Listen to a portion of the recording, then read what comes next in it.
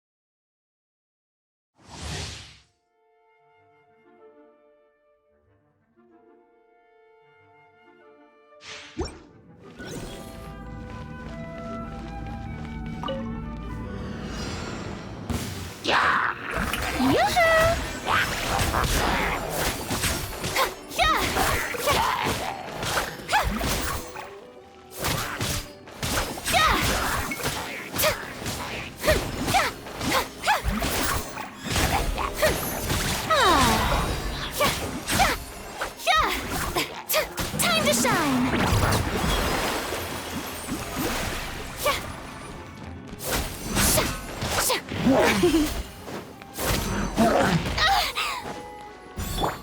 I'm going in! Let's light it up! Come on out! Hey! Let the world come alive!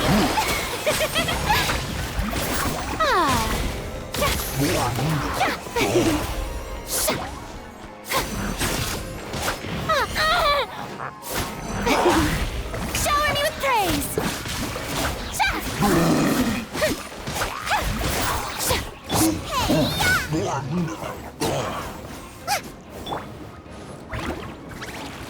Teamwork is dreamwork! Gotta dash! Time to shine!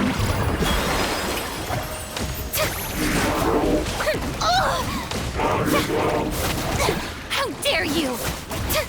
You're toast! Bye! Everybody stand!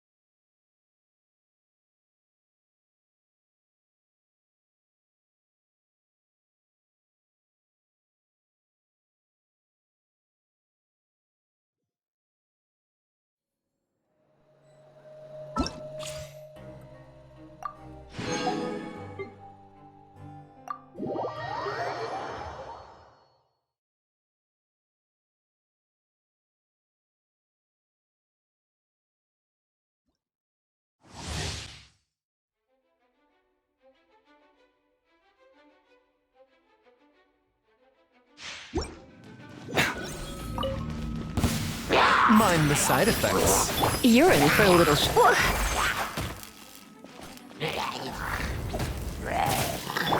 No, my sword!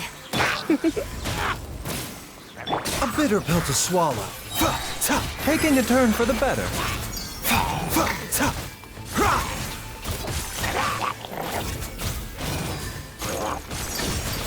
Mind the side effects.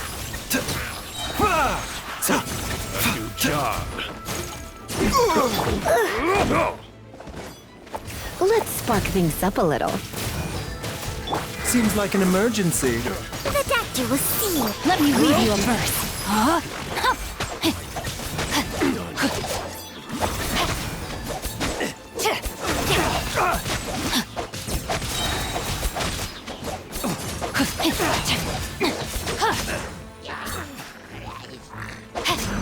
Remember, health comes first. You're in for a little shock.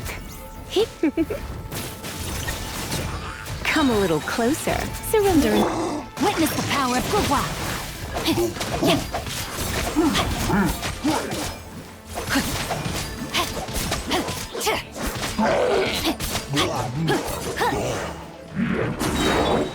Taking a turn for the better. Mind the sight. You're in for a little shock. Come a little closer. Let me weave you a verse. Rain outlines your fate. Know my sword. Try not to enjoy this. Seems like...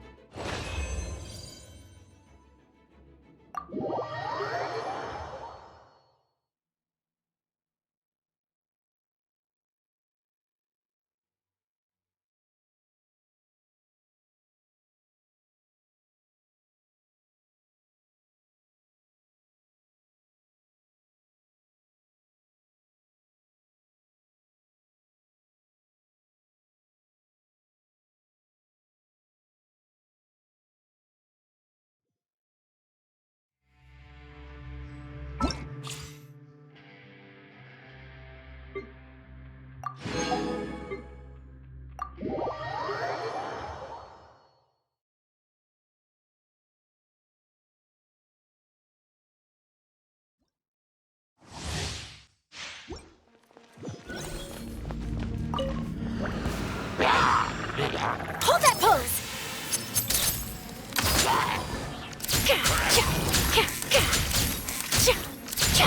Rain outlines your fate. Huh? Frost is coming! Tear! Rain cutter.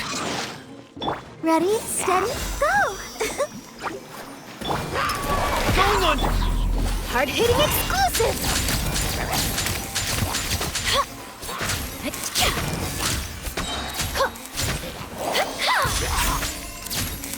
Smile!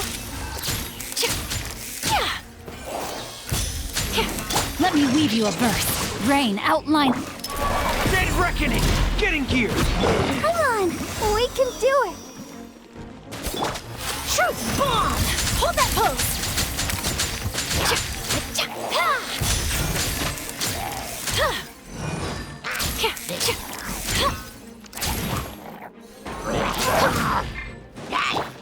Know my sword! Getting geared!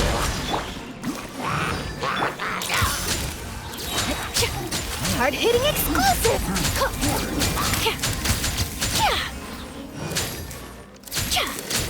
Rain cutter! Commencing cleanup! Frost! Say cheese!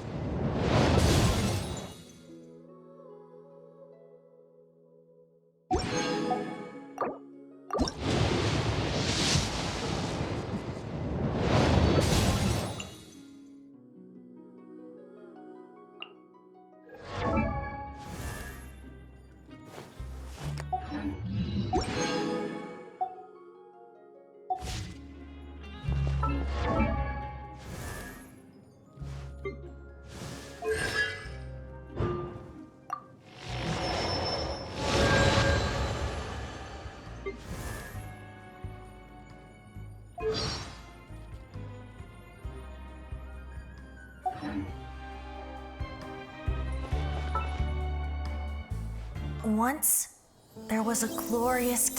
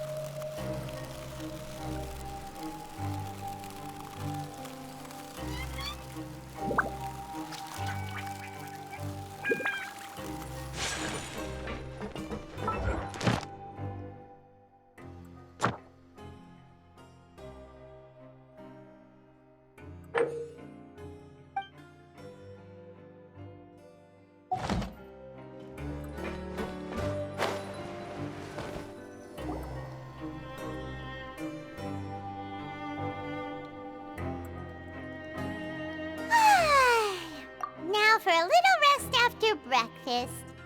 Ah, this is the life. Wait a sec. Isn't something important supposed to happen today? Oh, today's our big day! We're supposed to leave the Fortress of Mirapede! Come on, we've got to go complete the release procedures now!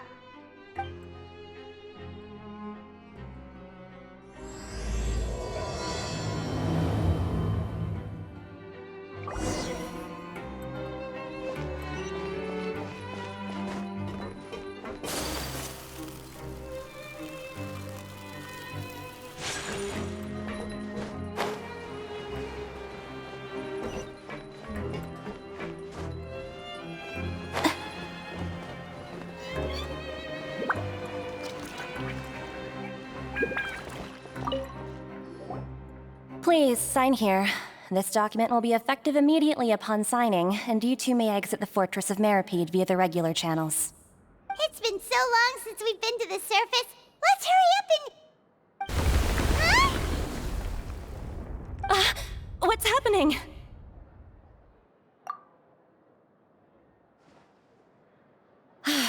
I'm fine, thanks.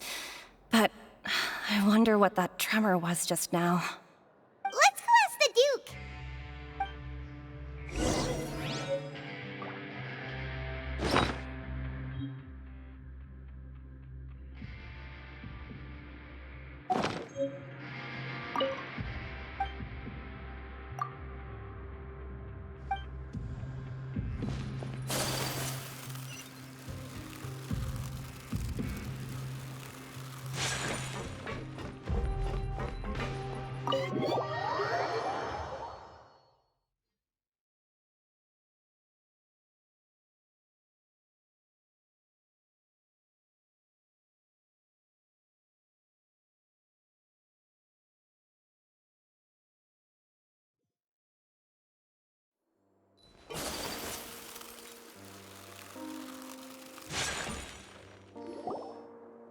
Your Grace?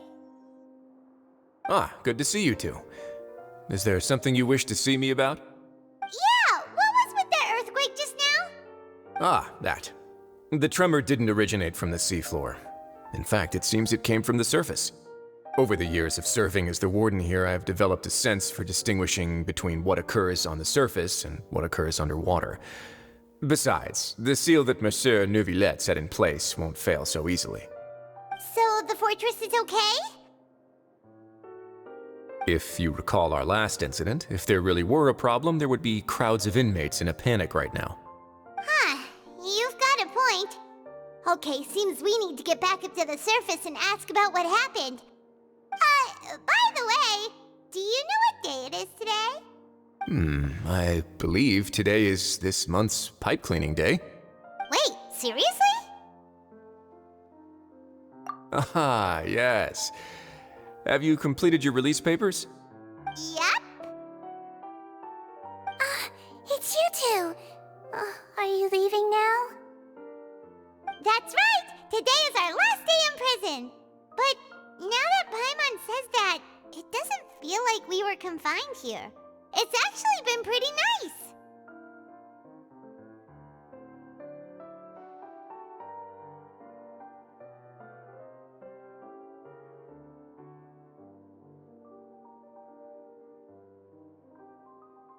Oh yeah, Paimon feels fond of this place now! Then be sure to come back and visit. I'll miss you. If you've signed the release papers, then you're free to go. The guards will escort you out. You're not going to see us off? I knew you'd ask. All right, sure. Let's go. Well, you actually agreed. No worries, you must be busy. Paimon was just joking. Ah, so you do have a polite side, I see. After being down here for so long, I imagine you must feel like you're lacking companionship. Shall I come along too? Yeah, don't worry, we'll come back to see you. Paimon really likes the cafeteria here. The chefs sure do know how to make good grub. I hope you won't be here as convicts the next time I see you. We'll do our best to stay out of trouble. work and the Fortress of Meripede is finished. That's the end of another chapter in our journey. And since Nervlet was the one who asked us to come here, we should probably go report to him now. Next up, the Palais Mermonia. You're going to see Monsieur Nervlet? Please pass on our kind regards. I'm sure just your regards will do, no? I believe it would be the polite thing to do. You're right. I've heard the Palais has been terribly busy these days. Tell him that I hope he hasn't been overwhelmed by the recent string of troubles.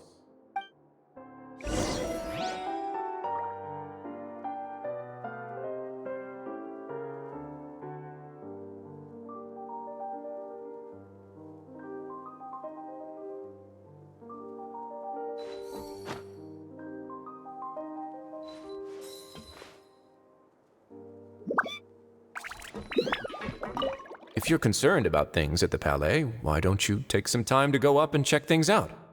I believe you should still have some vacation time to spend. Thank you for being so understanding. It means a lot. It's been some time since I've gone to the surface. I must say that I've started to miss it a little.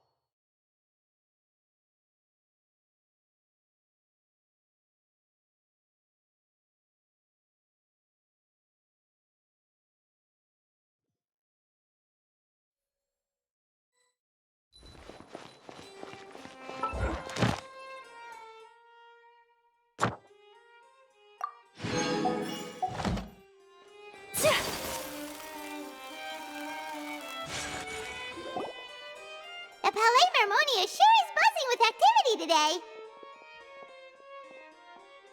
Halt! Huh? Oh, it's you two.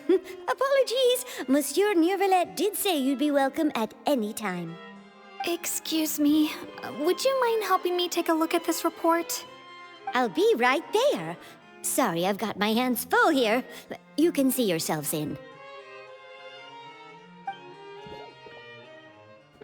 Everyone's so busy. Seems a lot has been happening.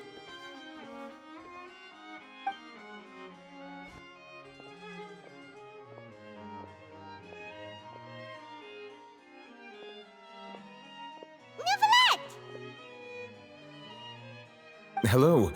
You've come at the right time, but you'll have to wait for just a moment, as there are some urgent matters I must tend to first. In the meantime, please, have a seat. If you'd like to have something to drink, let the Melusine outside know.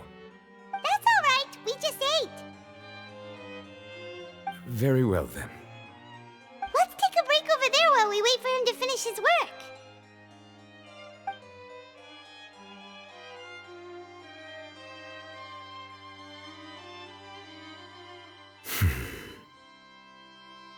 All right.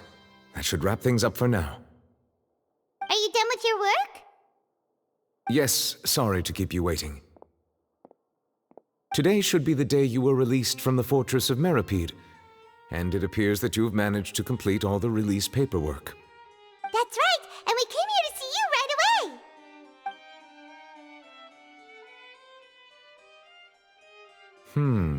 A massive whale. Do you have any idea what that might be? Judging from your description, that cannot have occurred in any ordinary waters, but rather something like the primordial sea. A whale of that size and shape cannot usually be found in the waters of Tevat. Therefore, we can only assume that Child is presently immersed in primordial seawater.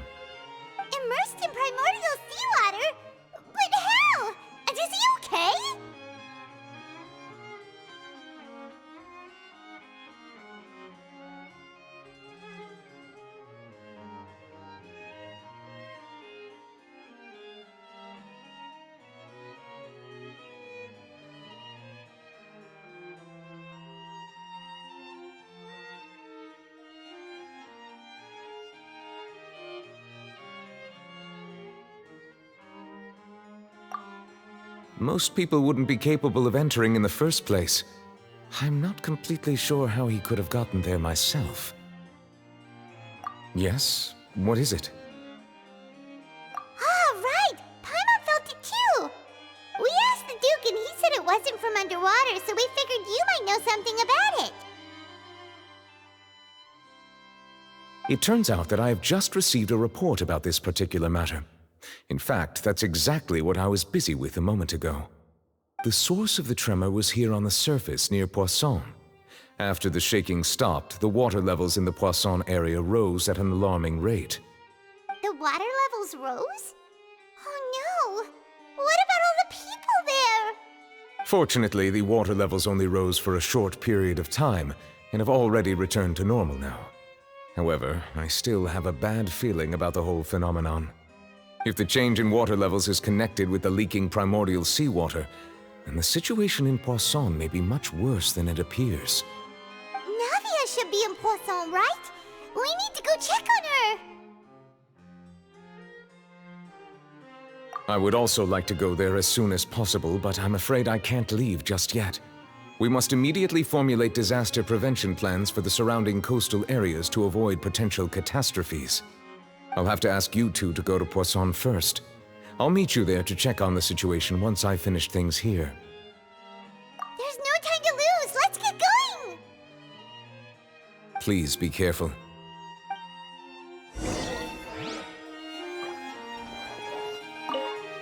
The two of you have my thanks. If you need any help, just let me know.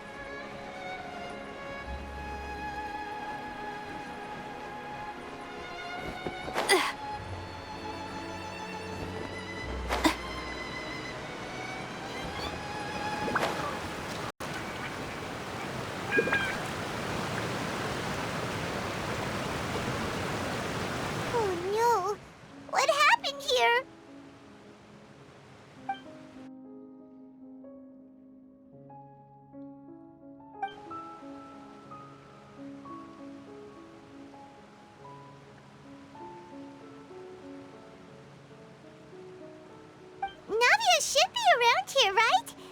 We need to make sure she's still... Paimon means we need to check on her.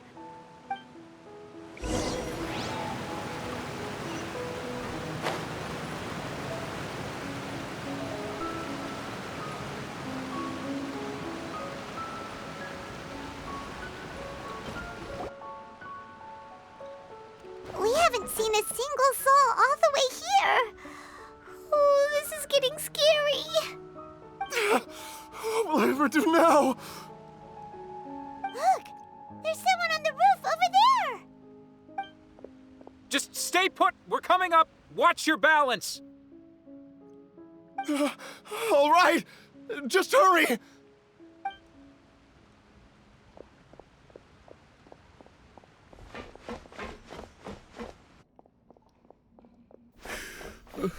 I'm not young anymore. How will I survive on my own? My Desiree! Oh, he looks pretty sad. My leg! My leg! How could this have happened? It hurts! Just hang in there. Help is on the way. You can hold my hand if it makes you feel better.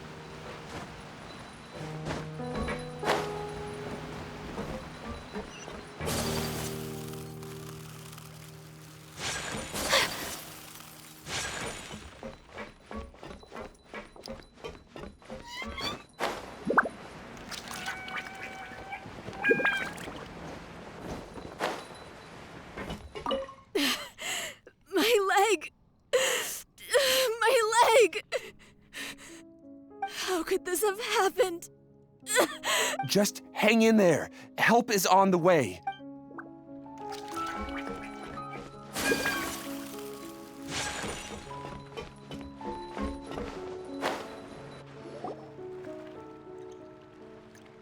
Oh, it's Navia. She's over there. Hey, Navia, are you okay?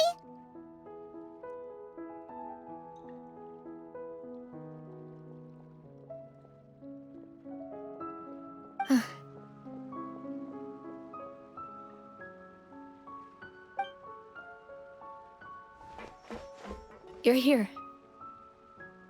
We heard there was a situation in Poisson, so we came as quickly as we could. Yes. As you can see, the water level suddenly rose. It caused quite the disturbance, in fact.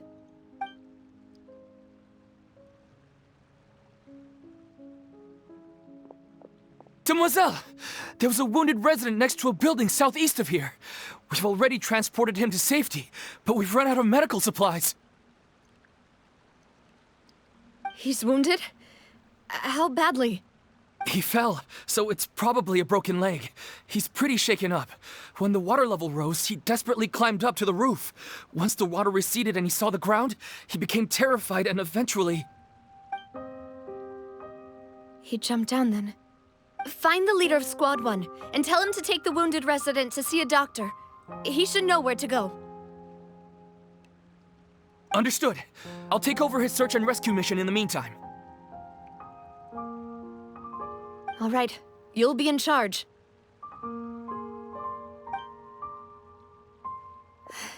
I'm sorry. Where were we? The situation in Poisson? Right. Allow me to explain. A little earlier, we suddenly heard a loud noise. At first, everyone thought that something might have exploded in the waterways. But before we knew it, water started pouring out from everywhere. The rushing water seemed a little odd, almost like the unique color of primordial seawater. Some people didn't realize the danger and thought it was just ordinary water leaking from somewhere. Everyone on the street who happened to be close to the water didn't have a chance to escape. As the water levels rose, they suddenly disappeared. They were all dissolved. Those who realized what was happening started to flee in a panic, desperately trying to get to higher ground. Many were injured in the stampede, and some people fell from significant heights.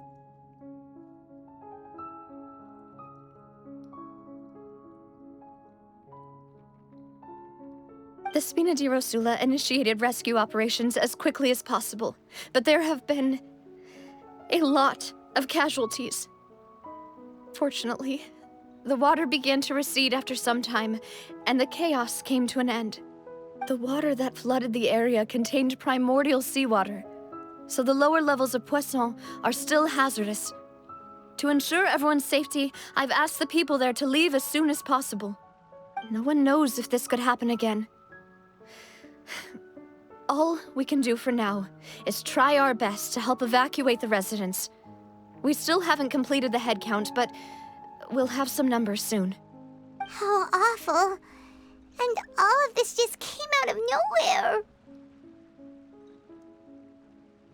It was quite frightening indeed. I only wish that everything that just happened was a bad dream. Is there any way we can help, Navia? Thank you for being so willing to help in a moment of crisis like this. You don't know how much it means to me. I really can't express how grateful I am. Don't say that, Navia. That's what friends are for.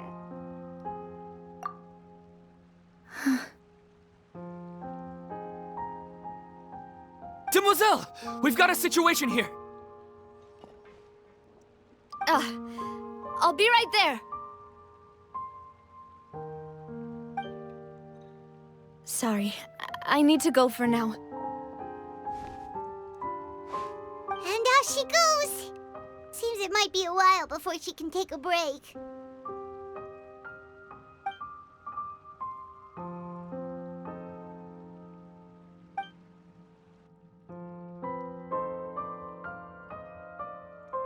Okay, the wounded are being tended to, and we finished a preliminary head count. More support has just arrived, so I suppose I finally have a moment to focus on my own matters. Of course, we should remain ready for anything, and continue doing our best to rescue others. I'll be sure to have everyone at the Spina di Rosula ready to render assistance. Traveler, Paimon, would you two accompany me to my father's grave for a moment? Huh? Right now?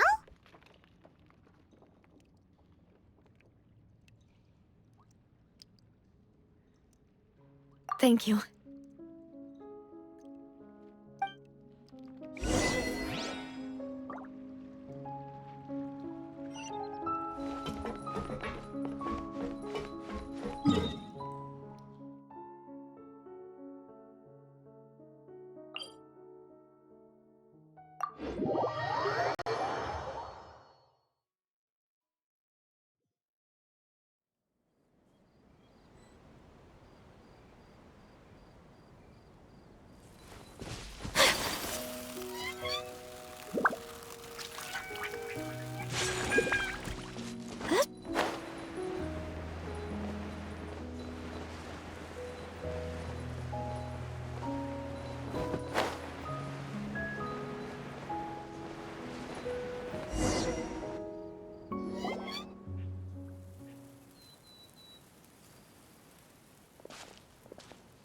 Not a lot of people here, huh?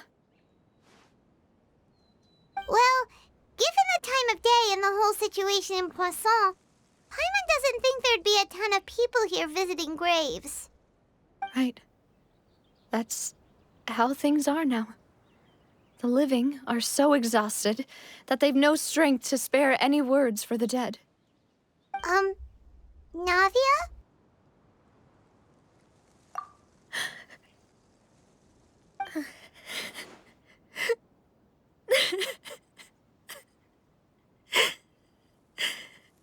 Navia, what's wrong? Sorry. I just... Malus and Silver, they won't ever come back here again. What should I do, Papa? Huh? What happened to them? Everyone agreed on the rescue plan, but still, I was the one who initiated it. They were helping evacuate the residents, but they couldn't leave in time. And they were caught in the seawater.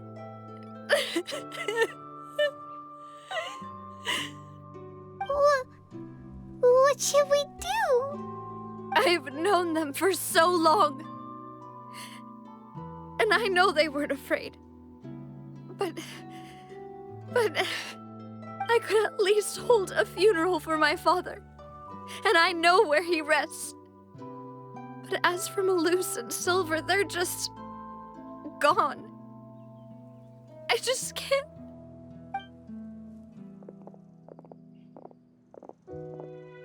Everything looks so clean after it rains. Even the gravestones. I didn't expect that you'd enjoy a glass of red wine in front of Master Callus's grave. I can understand. Besides, the scenery here isn't half bad. See, it's not just me. I always want to bring something when I visit Papa. Perhaps we might even have a picnic. He wouldn't be angry, would he? How could Master ever be upset with you, demoiselle? Yet the cemetery is the home of those who have passed, is it not? Everyone ends up here sooner or later, no matter who you are. Buying yourself a plot in advance, are you? No need yet. But when I do, I hope you'll let me be buried beside Master Callus, demoiselle. Hey, stop joking around. I'm quite serious. That way, it'll save us both the trip to see each other whenever you visit your father's grave. That makes sense. In that case, could I be buried on his other side? After all, besides you, demoiselle, the two of us could certainly be considered Master's closest companions, no? Personally, I believe we fill those shoes just fine. Why are you bringing this up all of a sudden? Seriously. All right. I'll remember your requests. But I'd really prefer not to talk about this stuff. And what do you mean by saving me a trip? I'd make the journey even if I had to visit you two somewhere else. I'd promised to let them rest in peace here. But here I am breaking that promise. I'm sorry for letting you see me in a mess like this. I don't usually cry, really. Paimon doesn't know how to help you feel better. But, well, she understands how you feel. I had always thought I could make my wishes come true. But now that I think about it, that never solely relied on me. Many things can only be accomplished with someone else's help. Malus and Silver have helped me so much. But by contrast, I could do nothing for them. I'm so sorry. You can spend as much time as you need here, Navia. We'll stay with you. Thank you. Right now, you don't know how much that means. By the way, you can have a look at this. It's a list of victims from the incident that took place here. Obena, Khan, Burnett, Giverny, Francine, Karina, Daisy Ray, Joinville, Julianne, Esson, as well as Malus and Silver. So, everyone else is safe. But still... It's okay. I know what you're thinking. And you're right. We lost Malus and Silver. But we were able to save more than we anticipated. The overall outcome indicates that the cost was worth it. Right! Don't think that way, Navia. One person might be saved at the expense of another, sure, but that isn't something we should ever consider a trade. Malus and Silver were not the price for saving anyone. They're heroes. You're right. Thank you, Paimon. What you said just now was pretty amazing, actually. I'll remember your words. Oh, really? Seems you've become more eloquent in the time since we last met. The knave? What are you doing here? Is everything going well on your side? Yes, My people are carrying out the mission according to your request. All the residents of Poisson have been evacuated, and we're preparing to relocate them to higher ground. As for these supplies, we have everything taken care of. There is no need to worry. Thank you very much. Wait, do you two know each other? We just met recently. Right, Miss Navia? Usually, I would call this a coincidental encounter. But that doesn't quite fit this time. Besides, it never even crossed my mind that a Fatui Harbinger would come looking for me. Thanks to the Knave, Spina di Rosula received generous support from the Fatui, which allowed us to complete the rescue and evacuation work so quickly. Mutual aid is essential to fostering positive developments. We were already in the area, in any case, so it was nothing. That said, I must say that you're a lot sharper than you let on. I'm sure you understand what I mean. I apologize for all the ways in which I tested you previously. We've never worked with a Fatui before, and it's extremely important for us to know who we're working with. My subordinates have reported that Fatui soldiers have been observing water levels and taking head counts in various locations. I hear that they've also prepared a large amount of emergency supplies. I'm quite surprised. This is nothing to brag about, nor do I intend to. It is simply the way of powerful organizations to act forcefully, whether they are doing good or ill. You've witnessed that firsthand, in any case. As I've told this traveler before, I know of the prophecy, and I intend to prevent the impending disaster. Lending your organization a hand was a natural first step in accomplishing that. As such, do not be troubled by this token of our sincerity. Perhaps one day, you'll also be able to help me in the same way. Without your help, there would have been many more casualties. I won't forget your kindness. Furthermore, I sincerely regret what happened to Malus and Silver. I only wish that my people could have arrived a little earlier to prevent this from happening. Don't say that. You and your subordinates did everything you could. As Paimon said, Malus and Silver didn't choose to sacrifice themselves for any specific person, and they weren't the price paid for other salvation. They chose to become heroes themselves. I've never liked hearing people put it that way. It's like trying to relieve pain by saying some noble-sounding words. But right now, there's nothing more suitable. They really did become heroes. You're right. I'm sorry for your loss, Miss Navia.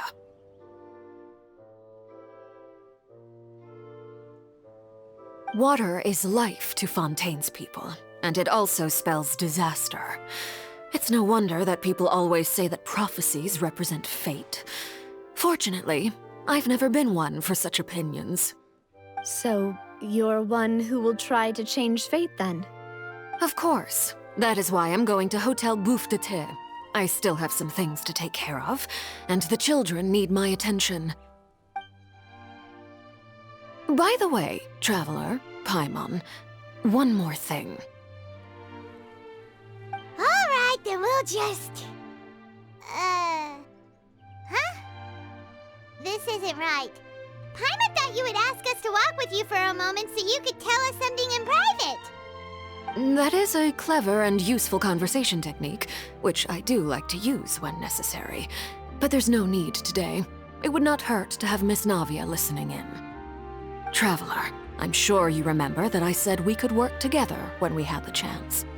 You and I both know that there may be issues with the Primordial Sea.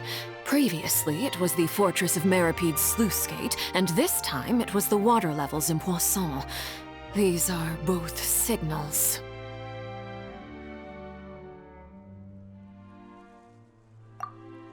Indeed. Allow me to share the latest intel I've received from the House of the Hearth's intelligence network with you. During some recent investigations, a child claimed to have discovered some ruins near Poisson.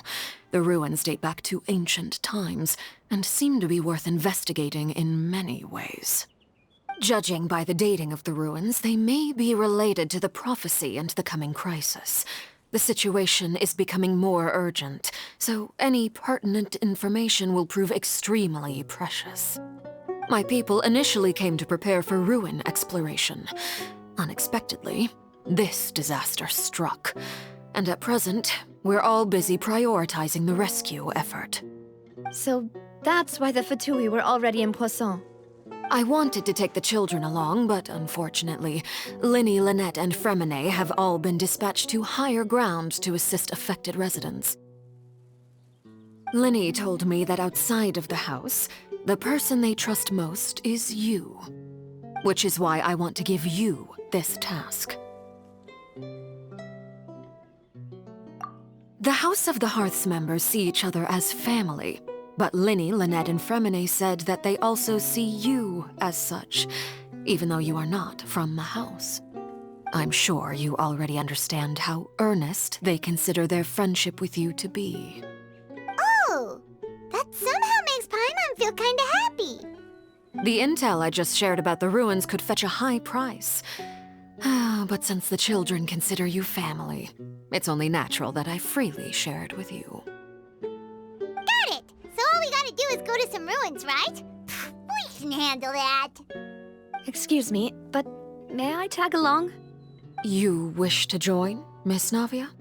But are you sure you're up to exploring some ruins? You need to rest. Well, I'm sad, yes. But I can't just go back and plop myself into a chair by the roadside and do nothing. There's no point in being depressed while we still have a disaster on our hands. As my father's successor, I must live up to the hopes he had in me. Besides, I'm also doing this for myself. I need something, a distraction, to keep my mind off Malus and Silver.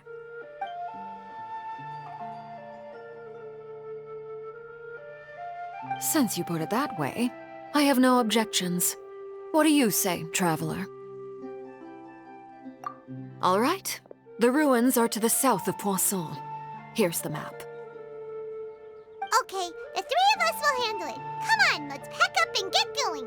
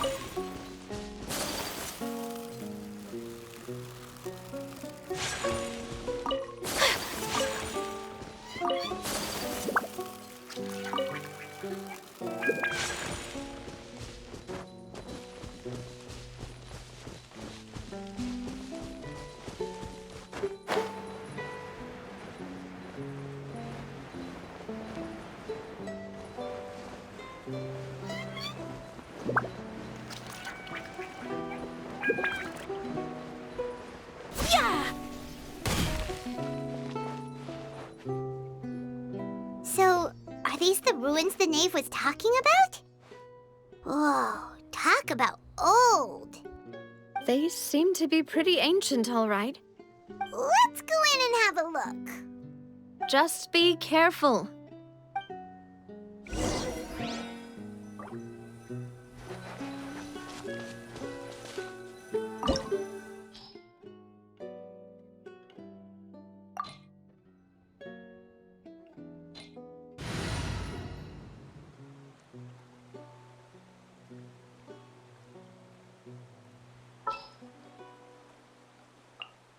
Behold, the Prinzessin der Verurteilung.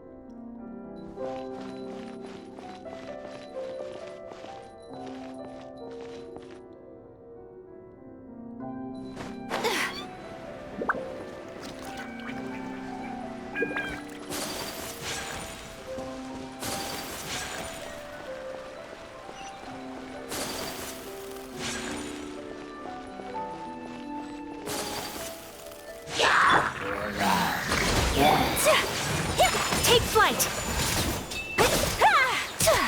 Sakura swirl!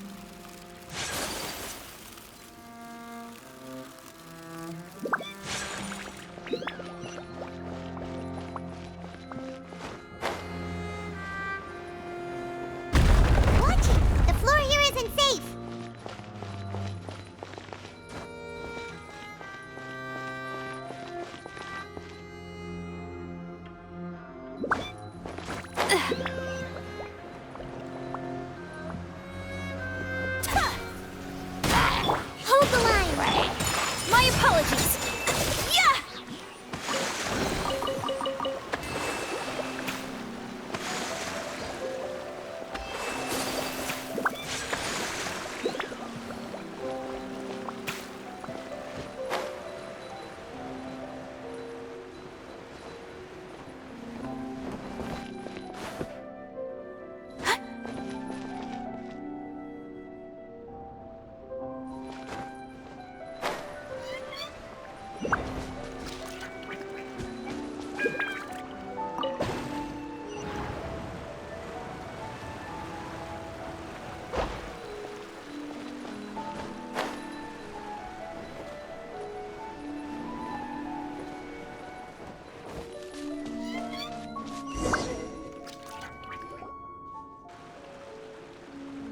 This place has also been contaminated by primordial seawater. Yeah. And a lot of it, too. A Fontainian would most likely dissolve the moment they fell in. Right! You can't go down if there's primordial seawater. It's too dangerous, and it won't be any help for you to just stay here. Don't get by my wrong. We're not saying you're useless. It's just that... No, you're right. I can't do anything in this situation. I'll leave this to you.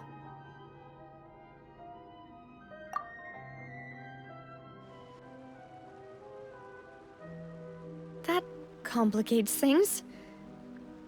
Maybe the only way left is forward. In that case, do you want to wait for us here? The water levels here are unstable, and there's a chance the water will rise. So staying here wouldn't be safe either. I'll go together with you. Perhaps we'll find the exit just up ahead. All right. Come with us for now then, but please be careful.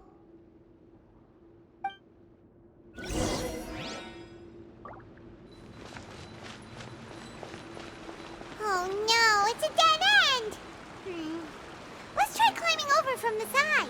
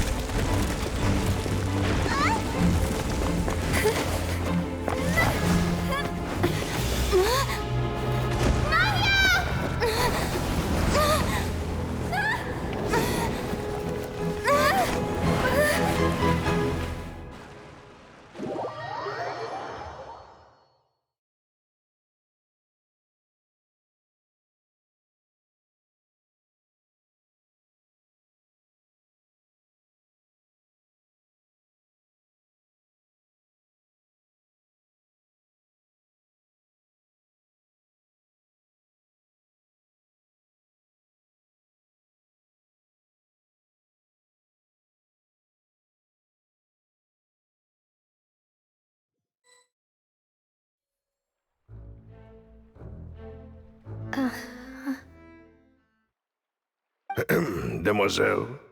Huh? Demoiselle, what are you doing here by yourself? Would you be standing here till dark if I hadn't come to get you? Maybe she just wants some time to herself, Malus. Hmm? Oh, was I sleeping? Yes, it would appear so. I must be tired. That's quite possible. However, you were the one that suggested we go out for a walk. Oh, right. I nearly forgot. It must have slipped my mind when I dozed off. I haven't had a nap today yet. Have I? This is a familiar feeling, yet something's a little strange. Is something the matter, Demoiselle? Oh, no. No, I'm fine. I was just trying to recall why we came out for a walk. Do you remember Mr. Giverny? He'd requested our help before with foreign merchants who had a debt dispute with him, and we'd resolved the matter not long ago. We were headed to see how things were going with him at the moment. Ah, right. Yes. I remember now.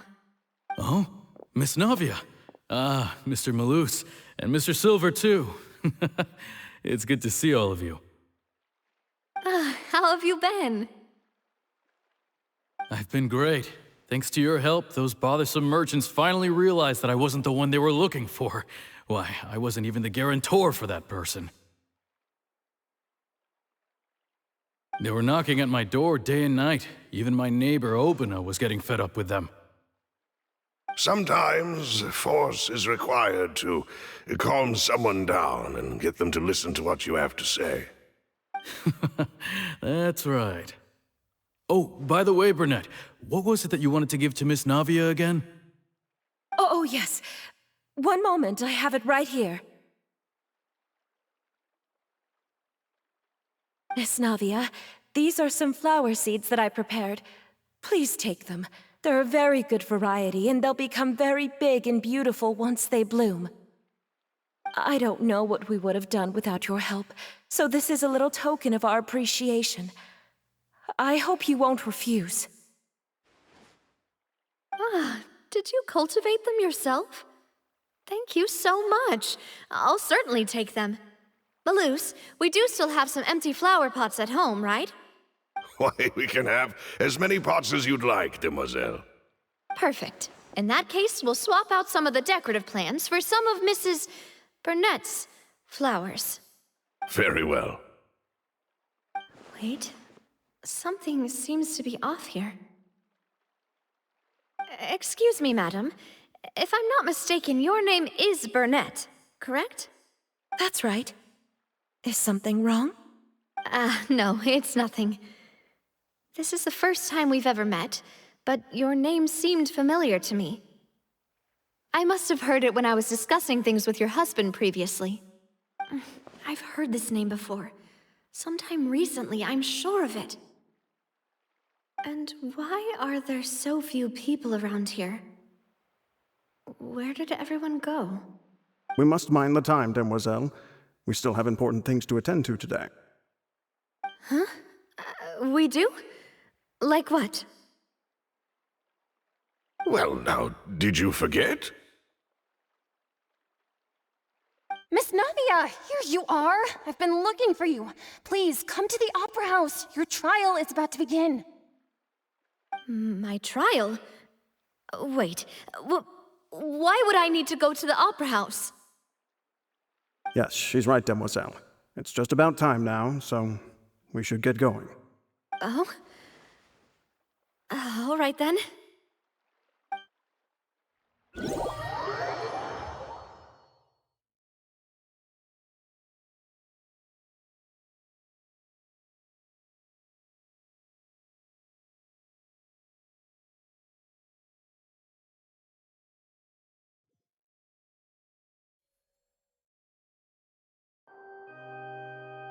Look, it's Navia! She's here! And her two attendants are with her! Goodness, everyone's finally here.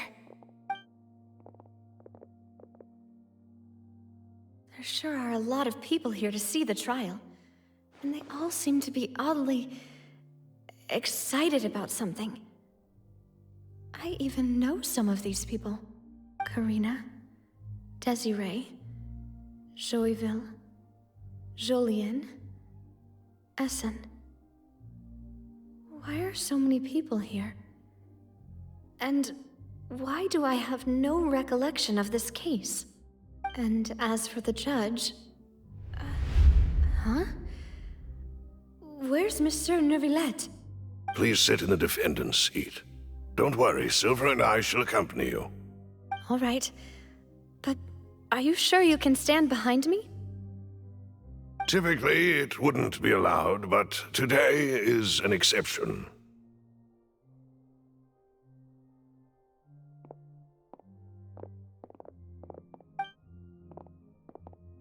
Hey, what kind of place do they think this is? Come on, do they have any idea what they're doing? Seriously. Enough with the whispering! Could someone please tell me where Monsieur Neuvillette is? And why I'm standing trial? My dear Miss Navia, have you not yet realized what you've done? In that case, allow me to explain. As all here know, you are Master Callus's successor, the head of the Spina di Rosula, someone held in high regard by every soul in Poisson. After you took over the Spina, you treated all of us just like the late Master Callus had. If anyone in need reached out to you for help, you responded. Not only you, but your butler, your subordinates, nearly everyone in the Spina di Rosula fought for the well-being of those in Poisson. Wait a moment. Aren't you just proving that I'm a good person? Yes, correct. Absolutely right. And that is why you stand accused. You have helped so many people get through so many difficulties. You are one with us. We are inseparable. We are one big family, all of us who are from Poisson, inextricably linked. And with you being so important, we couldn't possibly do without you. Therefore, this fair and honorable court shall declare you guilty, and you shall stay here. You will be together with us forever. Huh? What are you saying? Everything you have said is correct. I have indeed done a lot for my hometown, and I would be willing to be with you all, but what is the purpose of having me stand here like this? What is there to discuss? Ah, well, if that's what you think, then I have no further comments. How wonderful, Miss Navia!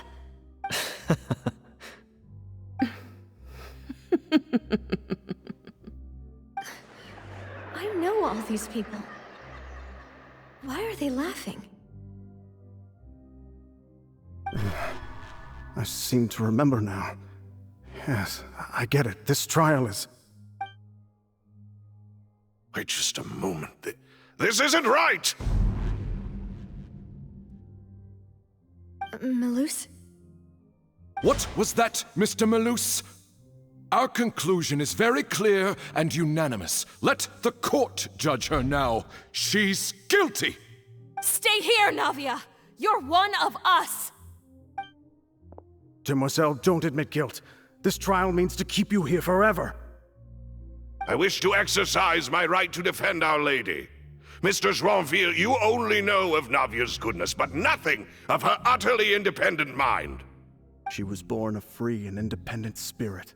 She has never been tied down by anything. Indeed, even the death of Master Callus couldn't stop her. Her actions cannot serve as proof that she identifies herself as part of any group. She merely acted as an individual, extending her hand to help others. Please do not mistake her actions as being otherwise. Really? As an individual, you say? Don't forget, we are all Fontainians here. This is the nation of justice, the nation of Hydro! Even if Miss Navia only voluntarily rendered her assistance, that doesn't change the fact that her beautiful soul must return to everyone.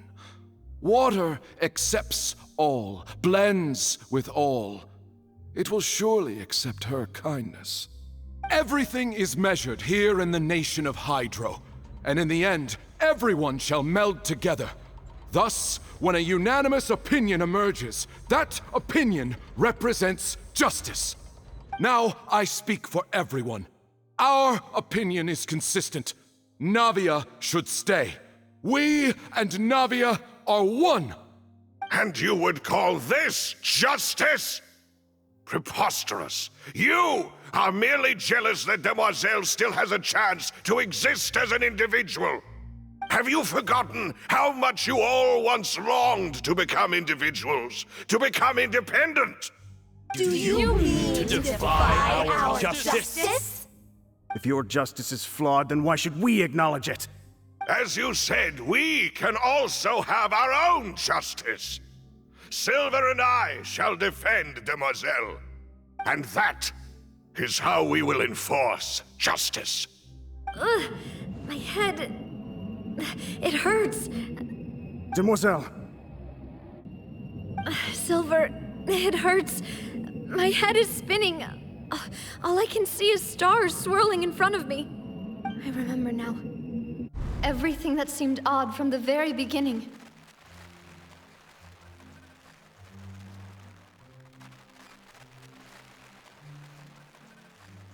Karina, Desiree, Joyville, Jolien, Essen, and Mr. Giverny and Mrs. Burnett, who we met earlier. Even Malus and Silver. I don't want to admit it, but they're all dead. Don't be afraid, and don't admit guilt. We will protect you to the very end. Absurd! Who are you to say that she cannot be judged? We are the majority, and in the nation of trials, the majority is absolute justice. We are the will of all. Don't let them escape! We shall keep Navia here with us! Mr. Malus and Mr. Silver, must you be so stubborn? How could the two of you possibly hope to stand against the collective? Do not resist. This judgment is fair and just. Navia belongs to us. After all that happened, she should not be left alone in Poisson. What are you saying? No more excuses! He says we're jealous. Jealous? How could she possibly be an independent individual? What's with these people? Who's jealous of her? She belongs to us! Miss Navia, she... Silence! That's...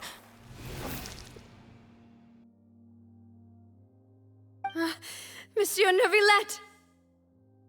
Such commotion is prohibited in the court. The accusations you just presented are nonsense and cannot constitute a proper trial. The court will adjourn for the rest of the day. In this, I shall hear no objections from any unauthorized party. Our thanks, Monsieur Neuvillette. Please leave with me, Miss Navia, while there is still time. But... Go on now, Demoiselle. This is your only chance to leave this place. What, can't bear to leave us behind or something? Malus. My apologies. I couldn't resist making one little joke once I realized that this shall be our last goodbye. Malus... Silver... Quickly, you must come now! Goodbye, Demoiselle. Farewell.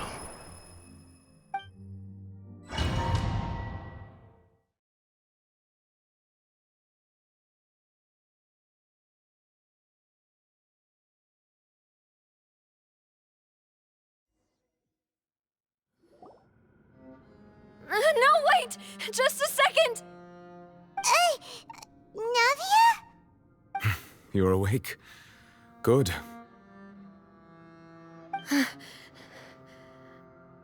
I must have been dreaming. Malus and Silver were still alive, and they were defending me at some insane trial. It looks like you're all right. Did all the sad feelings cause you to have a nightmare?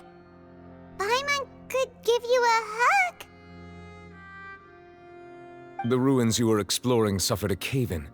When I arrived, I found you falling toward the water. You were just about to be dissolved within, but I...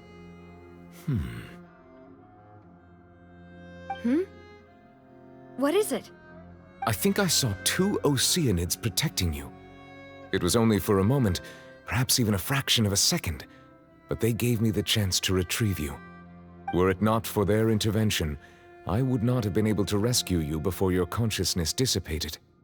Wait, did you say Oceanids? You mean like what happened with Vache? Perhaps those 2 Oceanids were the people you saw in your dream. I always told them that they didn't have to protect me. To think that they'd keep doing so even after death.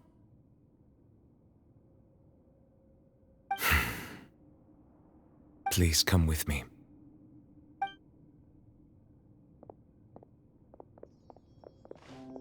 Neverlet, are you okay? Oh, I am quite all right. Perhaps there's something we could chat about?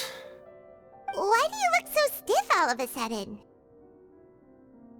Oh, Paimon knows.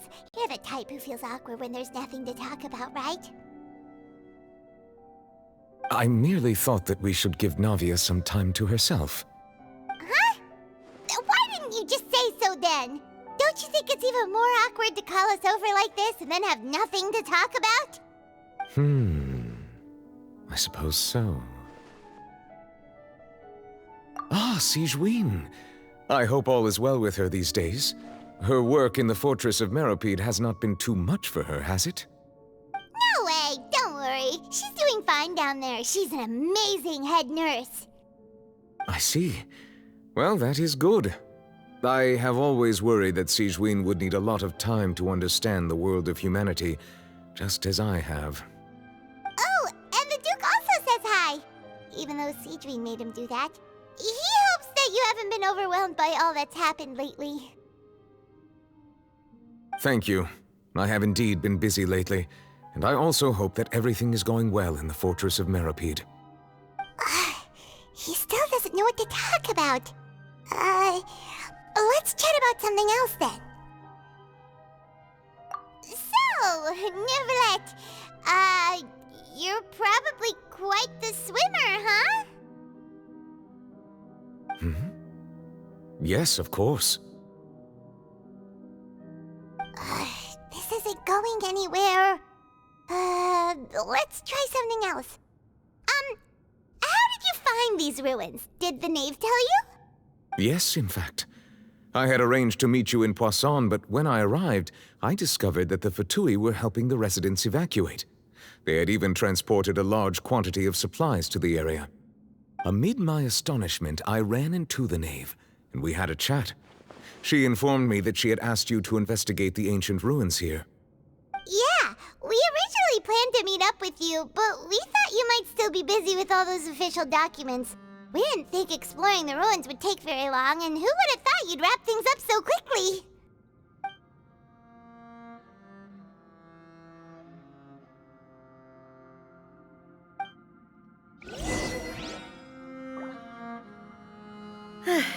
I'm sorry to have kept you all waiting like that.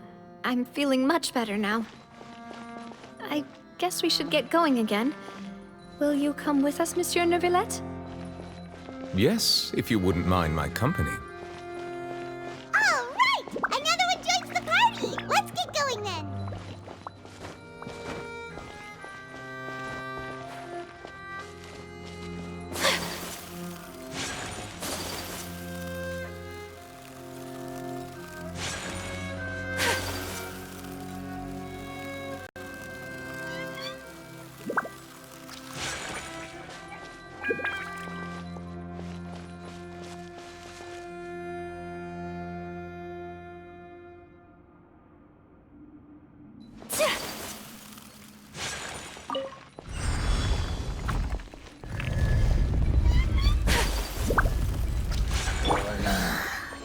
rebuild! Take flight!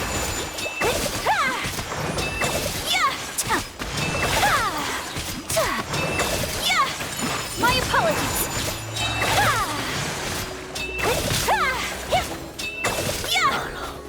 Dada Kundala.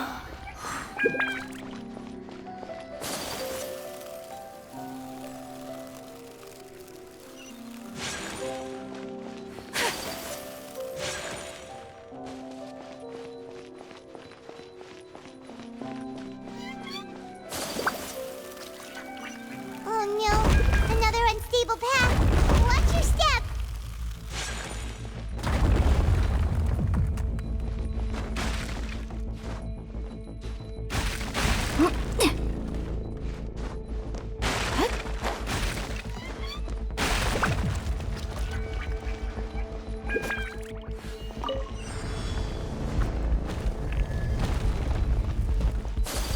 Watch out! There are rocks falling over here!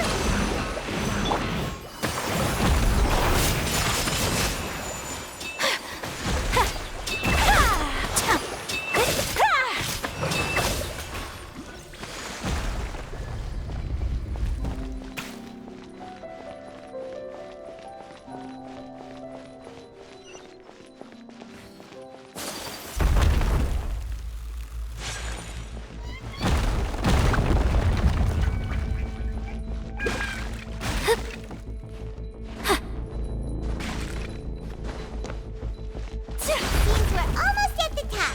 Keep it up!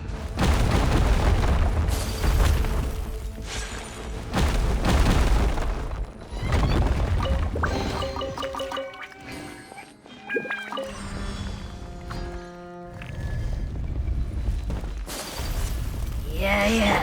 Rusty, rebuild! Whirling snow! Kamisato art! Sometsu! Take flight!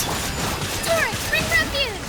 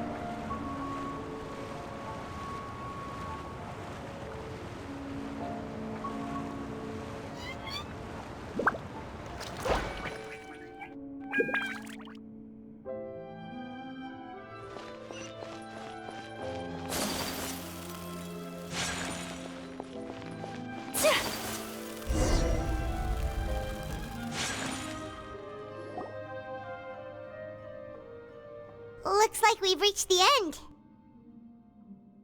This is the place. There should not be any other hidden spaces in the vicinity.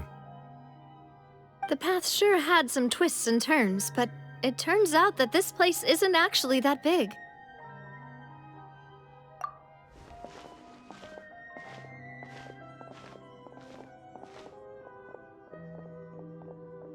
Stone slates?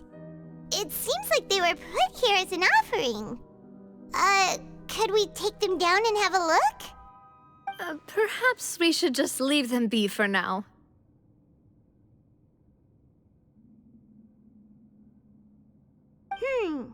There are 4 locations in total, but only 3 stone slates. The slate that should be in the first empty spot is missing. The surrounding walls also show signs of damage.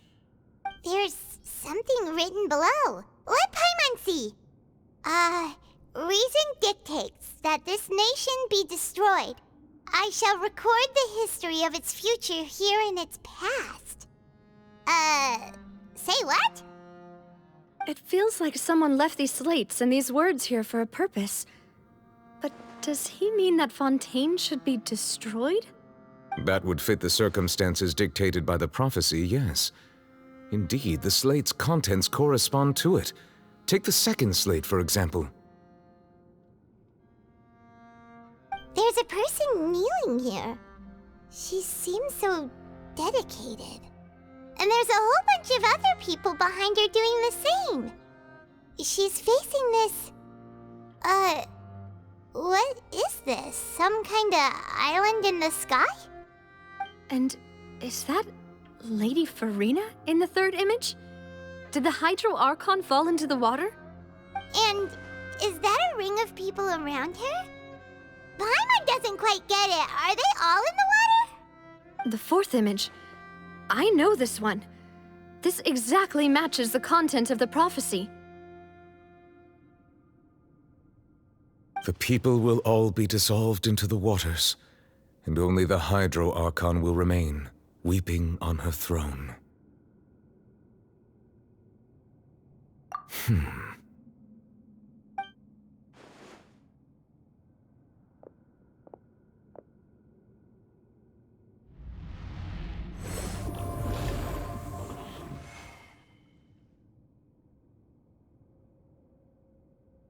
More information should be hidden in these slates, but I fear I cannot easily uncover it, most likely due to us missing the first slate.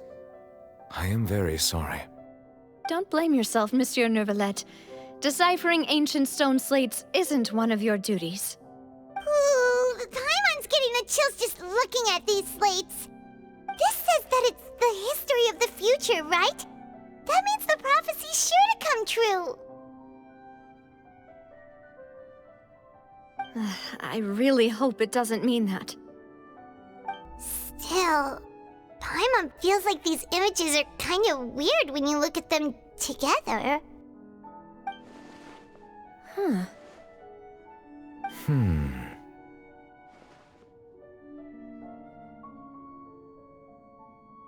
That's right! If the images are in chronological order, shouldn't the fourth, the waters drowning Fontaine, come before the third, where the Hydro Archon herself falls into the water? And yet the order is reversed here.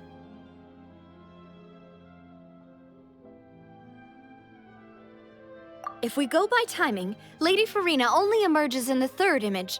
That means that the person in the second image might be the previous Hydro Archon. Egeria, then. I had never met her, but her appearance here does match the records. The previous Archon kneeling before the floating island in the skies, as if confessing a sin. Did she herself commit that sin? And if not, why would she be in such a posture? Also, I'm still wondering why these ancient stone slates are here at all. Judging from their contents, could this place be the origin of the prophecy? Does that mean that someone, or some people, once saw these slates? But who would have created these slates and left these words here?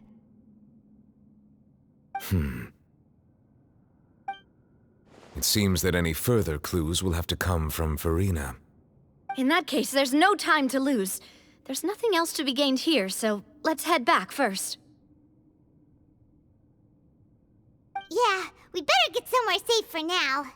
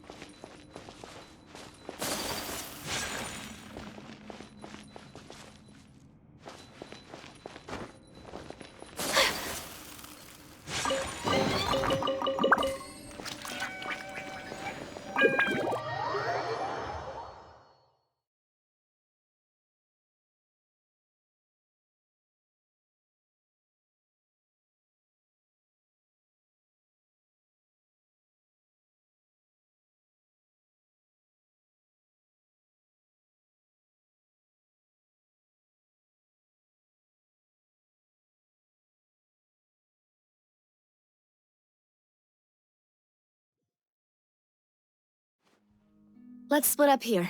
I'm going to check on what's happening with the Spina. You know how it is. There's some things you just need to be there for yourself. You still have energy for that, Navia? Paimon's already beat.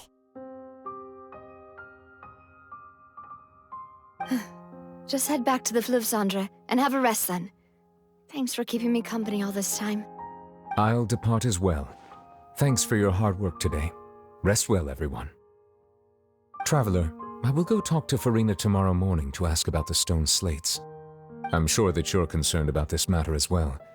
If you have time, drop by my office. I will share the results of our discussion with you. Are you really gonna talk to her about this directly? Will that be a problem? Paimon's getting a little scared now that it's come to this. She has long been harboring secrets and will not give them up easily, which makes it all the more my duty to ensure that she understands the present situation. All right, we'll leave it in your hands then. You're probably the best person to talk to her anyway. I will be carefully considering my words tonight.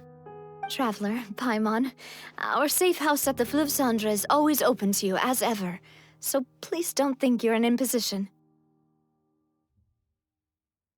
All right, I'll be on my way then.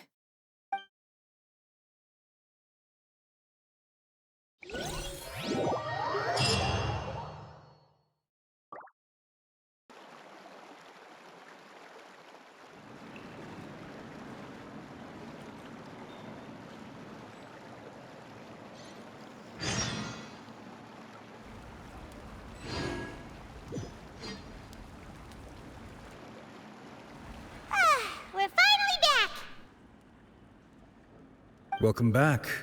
We've got a special menu prepared for you two tonight. Yay! And there's good food too! No, the boss is the best. Ooh, desserts! Nice! These are all Paimon's! Paimon's already starting to forget what happened today. Oh, that voice. Is that who I think it is? Huh? It's you two. What are you doing in Fontaine?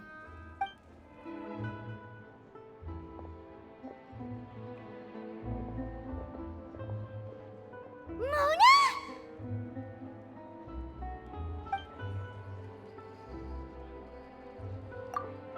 Seriously, nobody just uses a scry glass whenever they've got time to just see who they'll meet on the road.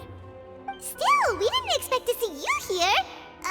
Wait, you're not a Fontainian, are you, Mona? Well, I have some business to attend to here, so I booked a hotel in the city. I was just out for a stroll when I bumped into you. Quite unexpectedly, if I might add.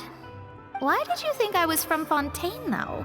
Is that because Magistus doesn't sound much like a Mondstatter surname? Yeah, let's go with that. Well, I used to have my own surname, which was, well, some other thing. Either way, the old hag told me when she took me as her disciple that the first step to being a great astrologist's pupil was to change that name. There was nothing for it, really. She really is amazing at astrology, so I changed my name to what it is now according to her wishes. To my surprise, however, Magistus is not the name of some ancient house or clan. It isn't? Nope. Although it is used by us in place of surnames, it generally just means great. Wow! Imagine including a boast in your name. Wait, are you gonna have to put that into your genealogy as well? I reckon so. In any case, I'd give my disciple a name like this as well, if I were to take one. Astromancer Barbeloth Trismegistus. Whoa, that's a long one. Does it also mean great or something? My name means Mona the Great Astrologist. As for the old hag, hers is, in plain speech, the thrice-as-great Scholar of the Stars. Just take it as a title specific to astrologists. Thrice as great? That's so petty. I know, right? That's just how she is. She used to call herself Magistus, actually, but once she took me in, she changed her name to Trismegistus. Talk about excessive. Magistus is thus the calling card of our school, so to speak, which makes it about the same as a surname. It's all right if you don't get it. You can look into it further should you need to study astrology more deeply. That sounds terrible! Ugh. But anyway, you're not Fontainian, are you, Mona? You're from Mondstadt, right? Well, I was born in Mondstadt, yes. My parents migrated to Dorman Port, and I traveled with the old hag for a while, after which I settled down in Mondstadt City. Oh, that's a good thing then. At least we know you won't be dissolved by Fontaine's waters. Speaking of that, I'm sure you're aware that a bunch of things have happened here in Fontaine, right? I know you're not a local, but I'd avoid getting too close to any water that looks strange all the same. There's something ominous about it. Well, the water, I mean. That was the main reason, yes. Just a while back, the Steambird invited me to take part in a panel and speak about the circulation of the prophecy as an astrologist. The invitation was sent quite early on. I don't think anyone expected Fontaine to be in this much trouble. What do you make of that prophecy, Mona? Just tell us what you think as an astrologist. Your word would go a long way to make things more certain and less scary. What I can tell you is that I'm an astrologist, and that this prophecy concerns the fate of Fontaine, even that of all Tevat. Ascertaining this is akin to reading the fortune of the whole world. I'm afraid that this is not something that just anyone can do. If I could do it, you would no longer call me an astrologist, but a visionary. But on the flip side, the prophecy is so huge and powerful that it must surely come from a powerful visionary. Its contents involve the fate of the world. Disregarding it would be a mistake. A visionary? Sounds really powerful and all, but does such a person really exist? Of course. The old hag could do it, and I'd bet there are others amongst those Hexenzirkel colleagues of hers who could do something similar.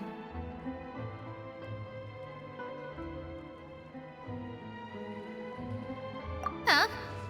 Are you sure? All right, I'll help you. It isn't often that I see you with such a serious look on your face. I'll tell you once I hear back from her. Thanks, Mona! You're amazing as always! Oh, well, this is something only I can do after all. So yes, your praises are quite welcome. That's the greatest of astrologists for you! Of all the people we know, you know the star's the best! Indeed, indeed. That's the spirit. Oh, sorry. I came to see what all the commotion was about. If there's anything you need, do not hesitate to inform the Spina di Rosula. Oh, whoops. Guess we were getting a little too carried away there.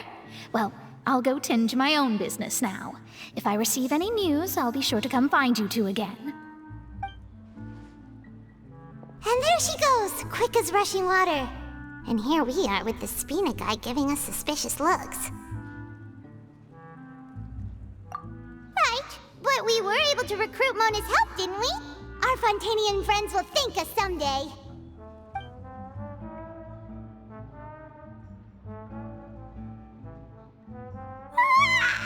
Good morning.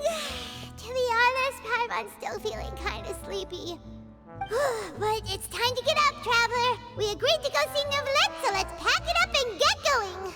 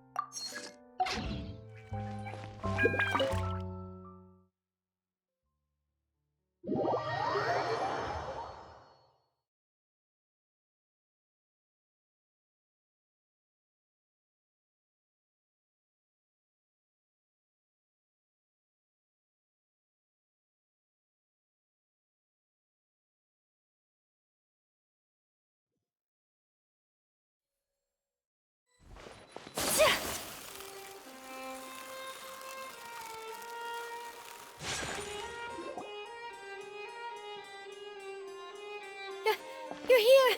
Finally! Is something wrong? Monsieur Neurvalette and Lady Furina, they seem to have gotten into a dispute.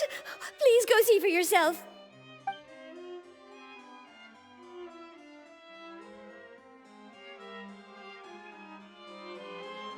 Like I said, I've already explained everything. And yet the problem has not been properly solved. There is little space for excuses between us. It is not my intention to offend you, but please, tell me where you stand. You are the Hydro Archon Focalor, are you not? Look at this. This is a list of the victims from the recent Poisson incident.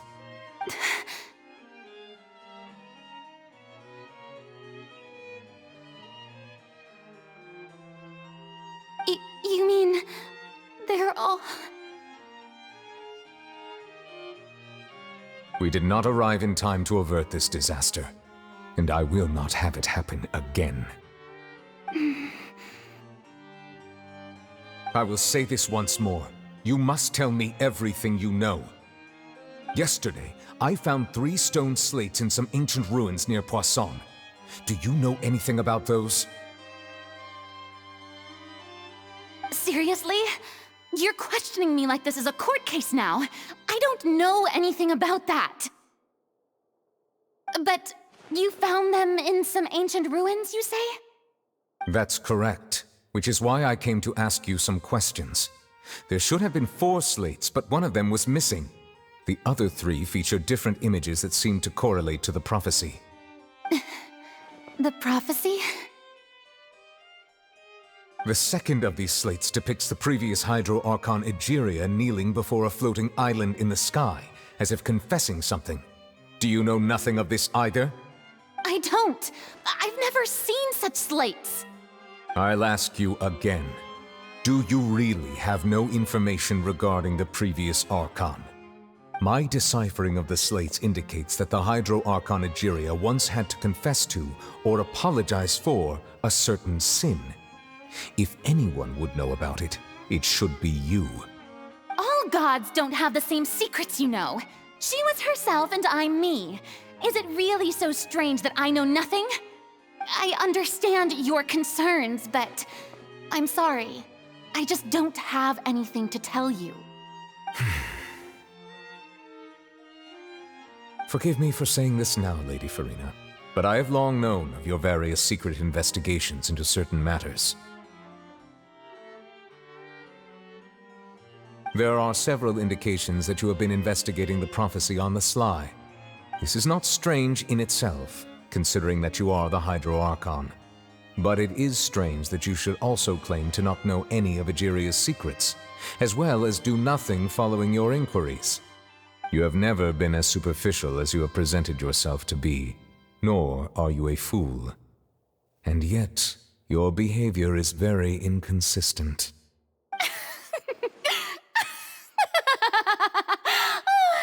So you've been watching me all this time, have you? I didn't think you were that type.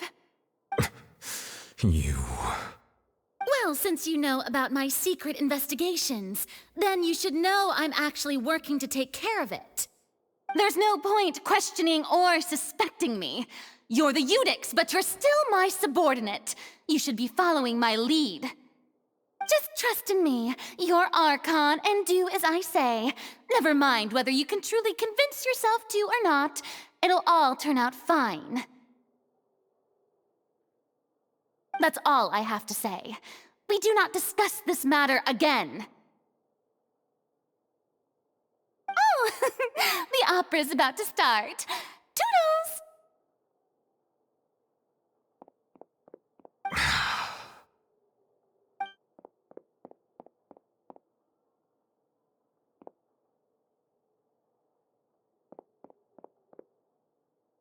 Did Furina not notice us standing by the door?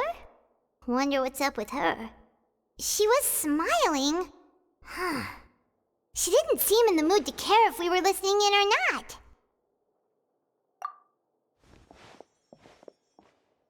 I assume you've been outside for a while now? Oh!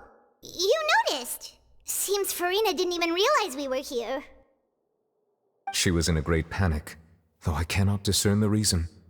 Our discussion reached impasses time and again, a state of affairs that we cannot allow to continue. Still, I do not understand. Dialogue is the basis for understanding, so why did she keep refusing to engage?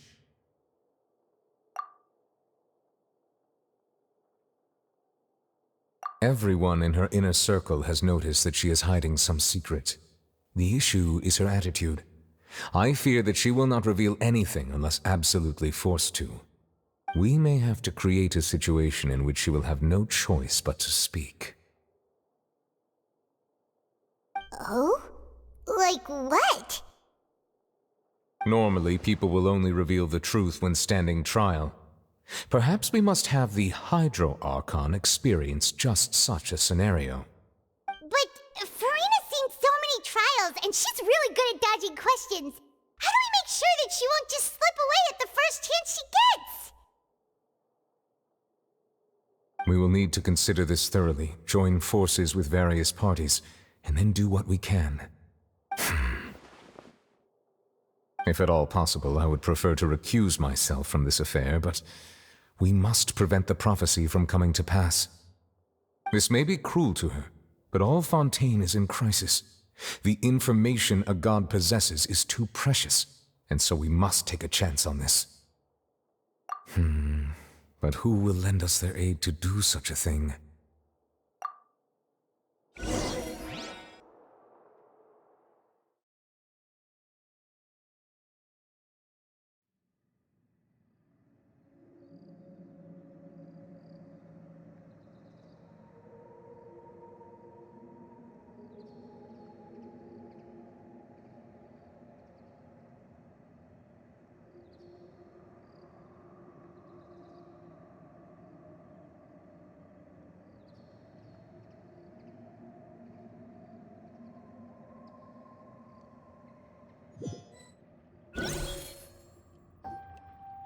Well, that's everyone, huh?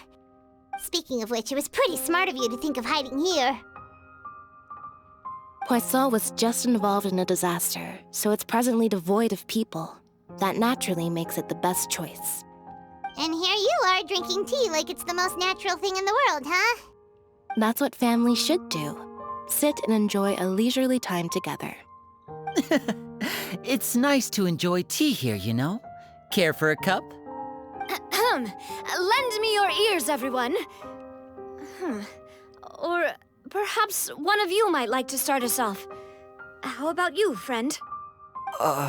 Me? No, I don't think I can.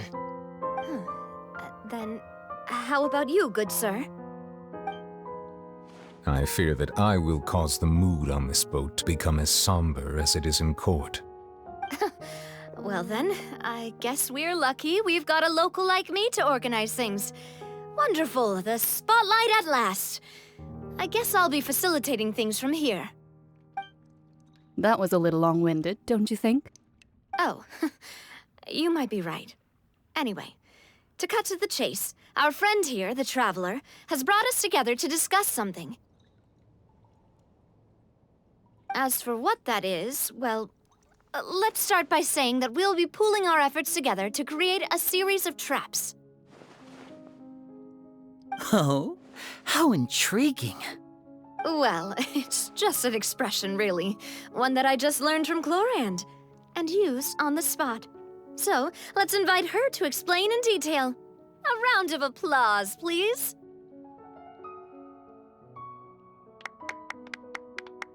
Huh? Didn't you say that you would be facilitating this? Oh, come now. Your work doesn't involve much public speaking, right? This is a good chance to practice. You might even pick up some fancy oratory tricks to impress your boss with in the future. I see. And what does my boss say? He is glad that you consider him your boss. Do go on.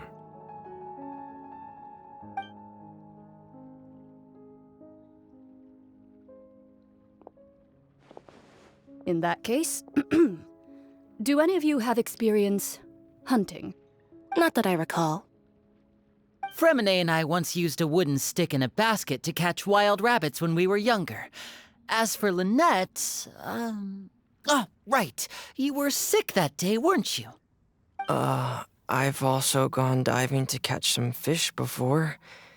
Does that count? I'm afraid not. You may or may not have heard, but Fontaine once played host to a group known as the Marechaussee Hunters. Though that was their name, they did not hunt animals, but rather various monsters left behind by the ancient dynasty of King Remus. Today, Fontaine's monster population has already thinned greatly, so the hunters have blended back into society, taking up arms in other lines of work. They even left a unique methodology of hunting in their wake. A trap comprises of the following components: bait, a trigger, and a containment device. Sometimes a lethal implement will also be necessary to deal with the prey. So, if we were to build a trap together, right now, what would you choose to build it with? For me, I would prefer something basket-shaped. Pigeons and rabbits will see the bait and naturally enter the snare. Our line of work requires a deft hand, and we're some of the best in the industry, so you can count on our techniques. You used some of those techniques while moving the people of Poisson, didn't you? My subordinates mentioned that you even performed some magic for the bawling children. Yes, and I even managed to gather some intelligence in the meantime. I'm quite the multitasker if I do say so myself. I'm afraid I can't claim that as my strong suit. I prefer more stable methods, like placing bait in the water and waiting for the fish to come within reach. That's the kind of method I would count on. Calm and steady. Exactly the kind of person who would catch loads of fish. And I can be their assistant. With discretion, I'm sure. I'd probably use some sort of mechanical animal. Papa once bought me some small clockwork squirrels, mice, and such. When placed in the forest, they can attract others of their kind. I remember that you liked those too, didn't you? I did. And that would be a good way to go about it. If they're realistic enough, animals of the same kind will follow them all the way to the trap. What about you, Monsieur Neuvillette? I fear I do not have any related experience. That makes sense. You usually solve problems directly, without the use of any such tricks. But I do have one more question for you, monsieur. If we were to create a trap now, how would you design it? I would like for it to be effective, but bring no harm to the prey. A more gentle trap would be ideal. Kind, as always. However, our intention doesn't necessarily change the containment device and the type of implement we need. If we wanted to kill the prey in one strike, we would need a powerful implement. However, that also goes for prey that must be captured and safely contained. Wait, why's that? Only a hunter who's a true expert at subduing their prey can snare it without harming it. The line that divides life and death is often exceedingly thin. So are we going hunting together? We hadn't thought of seeing ourselves as hunters. It kinda works, but maybe it's still not the best metaphor. If our means of capturing and dealing with our prey is to put them on trial, then the hunting metaphor is actually quite accurate. But we shall require much more courage than any hunter to judge a god, a being whose seat is an exalted throne. Oh, so that's what's going on. Sounds very interesting.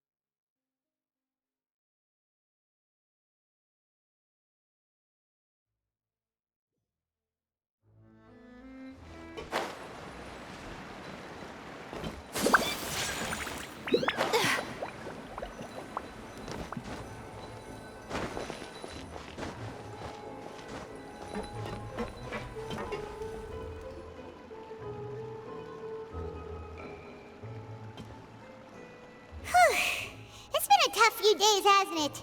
So much has been happening. Paimon didn't think the meetings would go on for so long, but everyone seemed pretty fired up, huh? Paimon thought they'd be at least a little frightened. Well, Fremine was, now that Paimon thinks about it, but everyone else just looked a little surprised.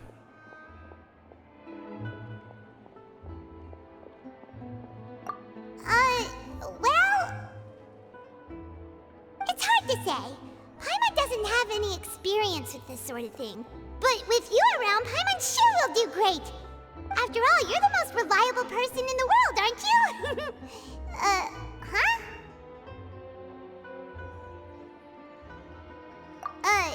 Did you just pour some tea? Paimon didn't notice you doing that at all. Then what's that? Paimon's never seen that cup before. Don't be frightened. I'm just joining you two for tea. I merely refrained from saying anything till now. Who's that voice? But there's no one here. Ah, have you forgotten me already? Wait, you are familiar. You're the voice we heard from the sky in Sumeru. The voice from the sky, I fear that description is wrong. Though, not completely wrong. You're feeling lost now, just as you were feeling previously. I sensed that confusion and thus came to you. Guiding people is an irresistible hobby of mine, after all. Consider me a passerby, just accepting a commission from my friend's disciple on a whim.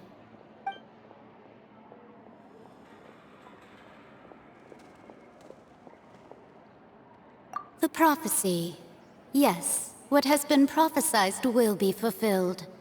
You may view such things as the history of the future. What?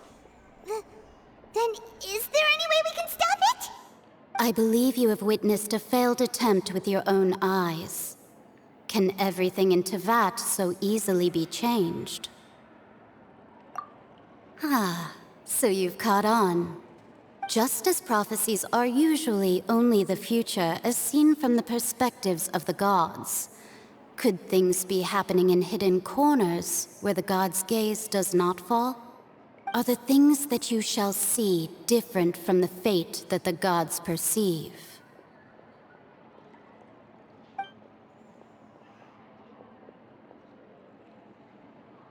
What is she talking about? It all sounds really impressive and important and stuff, but it also sounds kind of scary.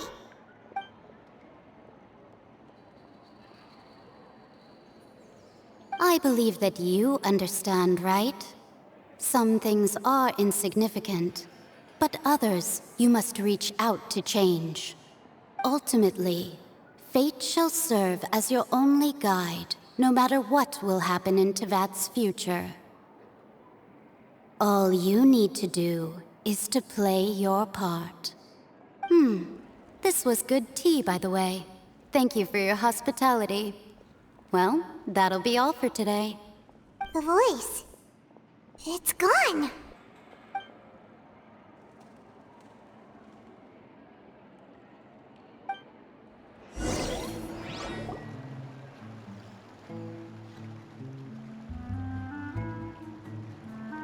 What? I want to hear someone talking. All right, coming. Hey, it's you who's getting lazy, okay? Well, I see I've walked in on some lively banter. Luna! Fine, just fine. I went to take part in that Steambird panel. It turned out to be more interesting than I expected. Not all Fontainians are pessimistic about this. One journalist mentioned that sitting around and waiting for the end to come would be wrong, and that they should make their own rescue preparations. I agreed, so we had a brief chat with her. Did she have pink hair by any chance? Why, yes! It was Charlotte. You remember her, right? That daredevil journalist? I'm in full support of her view. Prophecies are very important, but how can people allow their lives to be commandeered by just a few words? That's right! Paimon's glad to hear something sensible for once. Ah, yes. About what we had discussed before. I did try, but I'm afraid I couldn't reach the old hag. I'll try again tonight, but I wouldn't get your hopes up. Huh?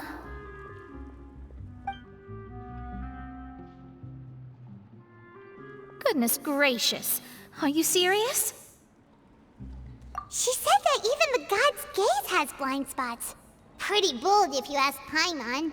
Most people would believe the gods to be all-knowing, right? The Hexen Circle members are certainly anything but ordinary. As for the mage named N, the old hag has mentioned her a few times. She said that N's sense of direction is incredible, and that she loves guiding those who are lost. But I've never met her, and if she were still alive, she'd be... well, suffice it to say that the hag's at least a few hundred now, and N's been around for longer than that. Whoa. The Hexen Circle sounds like a scary group. But they must really stay in shape to live so long. Their abilities alone are pretty terrifying.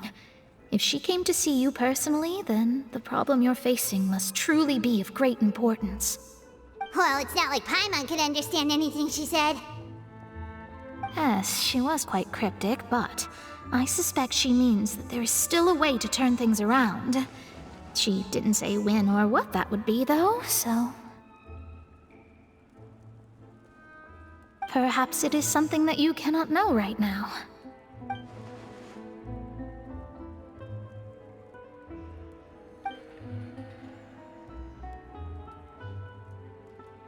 Traveler, Paimon, are you two all right? Oh, we're fine. We're just a little down right now. It kind of feels like the end is coming, you know? I see. I feel that same sense of desperation, too. I guess you could consider me someone who has often witnessed fate. So far as I have seen, it cannot be swayed. But even so, I still hope for, and believe in, miracles. Astrology is eternal and rational, but fate may not be. It is cruel, but it can also be beautiful. Perhaps that's what En was trying to tell you.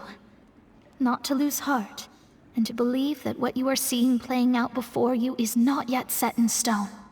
I did originally think of steering clear of all this, but I couldn't. Even if this is all futile, I still wish to help everyone. If we don't struggle to the last, then how can we face the end when it comes? Huh. You do have a point. There I go, talking about astrological principles again. Sorry about that. The moment I start talking about work-related stuff... I need to get going.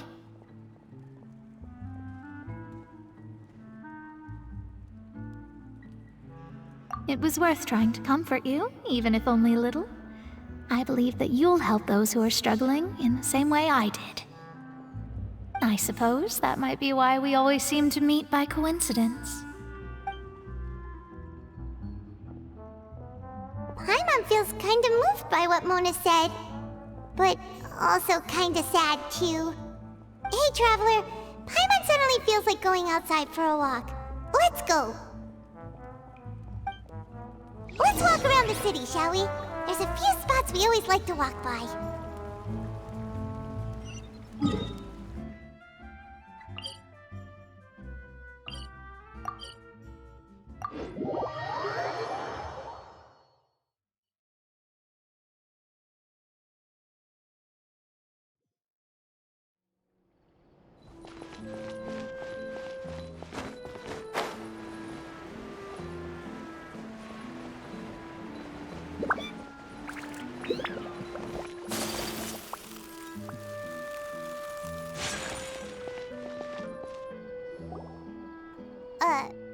Huh? Our names are written in this newspaper. What's going on? Let Paimon see! The underwater stronghold, the Fortress of Meripede, has continued in its noble autonomy, but that does not mean that others cannot interact with it. My recent attempts to enter the fortress bore little fruit. Huh. Guess Charlotte still hasn't given up on that. Thus, did an Outlander friend become the focus of this report, a blind adventurer with their white fairy legends trailing in their wake. It is said that this mysterious traveler once visited the underwater fortress. So while the fortress's interior remains a mystery behind closed doors, do not fear, for the tales of the traveler contain surprises in spades. Journalist Charlotte's biggest scoop yet, the Traveler's Trail, World Walker. Huh. Charlotte took so many awesome photos of us and we never even noticed her. She hasn't been able to get a hold of anything at the fortress, so since we're easier to find, she's using us as the subject matter instead? Ugh, seriously? Well, fine. Those headlines and photos do look cool, so Paimon will forgive her this time.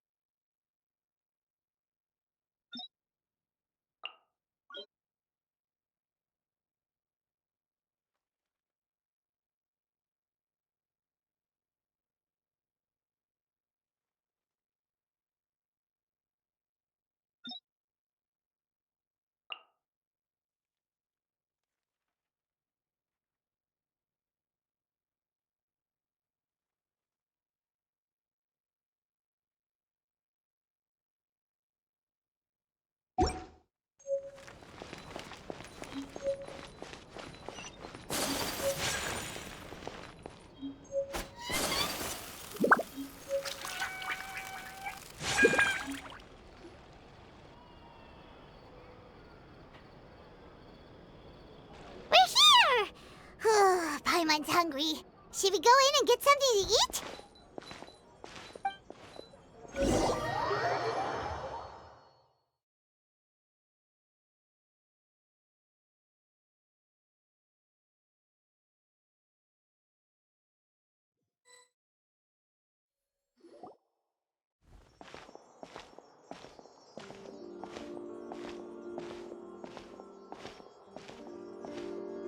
Hey, quick! Look! That's the limited edition only 16 slices a day cake! It was so delicious the last time we tried it! Despite the tense situation we were in, let's give it another go! Paimon's sure it'll be great!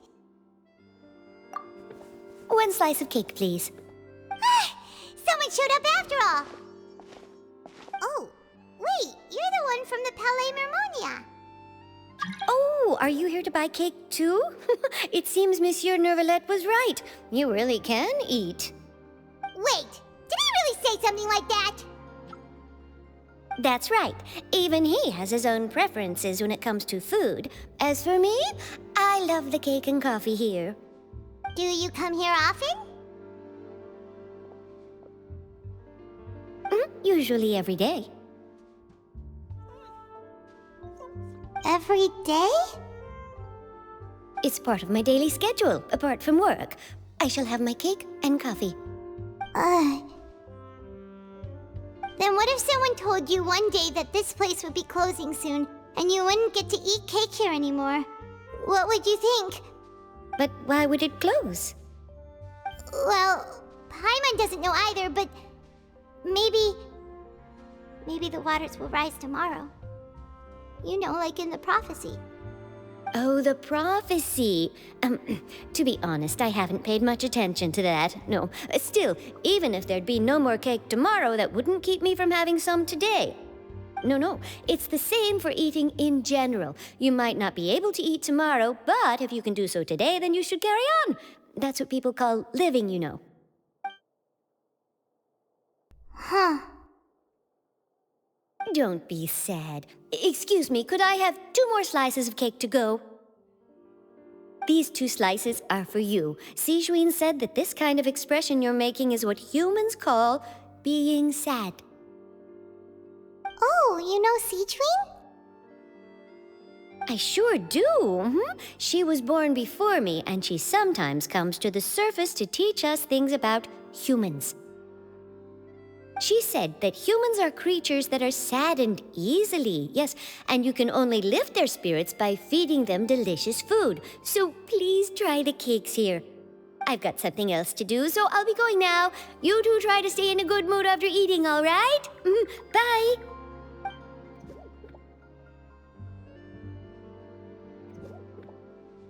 And there she goes. All right, let's dig in. I'm unsure this cake will be delicious.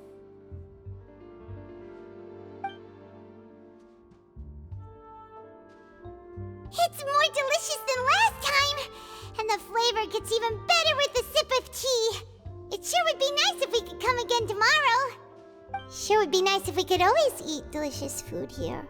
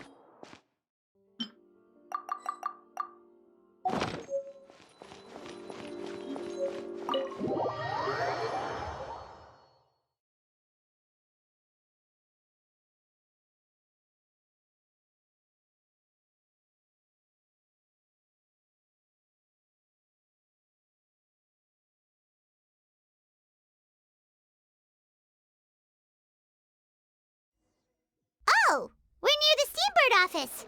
Let's go look for Charlotte and have a chat.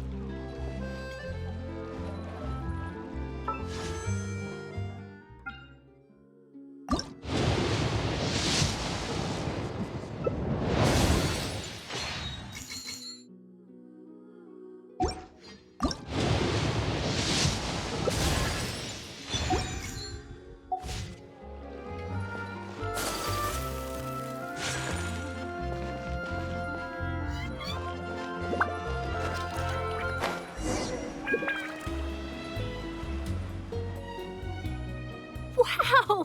If it isn't the Traveler and Paimon! Oh, have you seen the article I wrote about you? Ha! You've got some nerve! You just used us to make some quick mora! Oh, you needn't worry about that.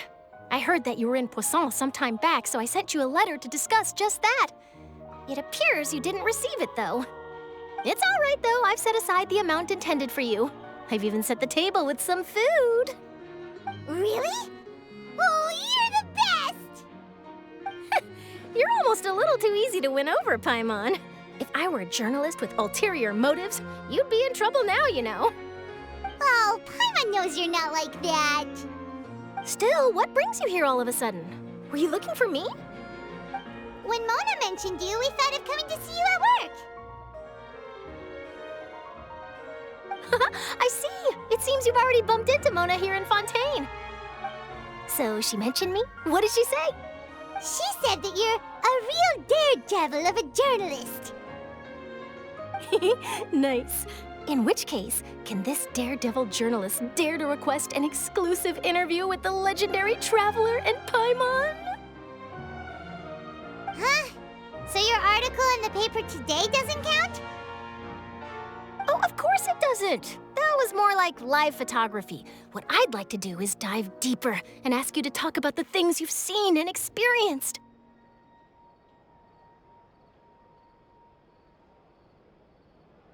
Yeah, are we even qualified enough? Why not? If I say you're worth an interview, then you're worth it. But not right now, of course. I'll need a few days to prepare. Oh, in that case, we'll just chat when you have the time then? Oh, so that's a yes? Ooh, splendid! I'll tell the editor-in-chief immediately. I'll have to apply for lighting, a venue, some props, and... Whew, so much to get done now. Talk to you later. Wait, Charlotte, Paimon's still got a question for you. And what's that? If, just for example, Fontaine were to be flooded tomorrow, what would you do today? Huh, that's the prophecy you're talking about, isn't it? I mean, I do hear about it often, but I've never once thought that the day could be tomorrow. If you're seriously asking, then I might try and think of a way to leave Fontaine. Oh, but I'm still a journalist first and foremost. That means I have a duty to be reporting from the scene. And secondly, I wouldn't forsake my homeland that easily. From what I've seen, most people don't know what they'd do should the worst come to pass. In truth, it might be better just to behave like normal rather than worry over such an end. So in all likelihood, I'd probably still be prepping at the office for that interview of ours. I know what you're thinking. That sounds a bit sad, but I've always believed that it's best to do what you enjoy. Just think about it. If this nation really were to be suddenly destroyed tomorrow, but I still successfully finish an exclusive interview with a truly unique person, then the story I would wind up writing would truly be timeless. And then do you know what I'd do? Well, I'd write that story, send it for printing, and use messenger pigeons to get copies out to the various nations as soon as possible. I'm not a dreamer, nor am I a workaholic, but I do love my job, and I'd be proud of leaving such an article behind. I guess you could say that I was born to be a journalist. But anyway, that's my answer. And on that note, I'll get back to my preparations. That's so nice. All of a sudden, Paimon actually kinda envies her. Anyway, let's go and take a look at the sea, shall we?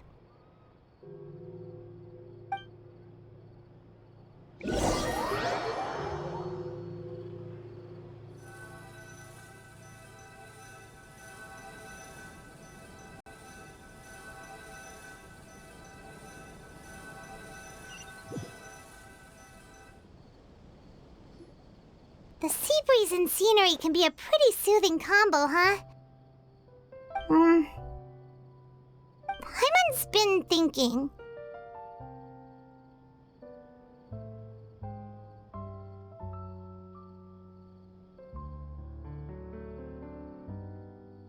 If it wasn't Fontaine, but all of Tevat that would be destroyed tomorrow, where would we go and what would we do? No, Paimon should ask, if you could choose, what would you like to do?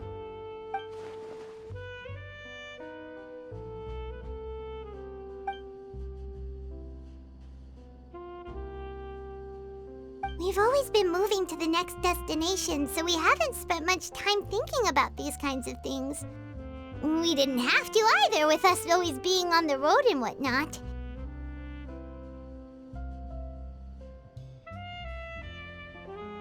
You mean, still traveling? Huh. Wait, isn't that what we've always been doing?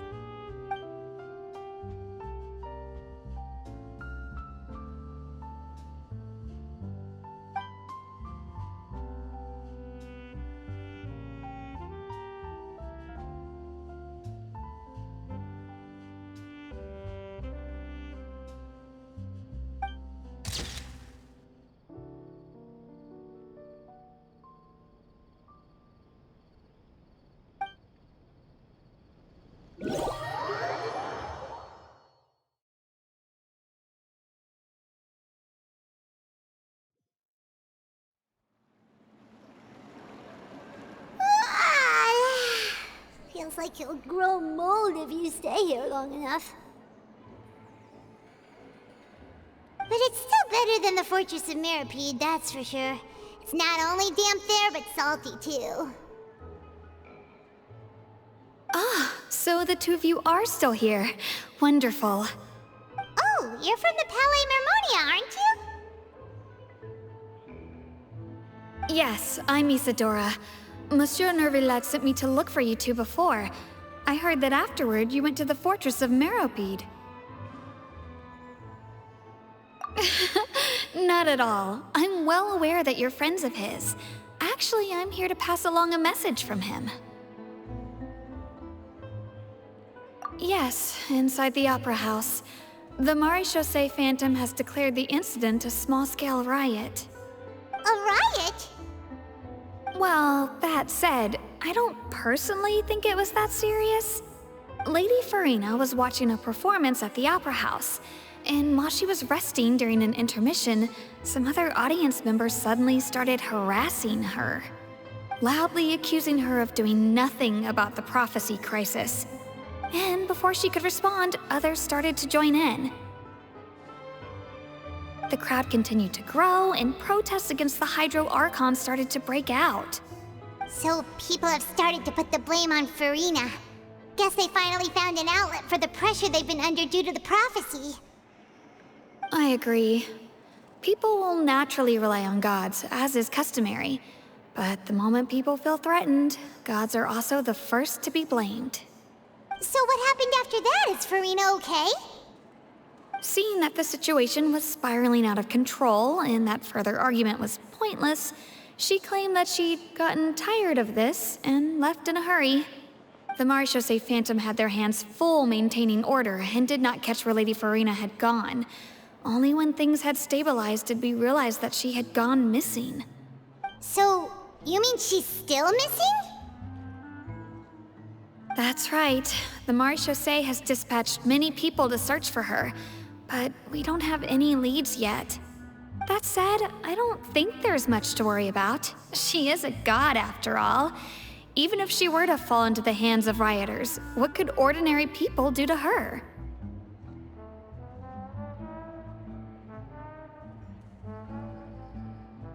Good. Monsieur Nervillet sent me to tell you about the situation, but he didn't say anything else. Don't worry, this is more than enough to go on. Thanks for keeping us informed. Ah, is that so? Well, all right then. In that case, you two take care. I'll be heading back to the Palais now.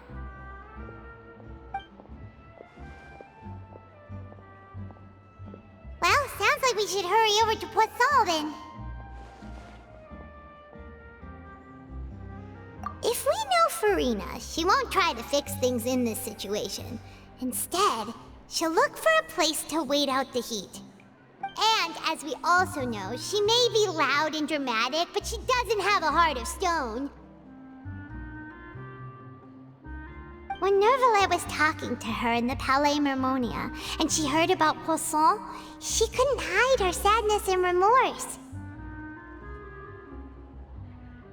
It would be hard for her to ignore being accused by the public today.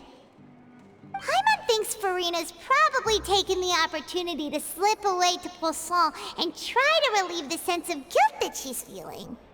Huh! Well, what do you think? Paimon knows the answer, of course, but Paimon can do the analysis to back it up, too. Cool, huh?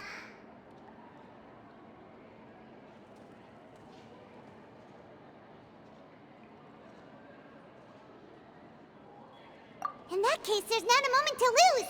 Poisson, here we come!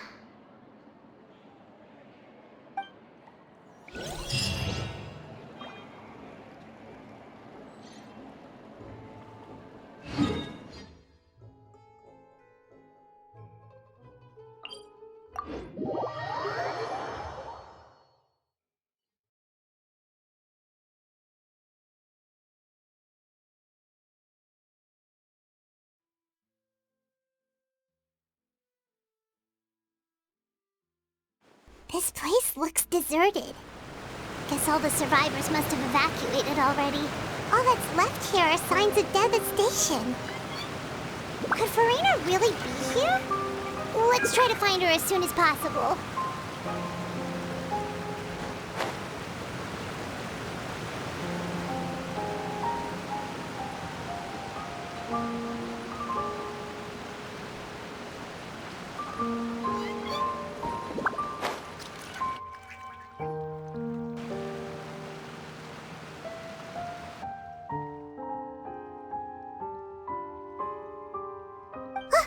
That's Furina, right over there.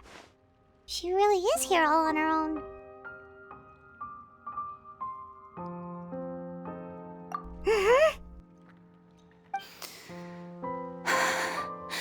Should I just give up? This is all meaningless.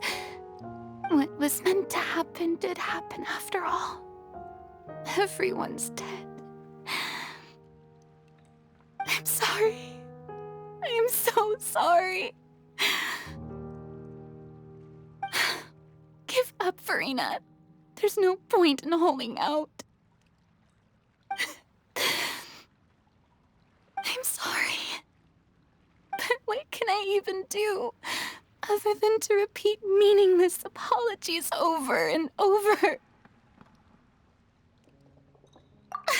Who's that? Don't worry, Furina, it's just us.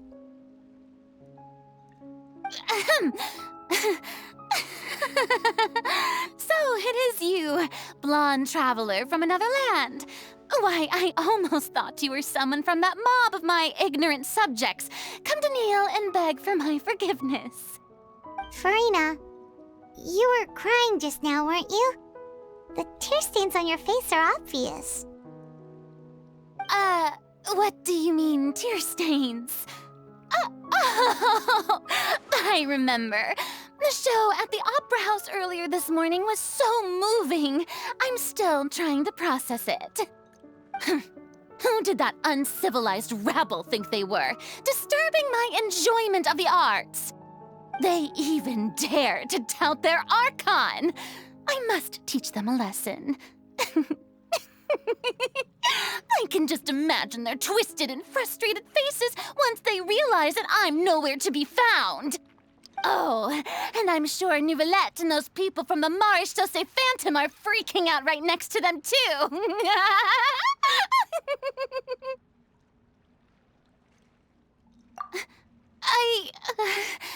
Of course not. Hey, there she is! The Hydro Archon's over there! Quick, after her! Furina, those people seem to be after you. They are? They're just some rabid fans who want to cut the line because they haven't been able to meet me in person, aren't they? That's against the rules. I can't let them get their way. Furina just ran off! Quick, we have to catch up with her!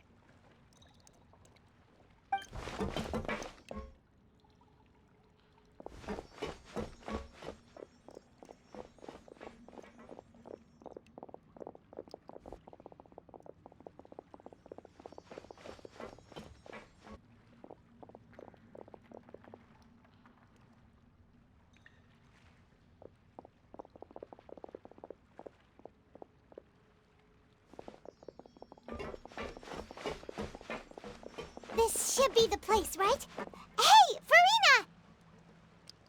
There's a good hiding spot over here. Quick, come to Paimon before the rest of them catch up to you. What is this place? Hurry, they're almost here. Fine. I suppose haste is warranted. Lead the way.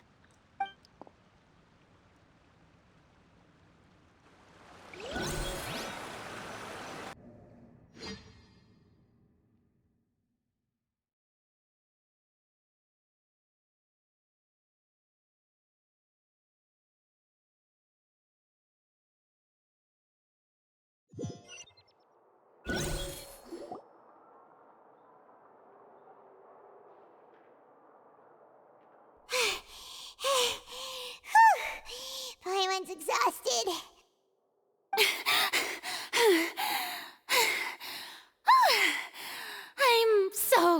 tired. I totally thought they had caught me. No, I mean, I merely gave in to the sheer enthusiasm they displayed.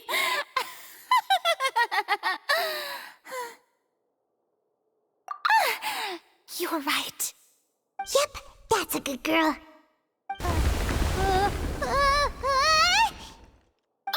What's happening? The ground's shaking. Is it an earthquake? Yeah, a quake of this kind preceded the flooding in Poisson, didn't it? It can't be. It's happening again. Well, there's no need to worry too much about that. Novelette's made some emergency plans, so the evacuation should go a lot smoother this time. Yeah, I hope you're right. But the people of Poisson, they've already...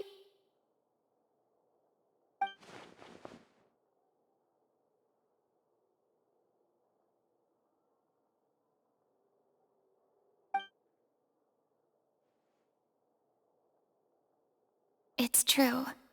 I've been investigating the prophecy for hundreds of years. I once had informants all over Tevat, searching for clues and feeding information back to me. I've tried all kinds of ways, too, to hold back the sea. Anything to keep the coastline from advancing. But all my efforts proved to be futile in the end. Really, the truth has been clear to me for a very long time. We cannot make an enemy of the divine. No matter what we do, the will of the heavenly principles will have its way, and the prophecy shall be fulfilled. Give up. I do love the sound of that phrase.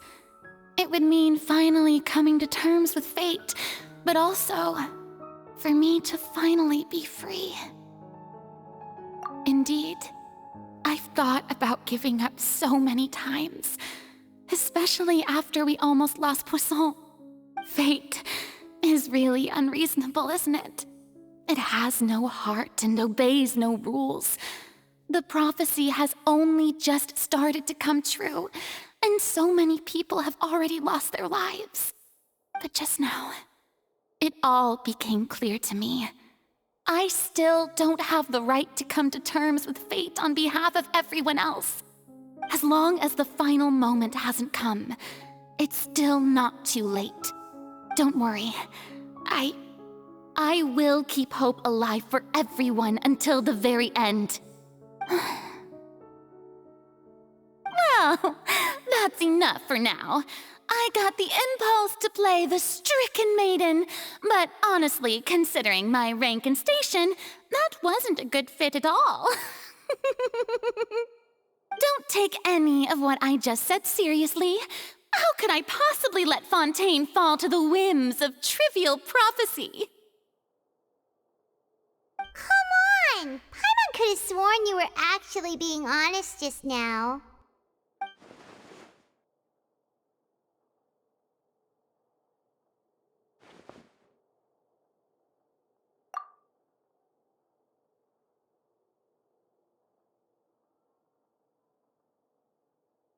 Share my burden. That's impossible. It was fated right from the start that this would be my duty alone.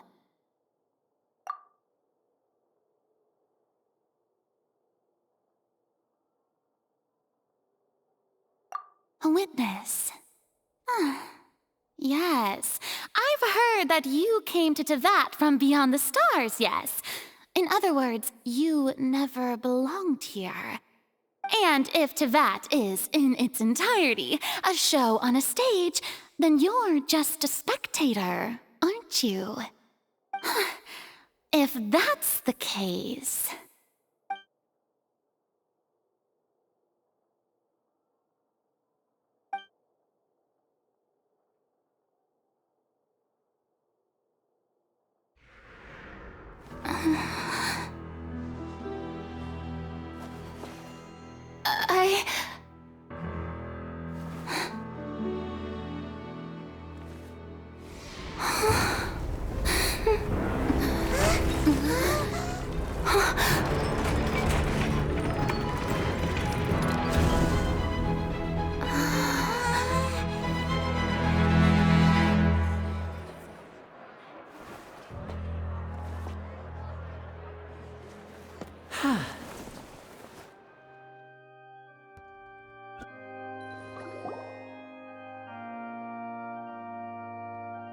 Ladies and gentlemen, this concludes my opening performance.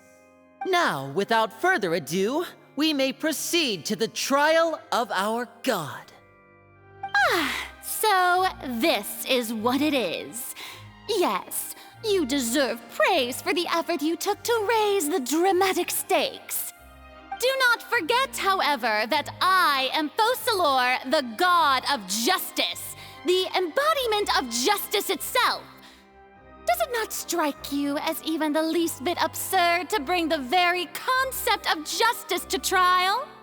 May I interpret these words as your refusal to stand trial? In that case, you will have the opportunity to defend your honor through a duel. You would draw your blade against a god? I see. It seems like you have made up your mind.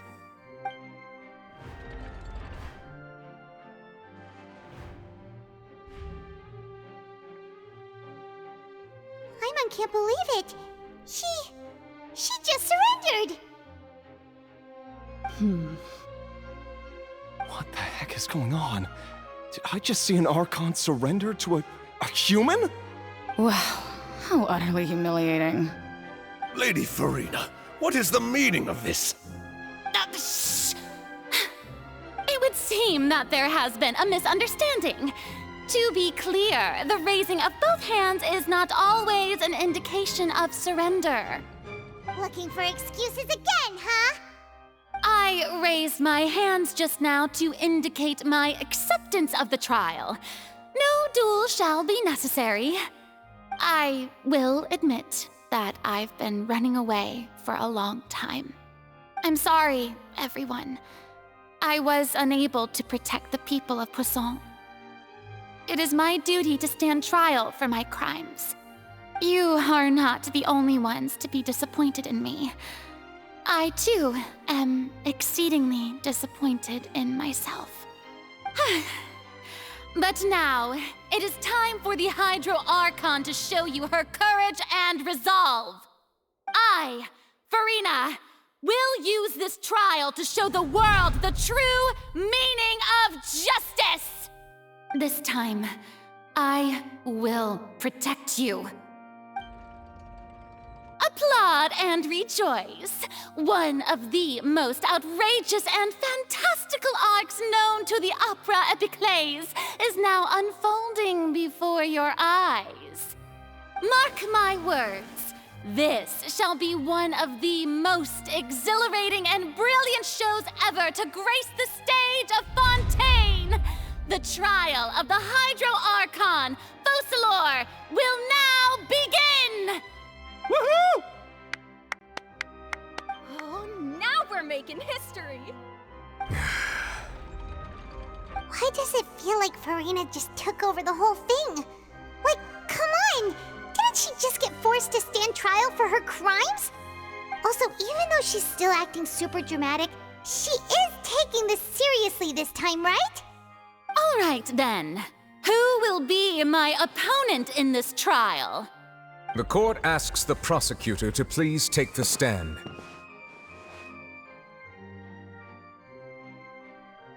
Is that so? Very well. Then please speak, witness of Tivat, my accuser and fated opponent.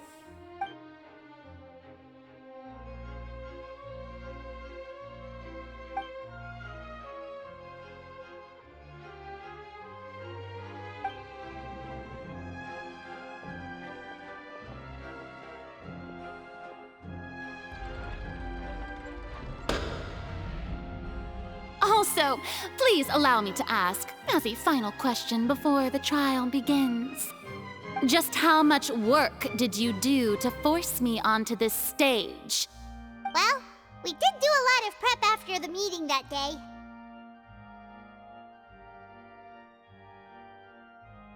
I can go over the tasks assigned to the Spina di Rosula, since they were rather straightforward and easy. Navia, the president of the Spina di Rosula. Most of the people who participated in the disturbance this morning were my subordinates. They changed into plain clothes and came to the Opera House as regular audience members, waiting for the perfect opportunity to incite insurrection against you. The people's resentment against their Archon has been building as more and more of the prophecy is fulfilled. A spark was all we needed to turn smoldering anger into a flame. Moreover, according to our understanding and analysis of you, when something like that occurred, you would likely flee the scene and head to Poisson by yourself. So, we arranged for a second group to lie in wait there. So, you mean the ones who scoured the settlement for me were also from the Spina? And their goal was to force you to step into the giant magic box so you may personally participate in the greatest magic performance in all of Fontainian history. That's right. That house was a magic box, rather than someone's residence. As the super ultimate version of the setup that I used when I first performed at the Opera Epiclese, the volume of the box was increased by a whole order of magnitude, and the distance it traversed was the entire gap between Poisson and Areneas. Its cargo, of course, was an Archon instead of a human. My thanks, Furina. Without your help, we could never have pulled off such an extraordinary performance. You're welcome? Of course, this performance was only made possible with Father's support. The House of the Hearth spent a massive amount of labor in Mora to pull this off. We had to select a location, construct the giant magic box, dig a tunnel, and open up a path through the water. It was a lot of work for all of us. So, in other words, the earthquake that we felt within the giant magic box was just a normal tremor from the transportation of the whole house? That's right. It wasn't a sign of another disaster to come.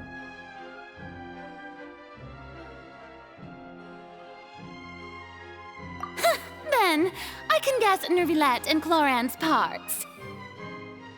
You gathered a crowd, prepared a stage, and made sure that the champion duelist would be immediately ready for a fight. Also that as soon as I appeared on the stage, the trial may commence without a hitch. Am I right? Yes, that is correct. Well, Clorand, I must commend you for your courage. Only the most outstanding champion duelist in all of Fontaine would accept a duel with an Archon without flinching. Thank you. As for you, Traveler, I suppose your role was to keep me distracted with conversation once you found me in Poisson. You'd make sure that I didn't notice anything amiss before revealing yourself as my prosecutor once we'd arrived onto the stage. Oh?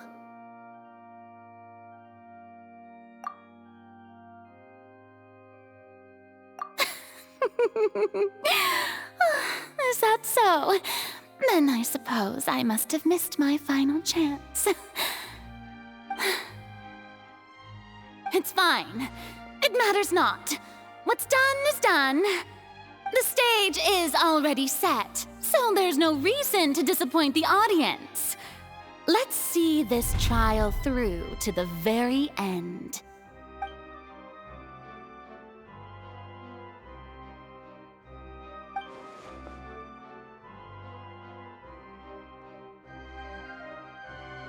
Madam Prosecutor, please allow me to pass this along. This is a document that Miss Charlotte applied for and received permission to share with you during the trial. According to her, it should speed up the proceedings. Huh? Charlotte wanted to give us something? Oh, so she's here too! Hey, Charlotte!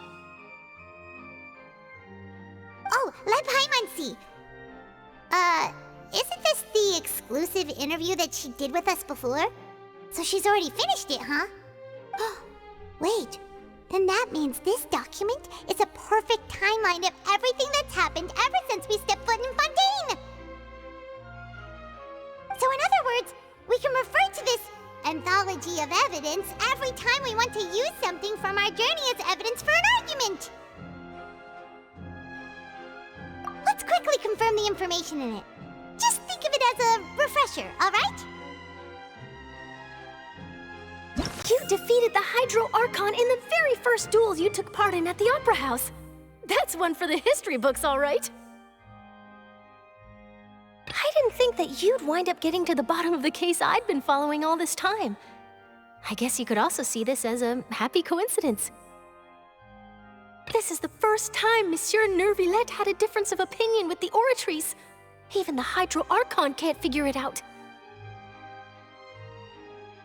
A Fatui Harbinger. She's an extraordinary person. Her instinct must mean something.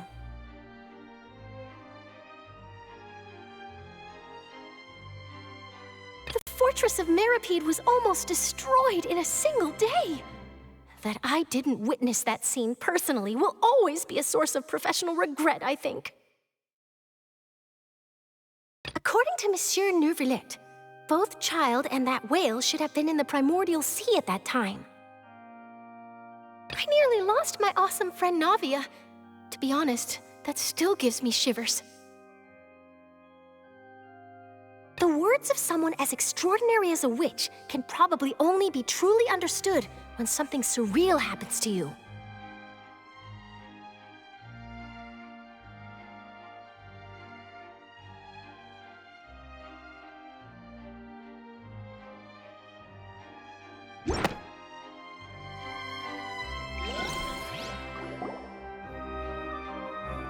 The prosecution and the defense are both in position.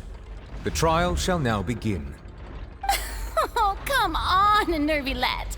There's no need to repeat all the unimportant legalese. Just fast forward to the part where the prosecution lays out my offenses. As the defendant and the lead actress of this performance, I still haven't even been informed of my supposed guilt in all of this. Of course, it is only natural for humans to struggle to understand the actions of a god.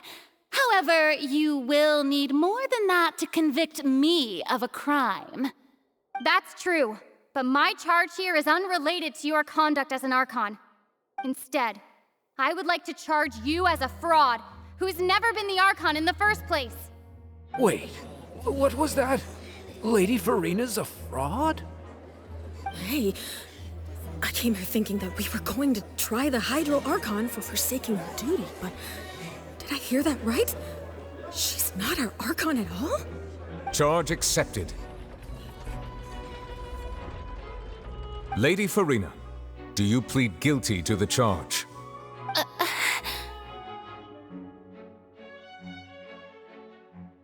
Lady Furina. I plead not guilty. How can I be guilty? There is no way that I, Focalor, otherwise known as Furina de Fontaine, a member of the Seven and the Regina of all waters, kindreds, peoples, and laws of Fontaine, could be anything other than your true Archon. Yeah, even though Lady Furina can be rather eccentric, isn't it going too far to doubt her very identity? Yeah, I've never questioned her identity either. Sure, Lady Furina can be super irresponsible, but what grounds does that prosecutor have to make such a huge claim? I have cause to believe that common sense will prevail in this case. Many of the members of the audience have known me as the Hydro Archon ever since they were born. There would be no fooling their memory. See? Even the Oratrice has decided to show me its favor. Are you sure you want to commit to a charge that will never be upheld? If you wish to drop the case, I can promise you as the God of Justice that you will not have to face trial for making a false accusation. We will treat everything that's happened as a dramatic spectacle and move on with our lives. What do you say to that? Huh. An argument with near impossible odds, huh? We have to not only refute Furina's claims, but also overturn the long-held beliefs of the people. Well, I tried to give you the chance to surrender. If you must persist, then let me ask. If you believe I'm not the Archon, then what manner of being do you think I am? And if I was not the Archon, then how did I manage to live for over 500 years?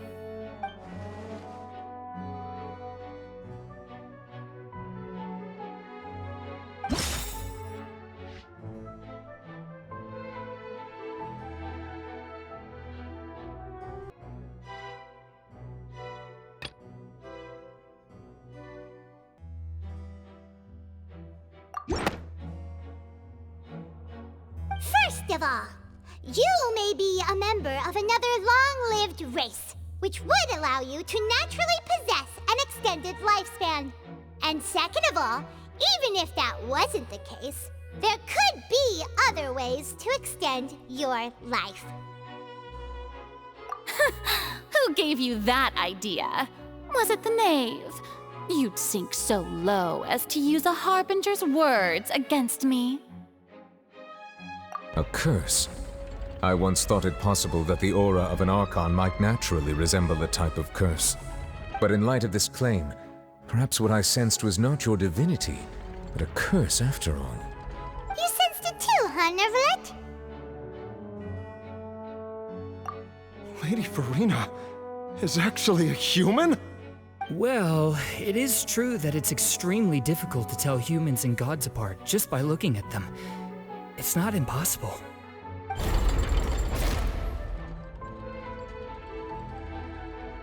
Well, don't start celebrating too early now.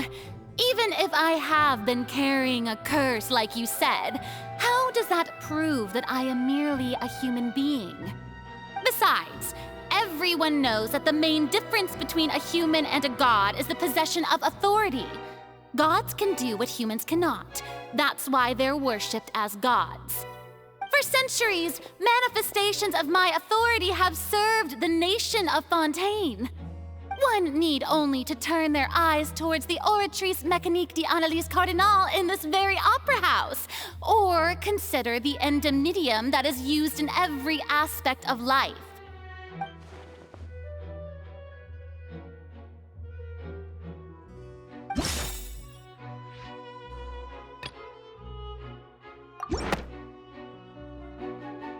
You tried to reference the Oratrice. But weren't you as confused as all the rest of us when the Oratrice declared Child to be guilty without any proof? Otherwise, you should have come up with a good explanation for that by now. Didn't I make myself clear at the time? The decisions of the gods are naturally difficult for humans to comprehend. There is no need to provide an explanation.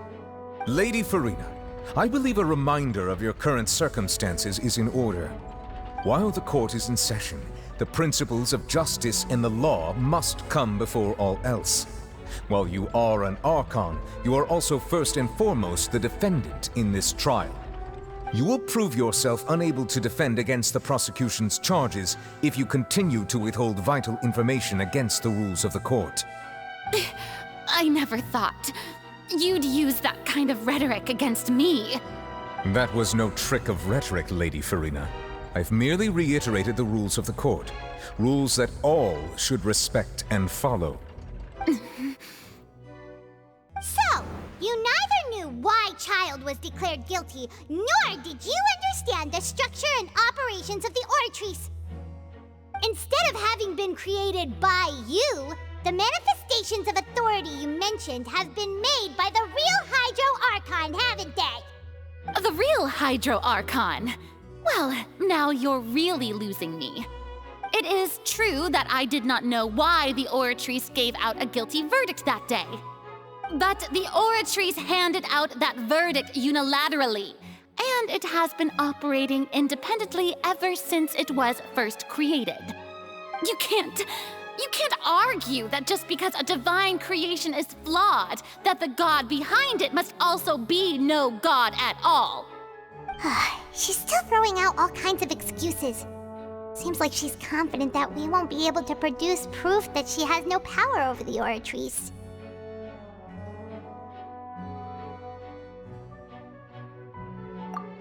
My power as an Archon. There are many ordinary citizens in the audience. How can I I just carelessly demonstrate the formidable power of an Archon. If that poses a concern, I'm prepared to extend my protection to the audience. You don't need to go that far.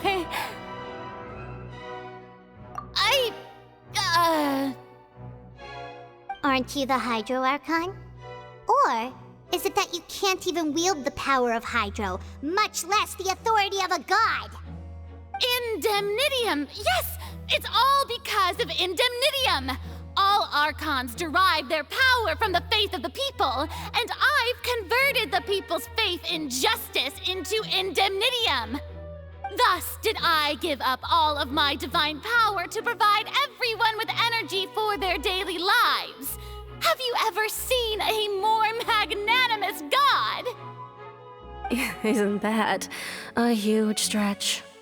Yeah, no matter how generous an Archon can be, how could they give up all their power? Can a god with no power even still be called a god? It seems like nobody's buying Furina's excuse. Hey, come now, everyone! Please don't stare at me as if I was a liar! I'm still the same Furina you knew, right? The one that you loved! Shouldn't you want to believe in me? Please? You've got to believe me! If what the prosecutor said is true, she really has committed a grave offense. Did she deceive all of us? And all of our parents and grandparents too? And all of our ancestors? Ever since they were born? Enough! That's enough! Tell me then, if I'm not the real Hydro Archon, then who is? If you have no evidence of another Hydro Archon's existence, nor can you find anyone who can back up their claim to be such, then what grounds have you to say that I'm not actually the real deal? Wow, she came up with yet another argument. How can we refute her now?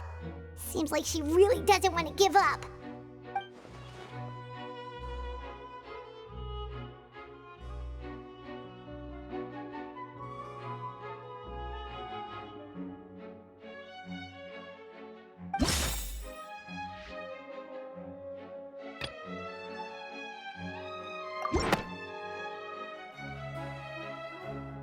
It has been established that all Fontainians can dissolve in water from the primordial sea. And that means... Since you insist on claiming to be a god and not a human, then there's a method that you can use right here and now to eliminate all suspicions of you being the latter. Miss Navia, please apply to serve as a temporary attorney for the prosecution before addressing the court. Though you act in partnership with the prosecutor, you must still adhere to proper procedure. Super sorry, Monsieur Chief Justice. I swear this really will be the last time that I'll speak out of turn. Now, I've brought some seawater from Poisson. As everyone knows, a massive flood struck the area not long ago, taking many lives, including those of some of my closest friends. So, Miss Furina, would you dare to touch some of this seawater? If we are to believe that you are indeed the real Hydro Archon, touching this seawater would have no effect on you. All it should do is strengthen your case. But if you don't dare to touch it, then we would have basically proved the reverse. Oh, and I must remind you that after the disaster at Poisson, nobody wants to see any more people dissolve. I do hope you'll act prudently and choose the simpler path of admitting guilt. Navia from the Spina di Rasula. The Spina has governed Poisson for many years. I guess her suggestion is valid. If Lady Furina is indeed just a human, she's probably Fontainian like all the rest of us. Would she really dare to try?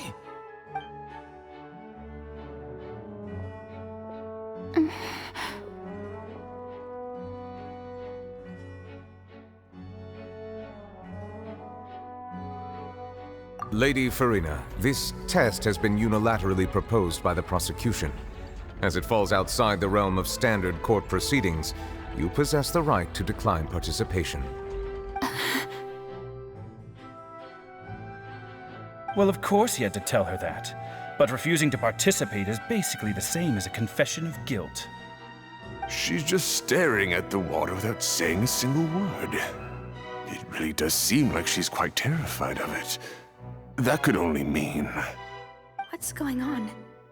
Is she really planning to... that's not what we thought she would... Due to the inherent risk of the test, Lady Furina, you may... Hey!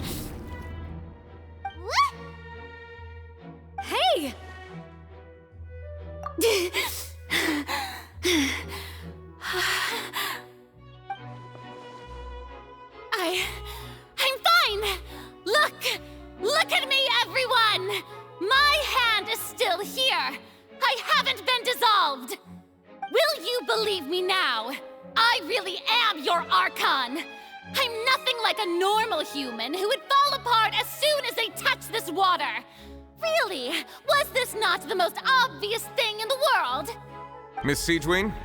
If you are present, Miss Siegewing, please come forward and attend to the defendant. Siegewing? Don't be nervous. It'll just take a few seconds. Let me see. That should be enough. Please announce the results of your evaluation to the court, Miss Siegewing. As everyone doubtlessly saw, Miss Furina was displaying symptoms of hyperventilation and flushed skin. These indicate that she was experiencing the adverse effects of exposure to primordial seawater. The extent to which she was affected is the same as other humans when exposed to primordial seawater of a similar concentration. Thank you, Miss Siegewing. Lady Furina, you may return to the defendant's stand. Oh, wait. What did she just say?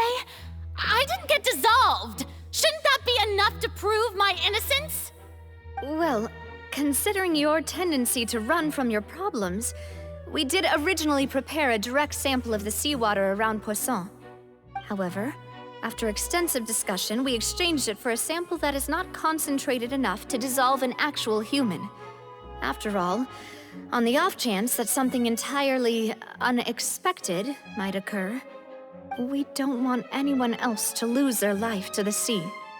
Yeah, so out of regard for Furina's life, you secured a low-concentration sample and asked the head nurse to serve as an expert witness. It's a great thing that the direct sample wasn't actually used. Furina could have... I can't believe... you...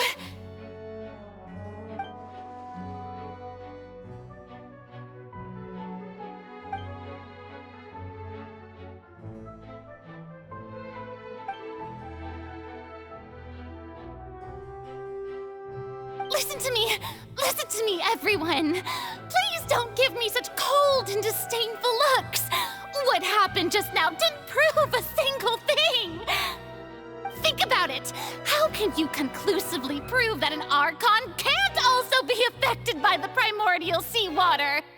Also, if I was really just a human, why would I dare to just put my hand in that kind of water?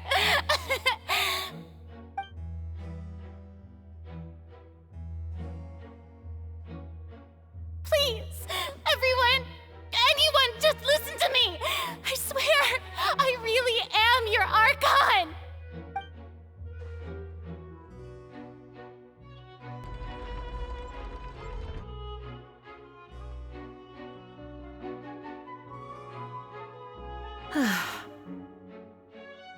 I don't think anything she says at this point will sway anyone. The odds are just too stacked against her now. With all the things that have been said, Paimon doesn't think there's any way left for Furina to win. I believe the time for arguments and presentation of evidence has come to an end. If there are no objections, we will move on to the final judgment.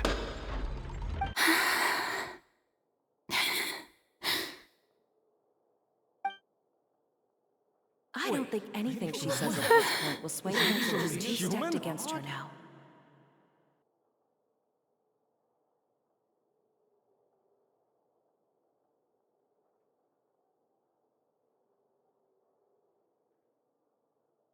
In my capacity as Chief Justice, I shall now render judgment on Furina's misrepresentation of herself as the Archon of Fontaine. As a human who knowingly deceived her fellow citizens, Furina is guilty.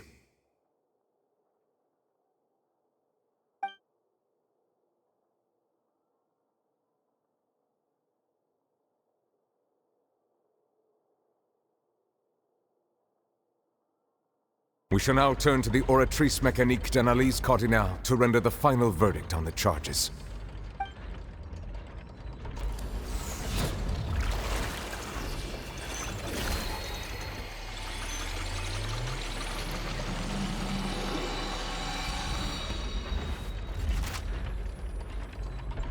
According to the judgment of the Oratrice Mécanique d'Analyse Cardinale, Furina is...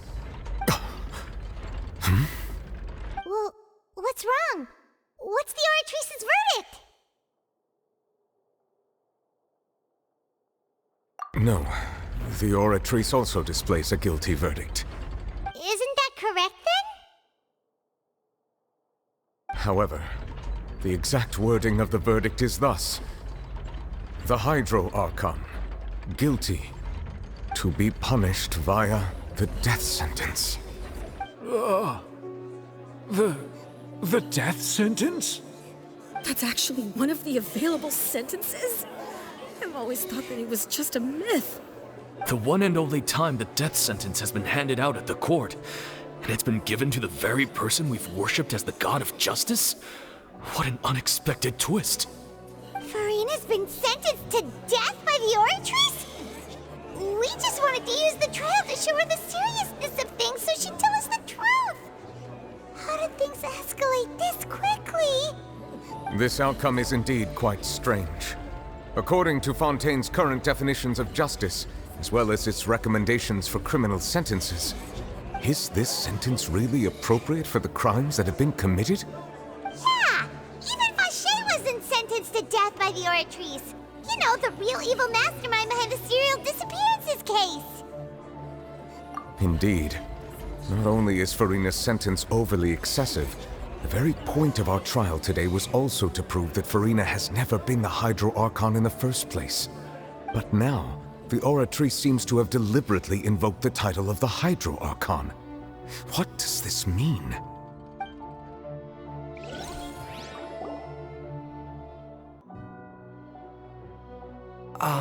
Excuse me, if I may interrupt. Is the trial still going? Fremine! You finally made it. I assume this means you've completed your mission?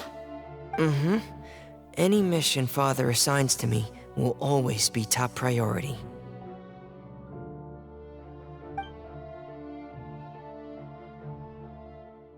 Is that the first prophecy slate? Huh. So the knave privately arranged for Fremine to try and find the missing slate.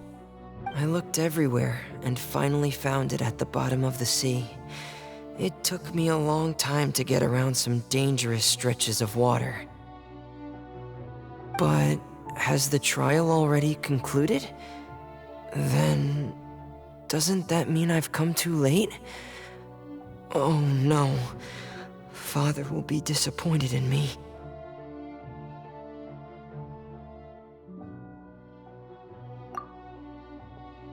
Thank you for your hard work, Mr. Fremine. Please allow me to review the record left on the slate. Traveler, I believe that you have already seen the other existing slates, and would like you to come here and confirm their contents.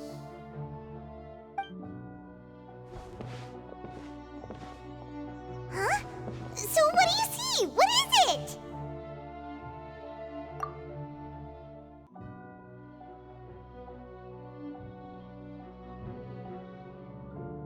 I believe I've now made sense of the Hydro Archon's crime.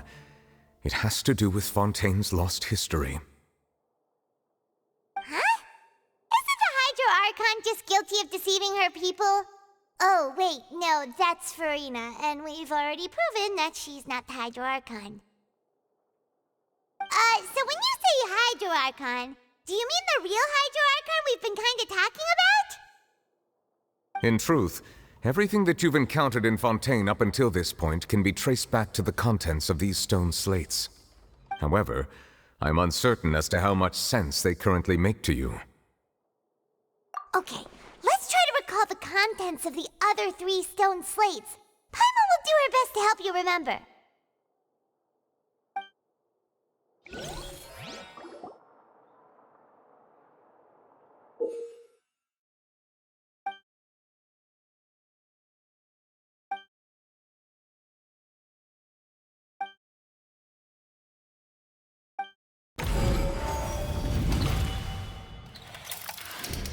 The first stone slate describes what you just said. It seems to show the previous Hydro Archon using her divine power, and then the Oceanids turn into humans. Does that mean that Fontainians are transformed Oceanids? Oh, Paimon wasn't expecting that.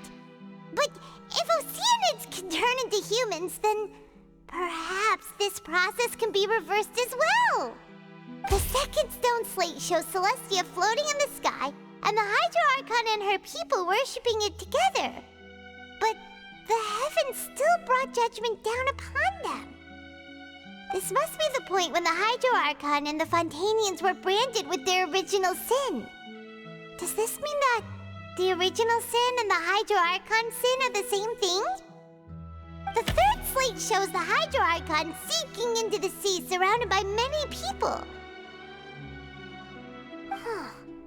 That reminds Paimon, didn't we also watch that happen to someone else? Well, the fourth slate is the prophecy the Fontainians have been talking about. People dissolving into the sea, the Hydro Archon crying on her throne, and so on. We didn't believe that such a crazy disaster could happen at first, did we? But after that incident, it was just a question of when and not if.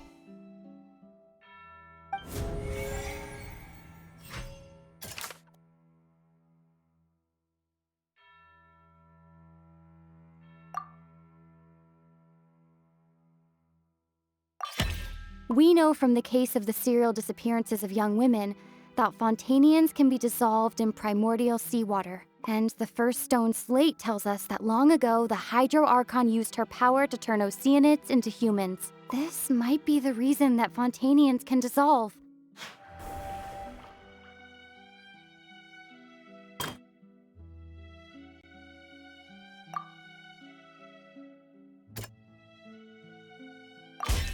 Perhaps what is about to take place has all happened before. The true sin of the Hydro Archon that Neuvillette mentioned, and the original sin cast down on the people of Fontaine by Celestia, as recorded on the stone slates.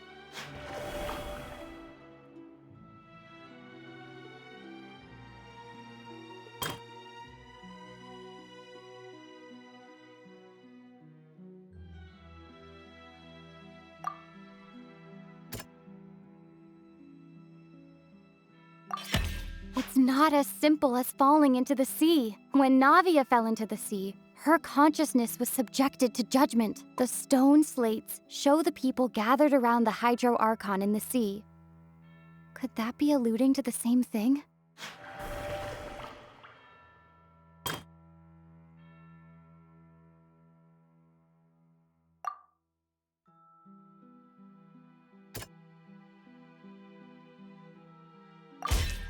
Prophecy from the stone slates found its way into society, but not many people believed it at first. The fortress of Meropide was nearly flooded with primordial seawater, which we know can cause Fontainians to dissolve. It seems increasingly likely that the prophecy may come true. If we hadn't dealt with it in time, things could have gone very badly. They'll dissolve into the primordial sea but won't cease to exist. Their essence will flow in the seawater, converge, and take the form of an Oceanid.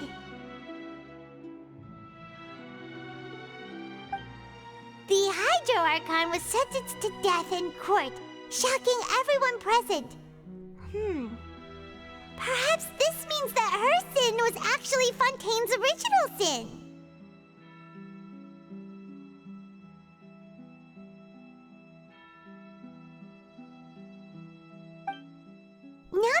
into the water inside those ruins, and she nearly dissolved. She was surrounded by the people of Poisson in a court within her consciousness, and was forced to take part in a trial meant to make her stay.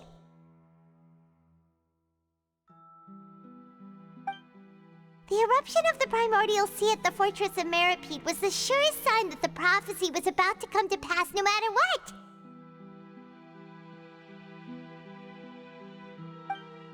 The prophecy's contents can all be verified by recent events. If we combine what we know together, loads of truths should come to light.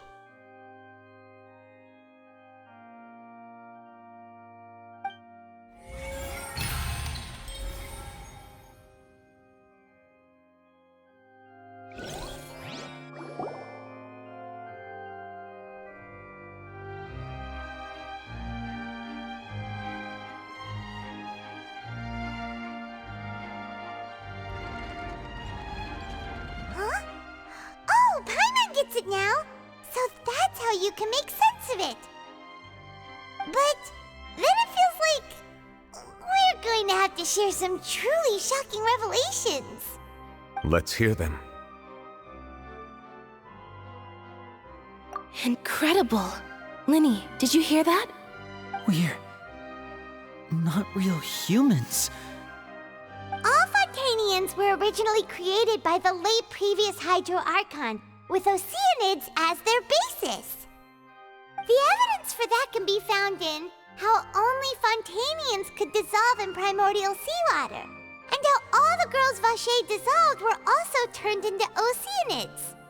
Oh, and according to Navia, when she was about to get dissolved, she also saw everyone gathered around for a trial, all of them in the shape of Oceanids. Indeed. Yeah, and it follows from the content of the first slate that she probably angered Celestia by creating humans without prior permission. That could also explain why the Oratrice judged the Hydro Archon to be guilty. It's to account for that ancient sin. The Hydro Archon's true sin was creating us? And yet, after many hundreds of years, the Hydro Archon's creations have turned around to try to judge the Archon within the Opera Epiclese. Yeah, isn't the image here just like when Navia fell into the sea? So wouldn't it be trying to show the image of the Hydro Archon also falling into the sea once the prophecy has been fulfilled in the fourth slate?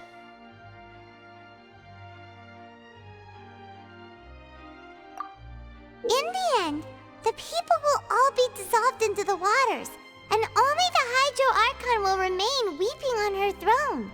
Only then will the sins of the people of Fontaine be washed away. Did Paimon get all that right?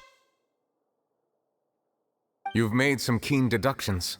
I must say, given how much you still don't know, it is impressive that you've already managed to connect so many pieces of the truth. However, while you were able to decode all the information on the slates, they've also been etched with an additional layer of hidden information using a different power source. When we were at the ruins, I tried to decipher the hidden information recorded in the slates. But since we only had 3 slates at the time, I was unable to come to a full conclusion. Now that the slate collection is complete, I shall make another attempt to decipher the narrative recorded within. If everything goes well, we should finally be informed of the unadulterated truth.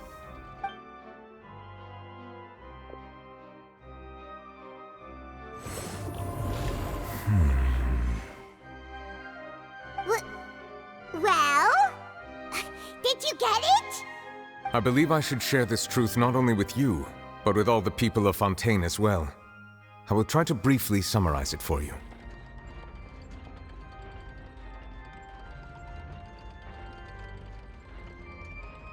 Your hypotheses regarding the origin of Fontainians and the sin of the Hydro Archon were both correct. In the Fontaine of old, the previous Hydro Archon sensed the yearning of her Oceanid familiars for life on land.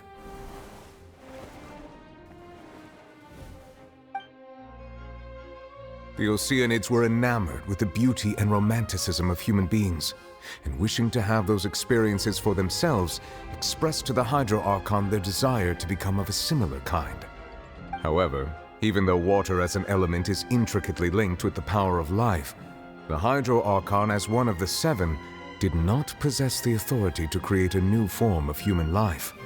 Not one to give in, she eventually found a way to create permanent humanoid bodies for her familiars by appropriating the power of this planet's primordial sea. She poured primordial seawater into the Oceanid's blood vessels, creating humanoid mimics in the process. But if Fontainians were to ever come into direct contact with water from the primordial sea, the power within their bodies would escape these artificial restraints and return to the sea. As a result, their forms would collapse, and they would be reverted to their original forms as Oceanids. Of course, the Hydro Archon never received permission from the heavenly principles to create a new human race. And thus, the Hydro Archon and all of her creations came to shoulder the original sin of appropriating the power of the primordial sea. That is the true history of how the people of Fontaine first came into being. So we were all Oceanids before we turned into human beings? That's way too much information for me. I think I'm just going to pretend that I never heard a single thing. Wait, but if that's the truth, we can't let the Hydro Archon be sentenced to death. After all, her only sin was creating us. This really might be too much information for your regular Fontainian, but it does answer a lot of our questions. Alas, your hypothesis regarding the third and fourth stone slates was inaccurate. The slates' respective positions are, in fact, correct. A key point of the visual on the third slate is how all the individuals depicted in the water are humans rather than Oceanids. They have not been dissolved, which implies that the water depicted in this slate is not water from the primordial sea. The nation of Fontaine is the nation of Hydro, as well as the nation of Trials and Justice. Instead of being the literal element, the water in the scene symbolizes judgment and justice. You may also recall Navia's experience. When she fell into the sea, her consciousness was surrounded by that of many others who intended to hold a trial to determine her fate. Therefore, the meaning of the third slate is that the people of Fontaine shall try the Hydro Archon at the court of justice.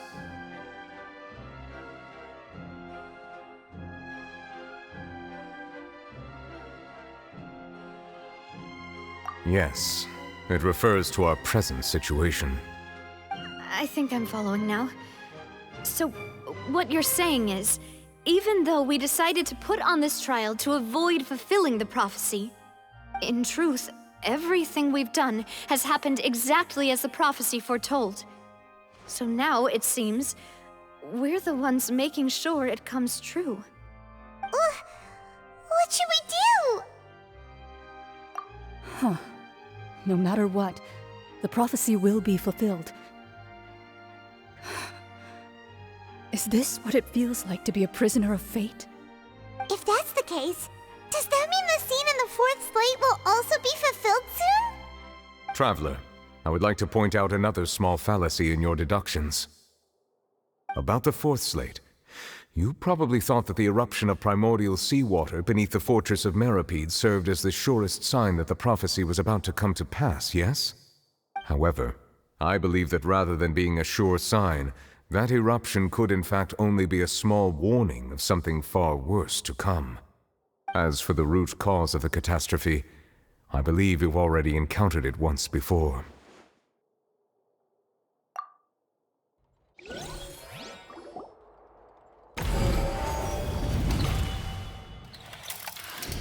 This eruption was just a small warning of the things to come. We must find the root cause of the disaster.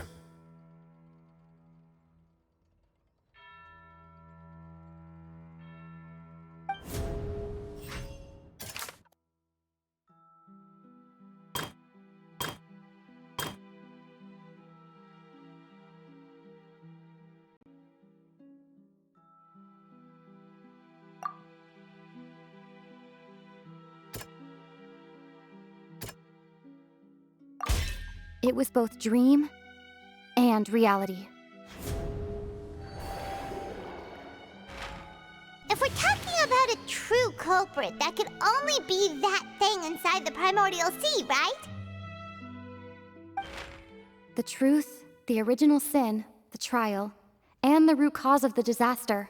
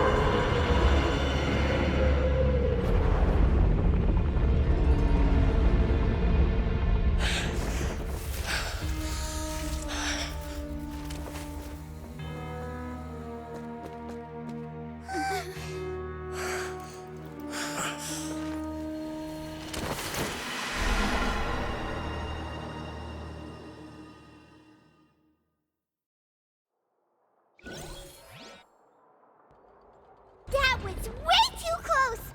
How did that thing just burst into the Opera House? Wait, was that the huge whale you saw in your dream? So we've met it at last. I understand very well why it has chosen to make an appearance here. That whale does not belong to Tevat. It is a monster that has traversed the stars, weeping all the while. It has been greedily consuming the energy from the planet's primordial sea, using it to grow. That is the main cause for the rising sea levels. And once it has finished consuming all of the energy contained within the sea, its next step will be... You said that when the Hydro Archon first created Fontainians out of Oceanids, she filled their blood vessels with primordial seawater. Precisely. That whale finds the blood of Fontainians nigh impossible to resist. Therefore, when it left the primordial sea, it decided to make its next stop a packed opera house full of food. Food in the form of Fontainians. We just barely managed to push it back, right? In that case, won't it come back to target the people again once it's managed to recover its strength? That is correct. Indeed, it is more accurate to say that we should thank that Harbinger for buying us some time. Without him, the whale would have likely come onto land far sooner. From the way he looked, he must have been fighting the creature for quite a long time. That battle maniac. We've always known that he had a special connection with that whale, but we definitely didn't expect it to help us out like this. Anyway, now that we know that this whale is the actual cause of the disaster recorded in the prophecy, all we need to do to stop the prophecy would be to find a way to beat it up, right? It is too late. It had already absorbed too much of the primordial sea's energy before we could notice it. At this point, it has become practically integrated with the sea itself. Even if the entirety of Tevat were to be destroyed, it could still survive and swim off towards some other world. That's not something I will accept. We've already done everything we can, and we even found the true culprit. We've come so far. You can't just tell me that the last hurdle is some impossible foe. That's just not fair. Indeed, that's not how a grand performance should end. I'll fight it to the end, no matter what. So the prophecy will be fulfilled no matter what, huh?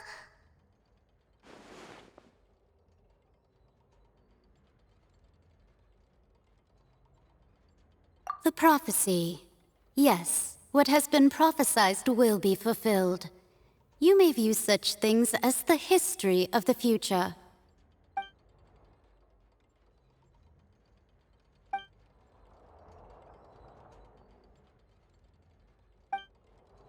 Just as prophecies are usually only the future as seen from the perspectives of the gods, could things be happening in hidden corners where the gods' gaze does not fall? Ultimately, fate shall serve as your only guide, no matter what will happen in Tevat's future. All you need to do is to play your part.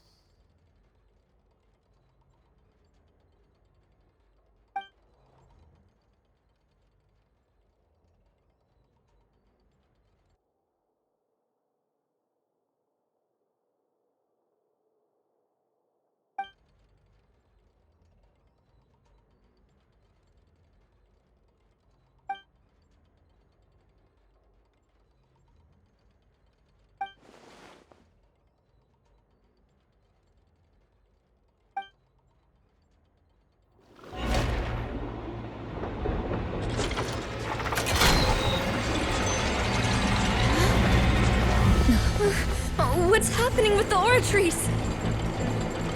I believe it is preparing to carry out the death sentence.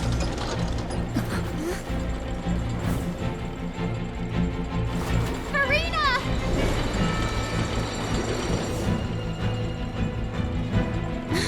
No, I still need answers!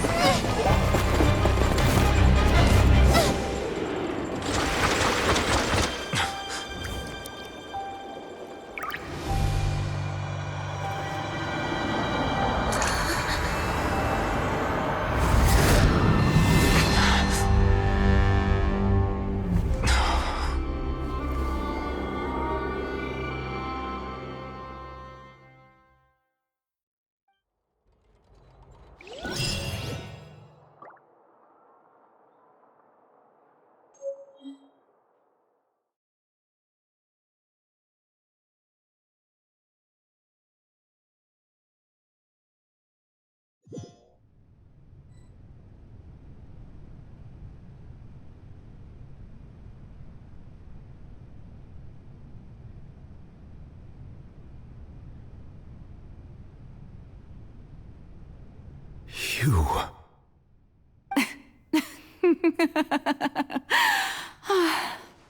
Sorry. That shocked expression on your face is just too amusing. I couldn't help myself. You are not Furina. Who are you? The sweet sound of bewilderment. Marvelous. A sure sign that my attempt to deceive everyone was a resounding success. But to answer your question, I am Focalor. You know, the god. Focalor? Why did you deceive us? Oh, that wasn't my goal, of course. Goodness, no. But I had to fool everyone else too, if I was to stand any chance of deceiving the heavenly principles. Deceiving the heavenly principles? It's all because of that pernicious prophecy. Dreadful, wasn't it? Everyone doomed to dissolve. Fontaine condemned to be flooded. One was not amused. In fact, one was positively bemused when that problem was thrust upon me by my dearest predecessor. That's the former Hydro Archon Egeria for the uninitiated.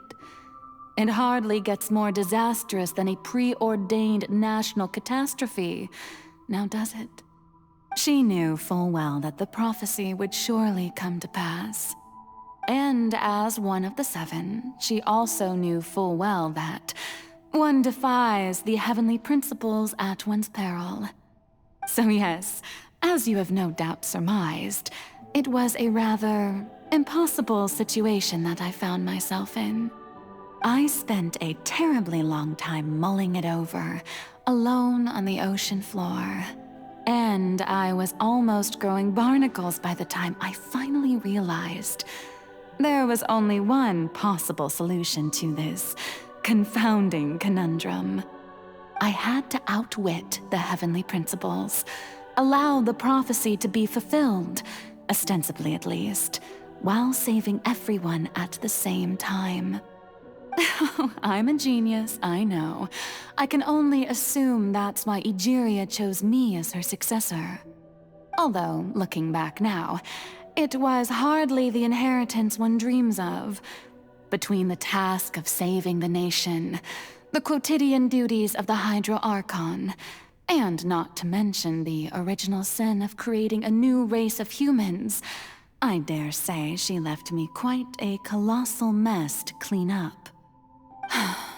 But one can only play the hand one is dealt. I did not choose this, any more than I chose to be one of her Oceanid familiars. So you were also once one of the Oceanids, transformed into a human by Egeria's hand? Yes, I was. I always dreamed of becoming human. And I still do, even now. In my eyes, to be human is to be part of the greatest opera ever known. After becoming a god, I separated my divinity from my body and spirit, leaving behind only a self that was as naive and bewildered as my past self on her first day as a human being. The me you see before you now is that divinity, and the human counterpart I left behind, I named Furina. She could feel joy, sorrow, and everything in between. She could be as vain and conceited, or as meek and vulnerable as she wished. Her strengths were of a kind only a human could possess, as were her shortcomings. But in my eyes, Furina's humanity was what made her perfect. She was perfectly human in every way. The person I always wanted to be. Anyway, so then I cursed her. All part of the plan, of course. The plan to deceive the heavenly principles. Do you still remember the final scene of the prophecy? The Hydra Archon alone, weeping on her throne. In order that the prophecy might appear fulfilled, I invited Furina to be an actress, to play the part of the Hydro Archon in the prophecy. Under the curse I placed on her, so long as I, Focalor's divinity, continued to exist, she could not die. But nor was she free to live her life in the pursuit of happiness. Instead, she was forced to take the stage in the opera house, to embrace the role of leading lady, to forever play the part of the god from the prophecy, all to create a deceitful appearance of that prophecy coming to pass.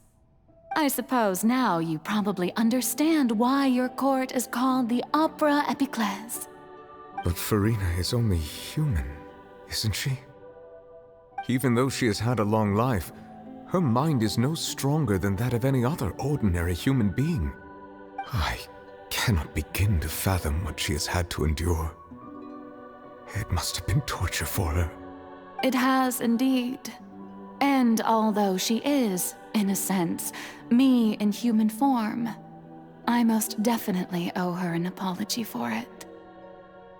It's been 500 years, and all along, she's been playing her part in the most unimaginably long, unbearably lonely, and agonizingly painful opera of all time.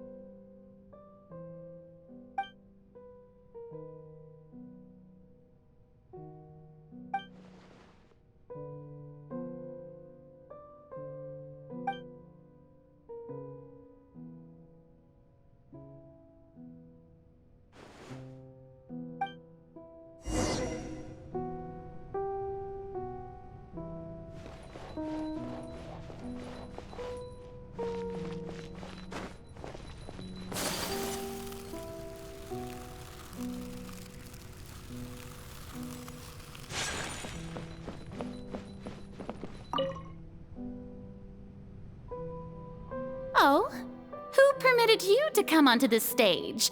Now, I understand your admiration for my august self, but I must ask you to keep to the rules. All right. It is not my intent to reprimand you. There is no need to state your name. Just be off with you. Do not distract me from my performance. Oh, do not jest. Can you not feel it? I am Focalor. The eyes of countless Fontainians are upon me. I must, at all times, display the utmost elegance and nobility.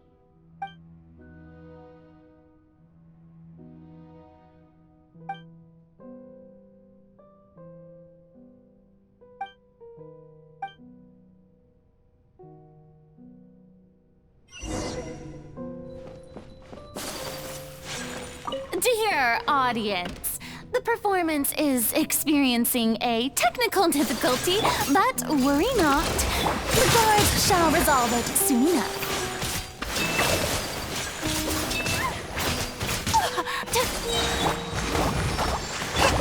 Take flight! Embrace the ice!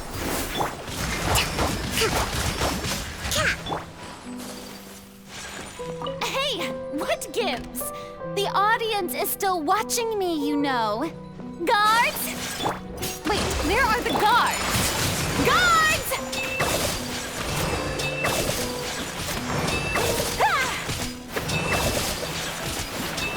Yeah! Take flight!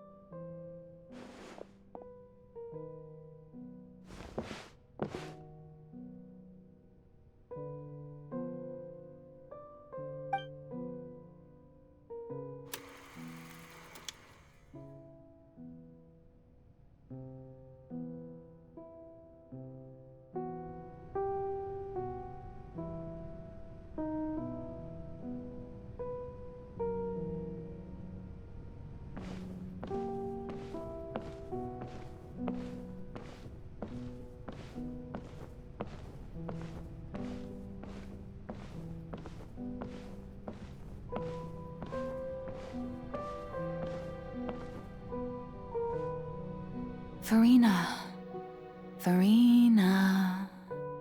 Huh? Who's that? Who's calling me? Where are you? Be not nervous. Be not afraid. I am before you. Wait a moment.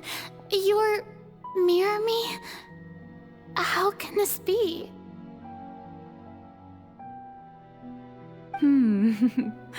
Mirror you, huh? You know what? That's not bad. Let's go with that. Mirror me? What do you wish to say? The prophecy. Have you heard of it? What prophecy? Wait. I know. I think. I don't know why, but it's in my head somehow. The people will all be dissolved into the waters, and only the Hydro Archon will remain, weeping on her throne. Only then will the sins of the people of Fontaine be washed away. Oh, very good. You know it well. What's going on? I can't seem to remember anything clearly. The only thing I know for sure is this prophecy. Will it really come to pass? Yes, it will. And that is why I've come to you. Disaster will come to Fontaine sooner or later. Things will develop just as the prophecy declared. There is no escaping it. But doesn't that mean everyone will die? I'm a Fontainian just like them. Will I dissolve too? Oh, don't worry. Magical meetings exist in this world precisely to give people a chance to turn things around. It is the reason why you met me today. I will tell you how to save everyone, but you may have to suffer somewhat. Oh, so there's still hope after all. Goodness, you frightened me. You spoke so much and with so much certainty. As for the suffering, well, I will admit that the first thing that came to mind was, why do I have to be the one to suffer? But if the prophecy will come true, I'll also die anyway, right? So if I've already met you as my magical meeting in this world, if there were scales, with all the people of Fontaine on one side and my pain on the other, is it not obvious where the scales should tilt? You truly are the perfect human, my ideal. I suppose this would also be the justice that belongs to you. Huh? Don't worry, it's nothing. Listen well. Fontaine has just lost its Hydro Archon. I need you to play a role, that of the new Archon. Play as a god? That's right. You must begin a never-ending masquerade. You must never let anyone suspect your identity. If you can keep it up, then I shall have my way of defying this prophecy. But should your identity be revealed, then all hope will be lost. But how will I do this? A human assuming the role of a god without being exposed. Don't worry. What you must do is not to turn yourself into a real god. You simply need to play the role of a god as humans imagine them to be. Being a human yourself, I'm sure you already know what such an entity would be like. Remember, your true challenge will not be pursuing divinity, but contending against humanity. I'm still not sure I understand, but I'll try. I'll try to do this. So, how long am I going to have to play this role? To accomplish this mission, you will have to stay on the stage for many, many years. You will endure and not grow old until your task ends. But I promise you, all will eventually end in a magnificent and dramatic trial, and everyone will be saved. A trial, huh? How exciting. I'll be looking forward to it.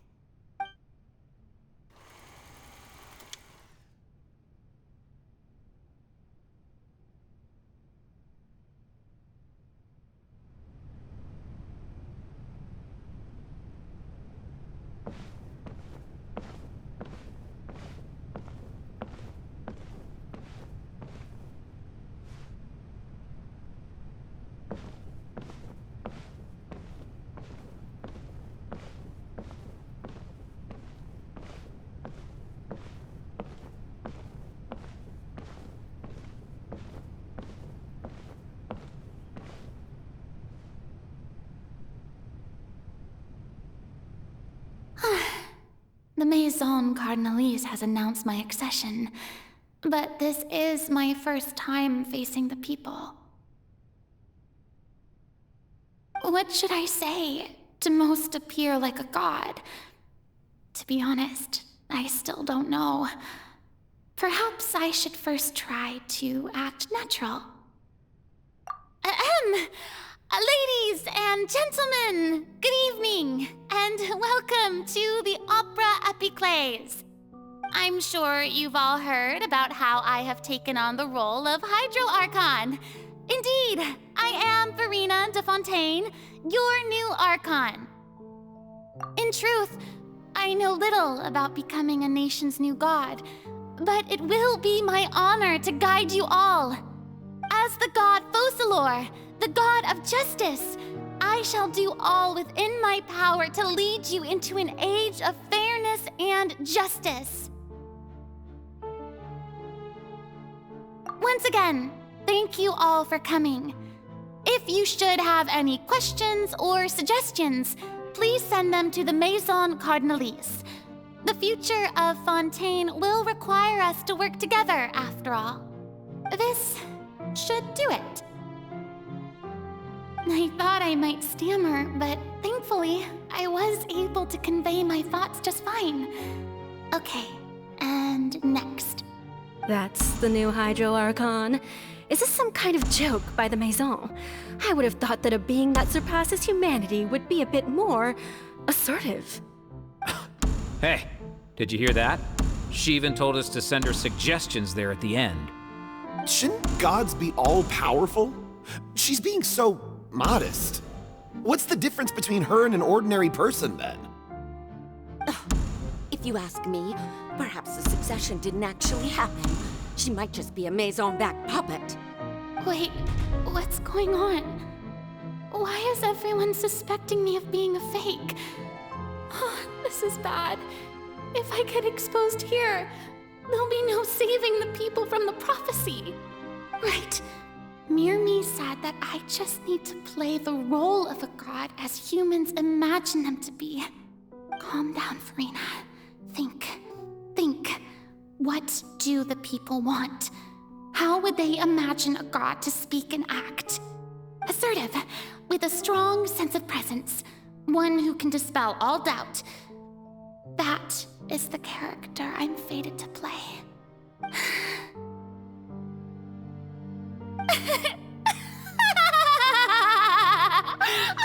Oh, very good, my people. Only ones such as you are deserving of my rule.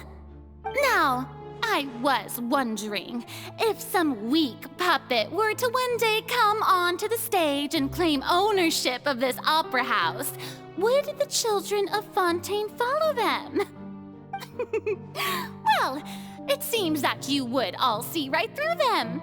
Having passed my test, you are qualified to witness wondrous trials alongside my august self, here in this opera house. You may consider my previous act a door gift of sorts. I thought it was a debut that suited the atmosphere. Now then, let us be reintroduced. Ah, so that was just a performance. How could I have forgotten that we were inside an opera house? Her personality. It's quite shocking, to be honest, but I suppose it's a better look than before. Such a fascinating and bold deity. How wonderful! Our future may yet be bright after all. It seems I've turned them around. Best follow this flow and restart my accession speech.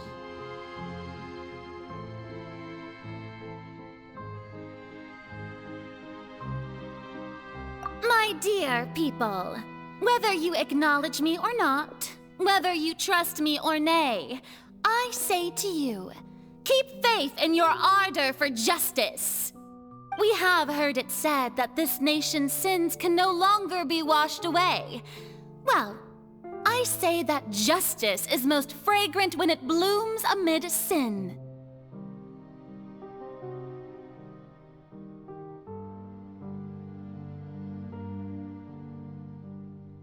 No, this won't work. They'll suspect me again.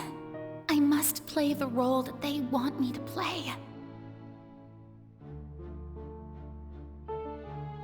The scales of justice should not weigh heavy in the hands of its god. On one side, it must carry fairness and justice. And on the other, praise and applause. May law be the prayer on our lips. May judgment be our worship. Let us light the fires and drink to the future of Fontaine! There is no trouble in this world that justice cannot solve. All that is needed is for you, my people, to believe in it, heart and soul. So long as I, the Archon Quest, stand within the Opera Epiclese, so long as I stand before the Oratrice, I shall even judge the gods of this world!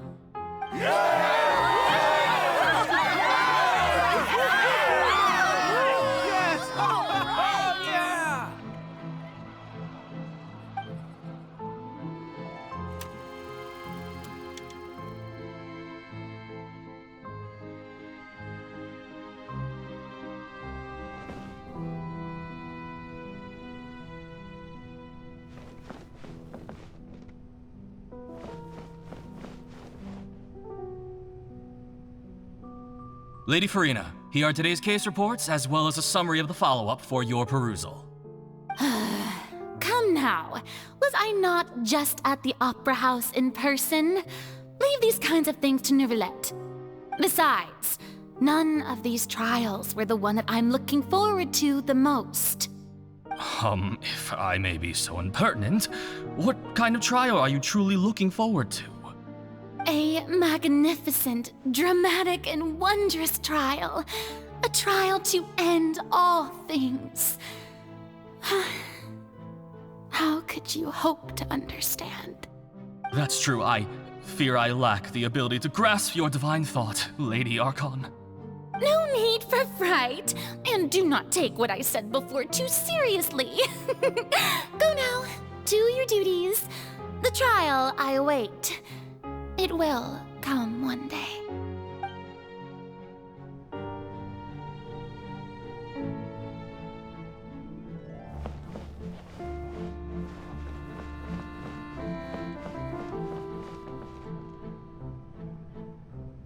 Lady Furina, I don't know what to say. Thank you for agreeing to see me. No need to thank me. Or rather, thank your own sense of perseverance instead. Long have you stood in line to meet me, have you not? Oh, I'm afraid that's just an inevitable consequence of my divine charm. All right, Deoteria, is it? How is your son's illness? You remembered me, and you knew of my family, too. He is doing much better now. In fact, he is far more of an ardent believer than I. He was the one who forced me to seek an audience with you, and to bring your words back to him. Oh, good. Very good. If this should happen again in the future, please do not hesitate to come and tell me. Going down to citizens' homes every so often, while not usual practice, should serve as a fine change of pace.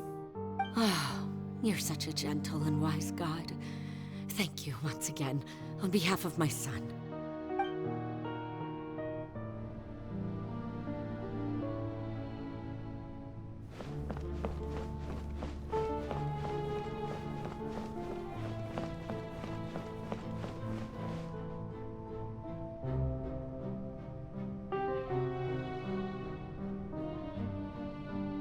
Lady Furina, here are the latest hydrological reports. As for the specific parameters you asked to take note of, I'm afraid things still don't look good. I see. It's as I thought, then. As your god, I did already expect this, but I wanted to see how far your human wisdom would allow you to analyze it. All manner of signs indicate that the prophecy will still come to pass. Forget it. That's not something you need to worry about right now. Well, as I understand it, the Fontaine Research Institute is also trying to find a way to counter the rising water levels. Really? Have they found anything? I'm afraid that they haven't found any effective solution thus far. Oh, is that so? Well, no wonder. This issue has reached the realm of the gods, after all. Still, their spirit is praiseworthy.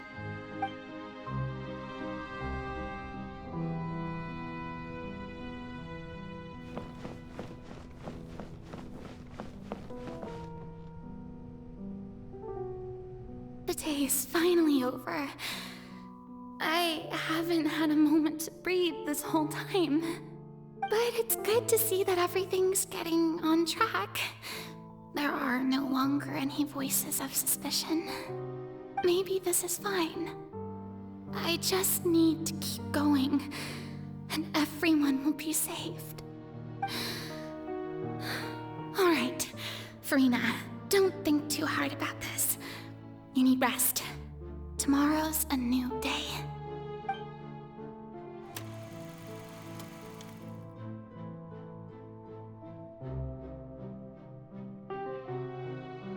Lady Furina, here are the new trial reports for the latest cases, as well as a summary of the follow-up.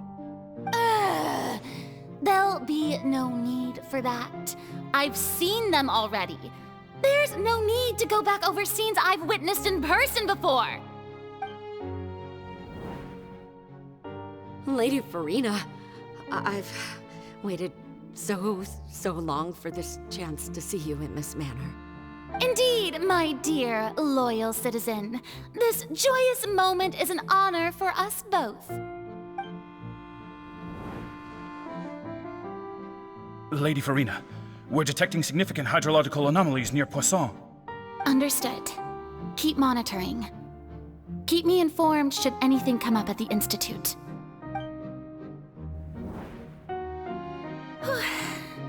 I don't think I let anything slip today.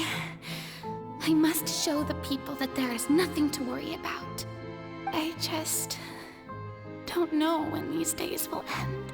I feel utterly exhausted. Best to rest early today, too.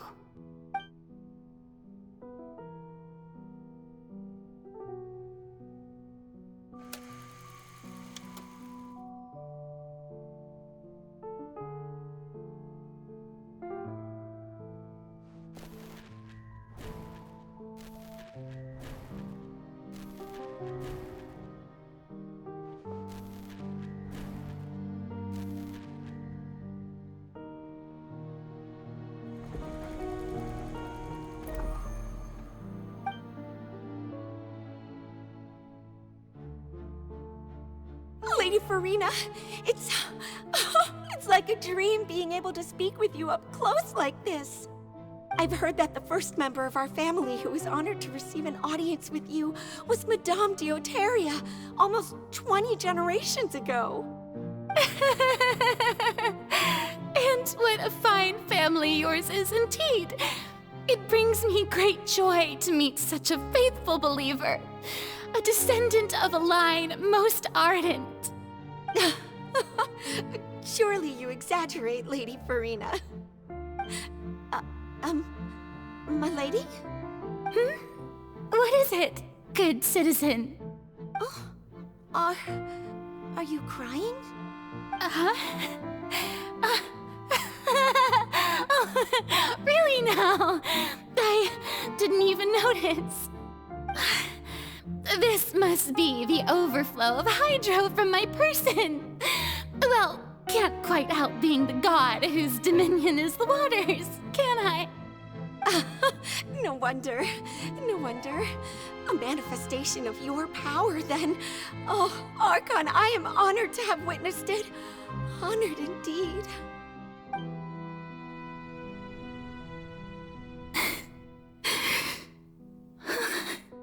So interminable. So lonely. Just how much longer? Hundreds of years must have passed by now. Perhaps the show must go on for hundreds more. I never imagined that it would hurt so much. Have I reached my limit? No. Perhaps I reached it long ago. Today I didn't even notice my own tears. I want to tell someone, anyone, about this. But would that not destroy all I've done so far? I've conducted so many investigations across the centuries, but there's not even a sliver of hope that we might break the prophecy. All I can do is keep heart. I must maintain this act. It is the only way to save Fontaine. Please, mirror me. You have to succeed.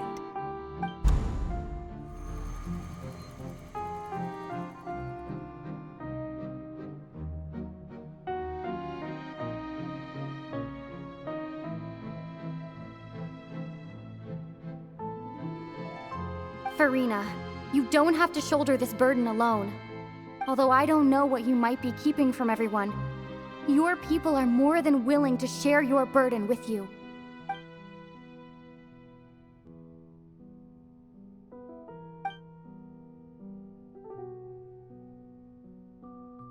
Share my burden.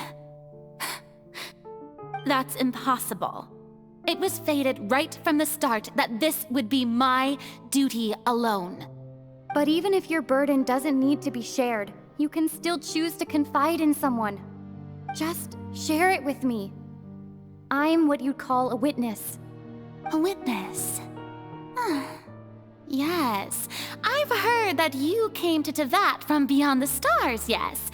In other words, you never belonged here. And if Tevat is, in its entirety, a show on a stage, then you're just a spectator, aren't you? If that's the case... She's right. I could confide in her, couldn't I? But if things don't play out as expected, the people of Fontaine will be the ones to pay the price. No, Furina. You shouldn't be selfish. But what if it's really all right? Furina, you've worked so hard for so long. Surely it would be okay to put yourself first for once. Just this once. Is it such an outrageous thing to do anyway? To find someone in whom you can confide your frustrations and sorrows? Surely it could not hurt. If you let this opportunity slip through your fingers, it might never come by again. Think about it long and hard.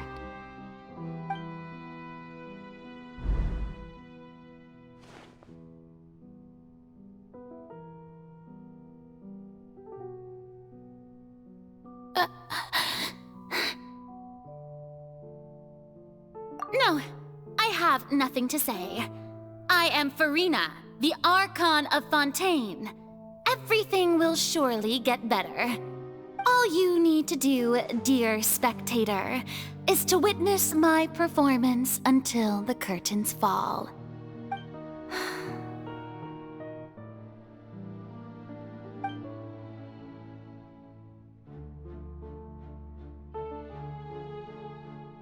Fine.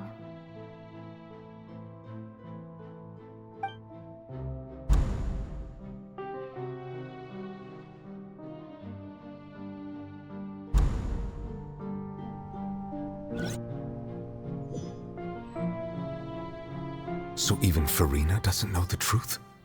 You've never once let her in on the full plan? Yes, it had to be done. To deceive the heavenly principles, you must first deceive yourself. She did very well. If she had let her resolve falter even once in these 5 centuries, Fontaine would have been doomed to the most tragic fate. It seems that trusting humanity was the right decision after all. I believe that I understand how your deception works, but that is only half the truth, is it not? How would you build on this foundation to save the people of Fontaine? That is the most important thing. Ah, good, good. Of course, the Iudex of Fontaine has pinpointed the crux of the issue. I'm sure you've long sensed that the Oratrice is no simple machine, yes? I've always suspected that it had its own consciousness. And Lenny did mention that he heard a human voice within the core chamber. It now seems that that person was you, hidden within the machine all along. Am I right? And then I became one with the Oratrice, taking Fontaine's gnosis with me. Yes, it would seem so, wouldn't it? Alas, your understanding of this device still lacks sufficient depth. In truth, it is no enactor of justice. It is, in fact, a device created to kill the god of justice. I beg your pardon? Oh, you have it. And to be more precise, not only will the Oratrice take down the god of justice, it will also take down the divine throne upon which she has been placed. I mean, did you think I would be the sort to enjoy peaceful repose while Furina suffered? My work over these last 500 years has been to constantly accumulate indemnitium within the Oratrice. But really, some have already discovered that only a small fraction of the energy generated by the device was ever used to provide power to Fontaine. The vast majority has been, had to be, accumulated to enact this death sentence. It was all a part of your plan then? Both the trial and the sentence? Indeed. This power, accrued over 5 centuries, could have sustained Fontainians for millennia had it only been used for that purpose. Almost all of it has now been stored within the Oratrice. But only power of this magnitude could hope to destroy the Hydro Archon's divine throne, shaking the rules established by Celestia and breaking through the institution that is the Seven. So the Oratrice's call for death was for neither Furina nor Focalor, but for the Hydro Archon. The destruction of that divine throne. If I do not misunderstand your intent, you must be... Returning what's rightfully yours to you, of course. In other words, this was all done to return the authority of the Hydro Archon to the Hydro Dragon of this planet. But...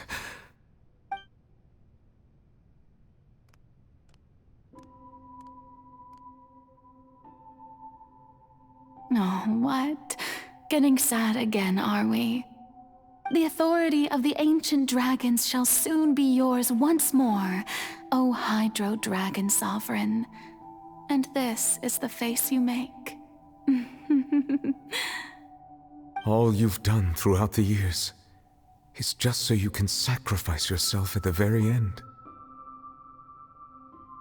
I've never quite seen it that way, you know. Even now, I'm quite pleased at how well my deception worked.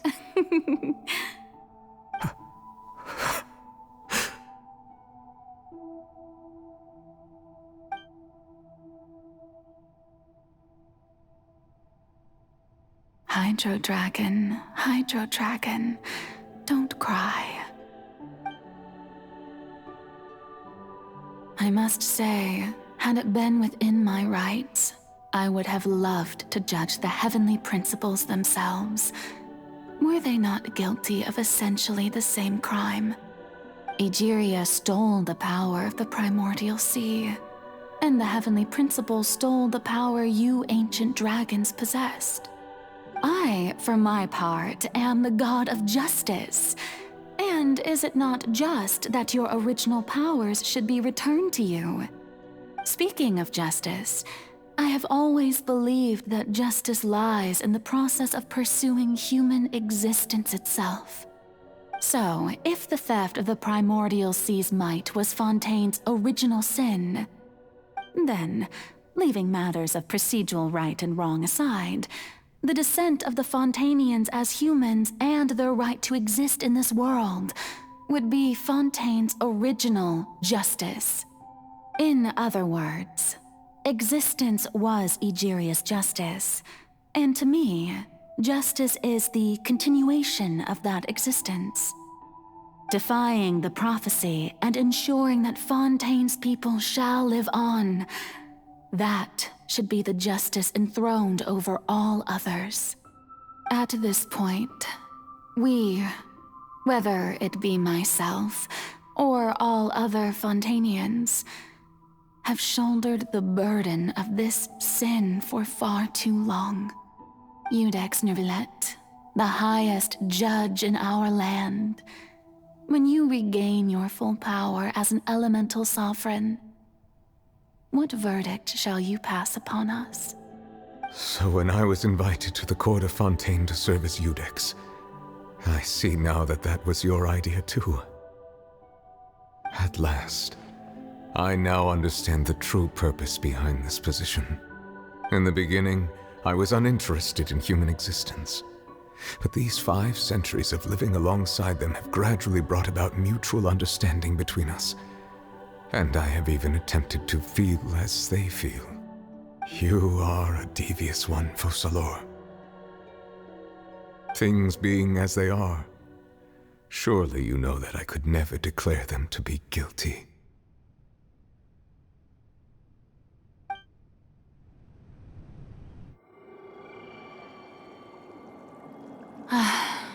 The hour of my execution is almost here. For the sinner, the curtain call has come. I know I may not sound it, but faced with death, I find myself a little afraid. Perhaps this is one thing both gods and humans have in common.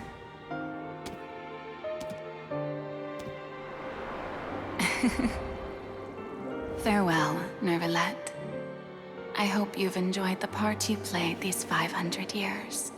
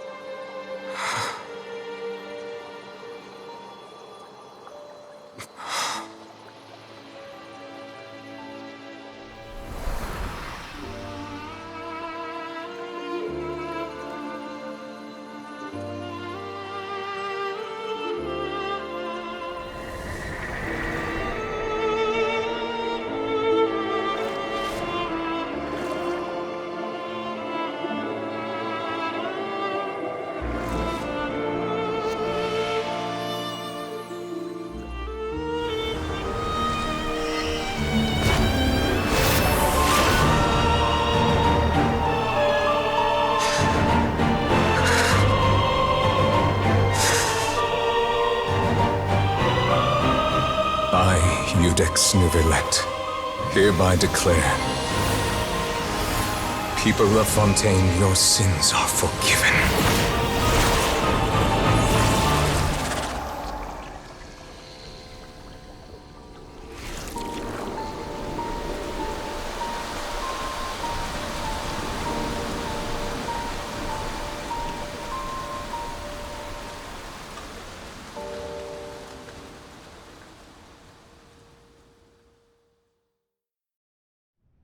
So this is a day.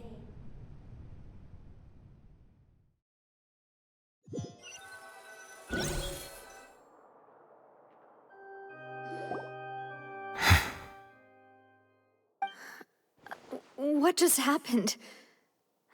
Has the death sentence been carried out? Was that bright light some sort of misdirection? I have a feeling that something huge just happened. But since we're all still alive and haven't been dissolved, I assume whatever happened was good for us. It's time to end this. We must mete out punishment to that beast. Didn't you say just a moment ago that it can't be defeated? I have gained the strength sufficient to deal with it. Through certain means, I now have the ability to separate the power of the Primordial Sea from that creature. We should seize the opportunity to pursue our quarry. Traveler, now that the oratories can no longer function, I require an executor to help me mete out justice. The root of the calamities befalling Fontaine, the beast that enacts the prophecy. Its name is the all-devouring Narwhal. Come with me, traveler. The hour of execution has come.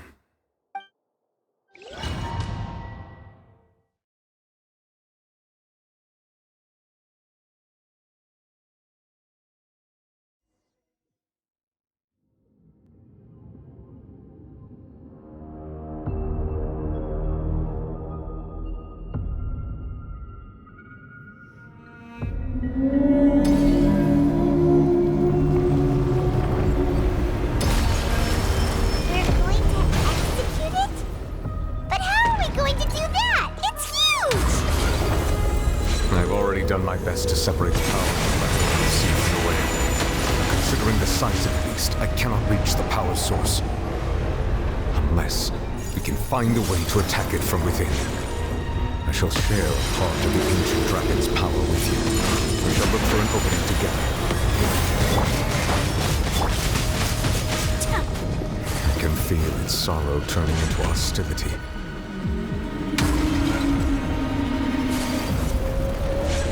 Whirling snow!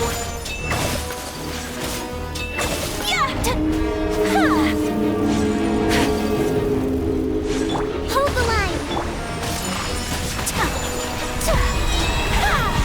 Embrace the ice! The all-devouring narwhal cannot resist its instinct to devour. Continue to trigger its hostility. Chance will present itself.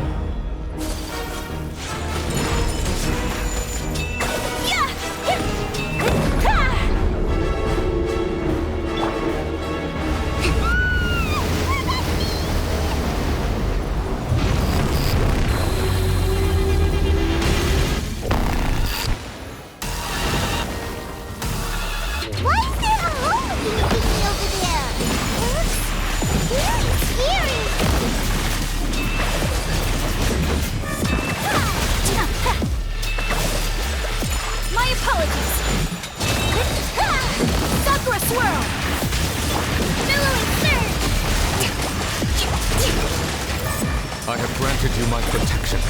Do not fear. Seize the moment and use my power to suppress its root from within.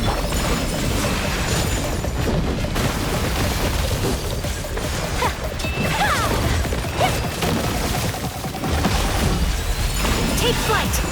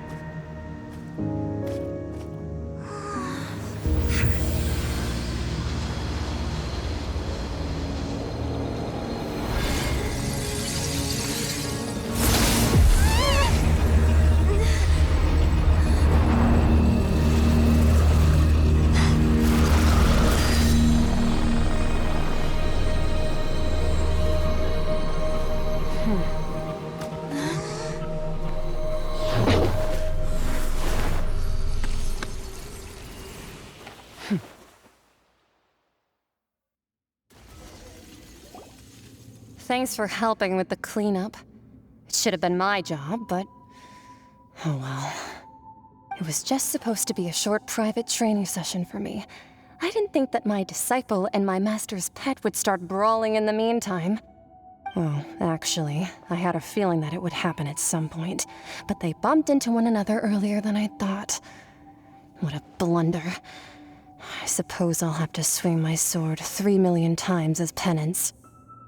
That power. Who are you exactly? Paimon has an idea. From what she said earlier, she must be Child's master. Skirk, right? It's just that he gave us the impression that she was the less talkative person. I simply did not have anything to say to the weak. But you, on the other hand, managed to defeat the all-devouring narwhal without using power from beyond this world. So you may speak to me as equals.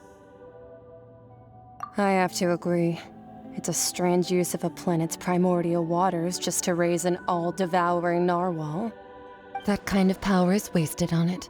It's not cooperative, it eats too much, and I have more important things to do with my time than pet sitting. The only thing that creature has going for it is its looks. All in all, it fails as a pet. Miss Skirk? I think you might have missed the point. The point being? Well, being that this pet almost destroyed an entire nation. So what sort of person is your master? Well, Child's master's master. Wait, is that right? Oh, right. So you don't know him. Sorry, I assumed you did. His name is Sertologi. Huh? I am unfamiliar with that name. Huh. So Master isn't sufficiently famous. How should I describe him then? Have you heard of the name The Fowl? The Fowl? Still nothing? Well, how about the Visionary? Vetterfalnir then? Or Gold Rhine-daughter? Ooh, that one we've heard! Rhine-daughter's part of the Hexen Circle. She's Albedo's mom, right? Oh, so you do know that name. To be honest, I also heard all of those names and titles from my master. I don't actually know them either. But I suppose you understand now, yes? My master is likely a similar sort to Rhine-daughter. They are both pursuing some form of perfection. Wait! Didn't you also mention a visionary person? Paimon didn't quite catch their name. Actually, never mind that. I believe it expedient to inform you that the all-devouring narwhal used up nearly all its strength fighting you. Such roiling hydro energies will prove difficult for the planet's deep seas to digest. As such, the Fontaine back on the surface has most likely been thrown into chaos. In other words, the prophecy that you've been fretting over should now be in full swing. What?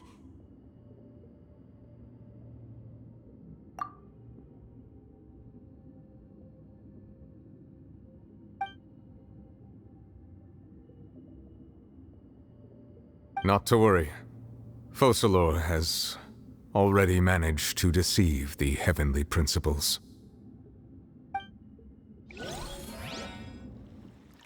In the end, the people will all be dissolved into the waters, and only Furina will remain, weeping on her throne.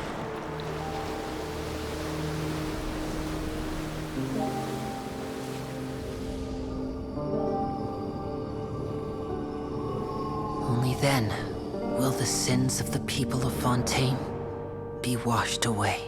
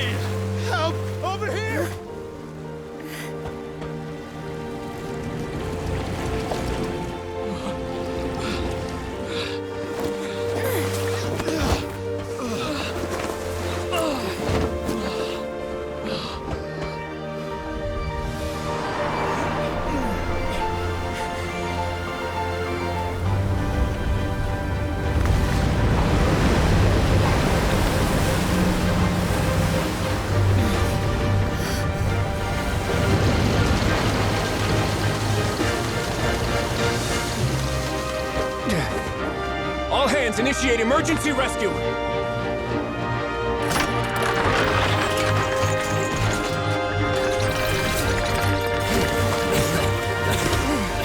Hurry!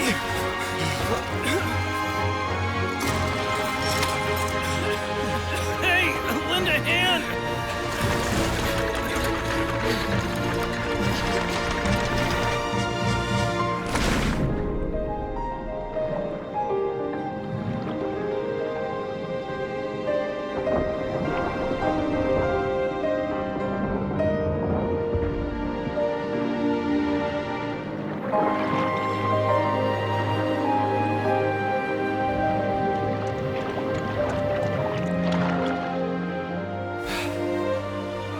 Look!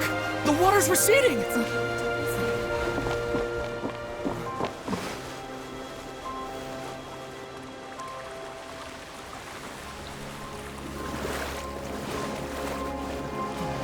It's a miracle! Water's receding. We didn't dissolve. The prophecy was wrong. The prophecy was wrong.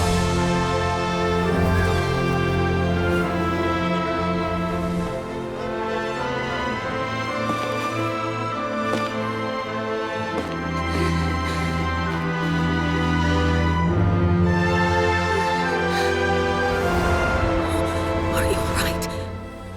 Yeah. We're safe. The prophecy was wrong.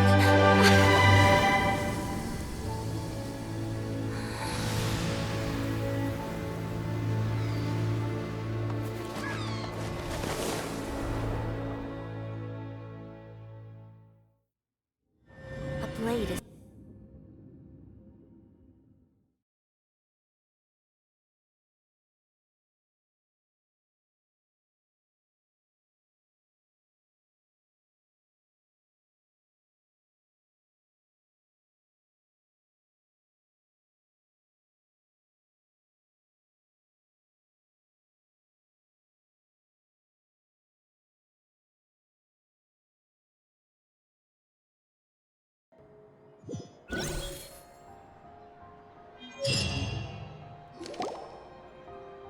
The soil renewed. The Sphina di Rasula talks post-disaster rebuilding. I recently visited Poisson to meet with Miss Navia, spokesperson of the Sphina di Rasula, and we spoke about Poisson's present and future. Old soil can still give birth to new bloom, Miss Navia stated. Hope is like seeing a small cookie when you're starving late at night. You just need a little of it. Skyship Winglet, boon or bane of the Fontaine Research Institute.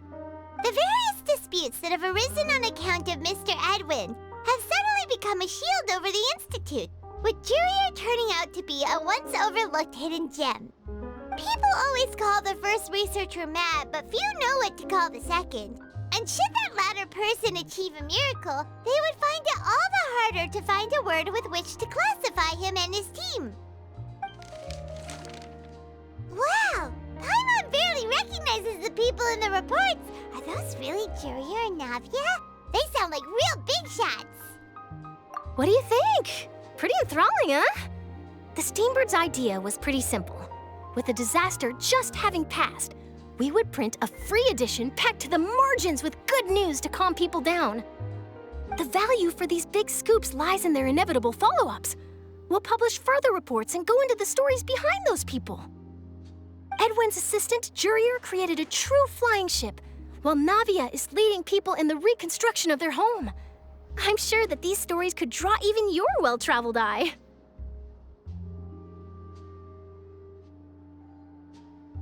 Paimon's curious too!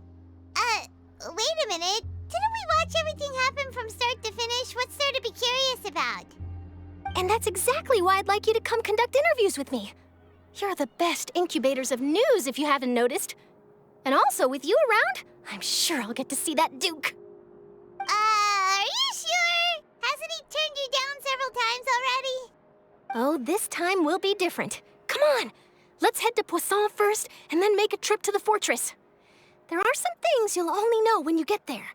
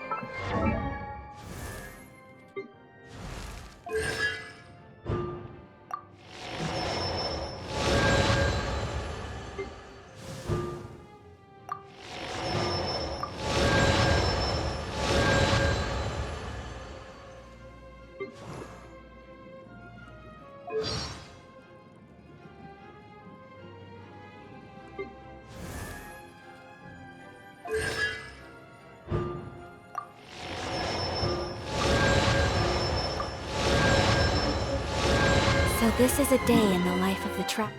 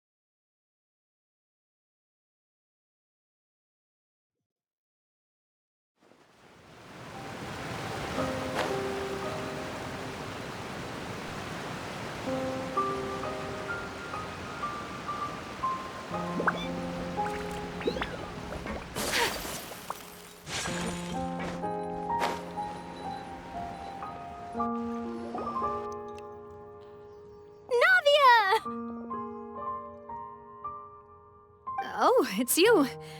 What brings you all here? Hey, we're just having a look around.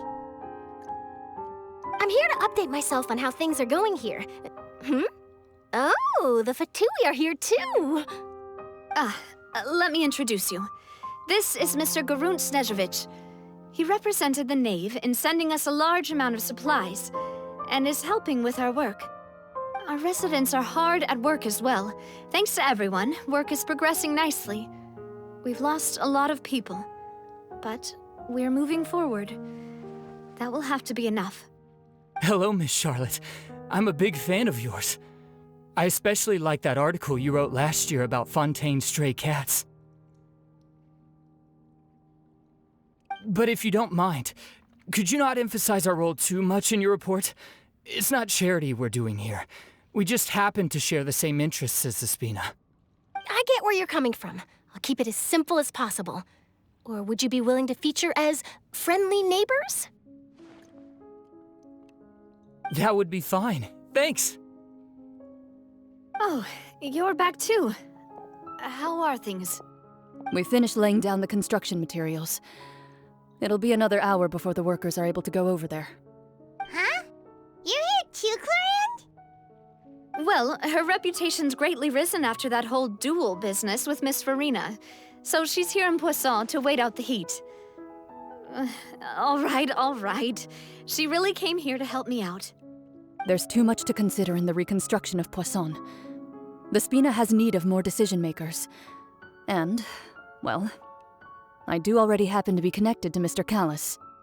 Oh, wait just a moment. Do you mind me asking a few questions? You know, about how you felt before the duel, about what it was like facing down a god. There's lots of exciting material there, I bet. Forget it. I'm sure you can find a better theme than that, Miss Charlotte. I see you're the same as always. Couldn't you do me a favor, for Navia's sake? Well, if we're talking about doing things for my sake, you might as well just take a few more photos of me. Or of the Traveler. It's better than wasting time persuading Clorinde, at any rate. Of course I will. I'm not gonna let her off that easy. All right, then everyone who wants to be in the photo, gather up. And smile.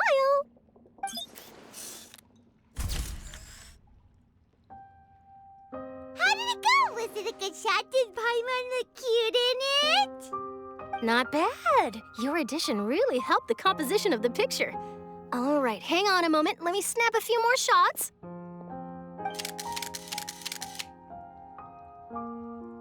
All right, that should do it.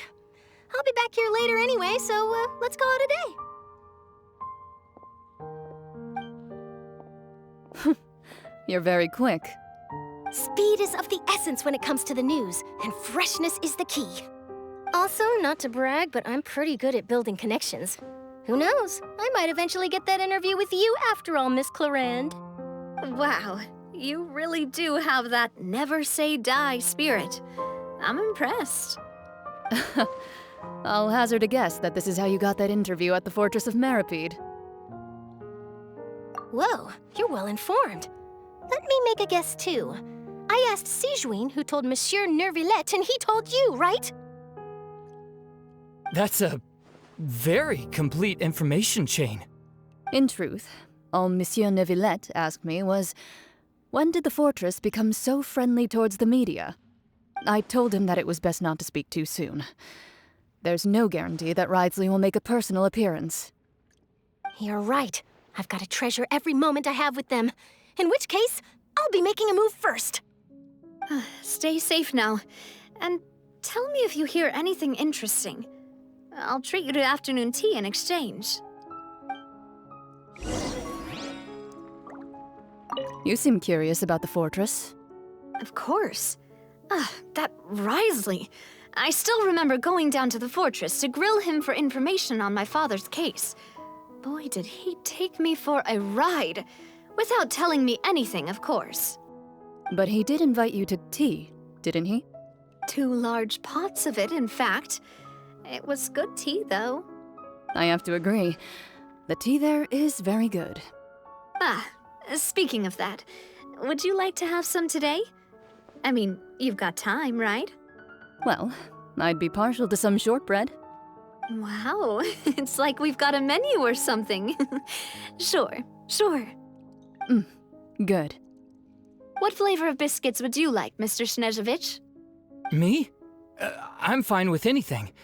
But I would prefer chocolate, should you have it. All right. Leave it to me. I'll go over the newly arrived supplies with you later, Mr. Snezhevich. We should be able to finish the preparatory work today. That works great for me. Huh. Is it just me, or did you get a new lipstick? I did. It was a gift from Sijuin. Want to give it a try? I think the color would suit you, too.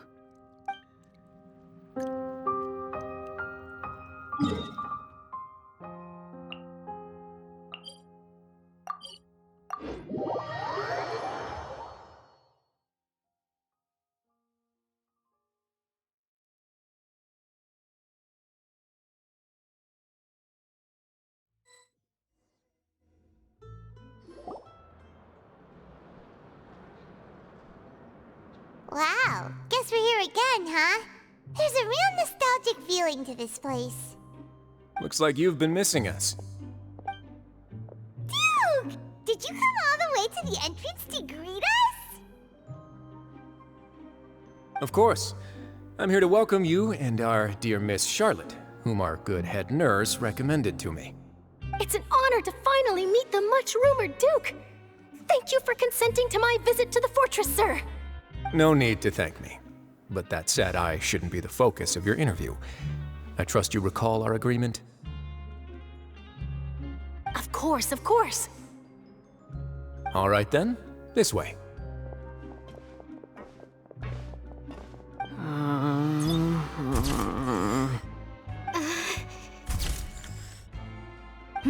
Hey, no need to be so nervous. I've already taken all the photos we need. Miss Charlotte, do these pictures really need to be published on the cover of the Steambird? It would seem that Miss Lorvine doesn't want her face to appear beside that of Mr. Jurier, Sir, please don't say things like that. But it looks like dear Mr. Jurier denies it. Might this interview be very important to you then? No, I just... This is my first time being interviewed, and I'm very thankful to the Steambird for... Now, I might not look it, but I actually did meet Mr. Edwin once. And I'll be honest, I enjoyed chatting with you more. You've definitely got more of that genius vibe going on. The boat that brought about a miracle, the ark that saved the people. Why, you recreated a myth back there, like an emissary of legend. Still, if I might ask, where's that flying ship now? Huh! Looks like Charlotte's trying to get herself another exclusive scoop. I have to apologize, but that ship is presently in the bowels of our factory. I'm afraid it won't be easy for you to get a shot of it. Really? Well, then in that case, could I have an interview with you to make up for that loss?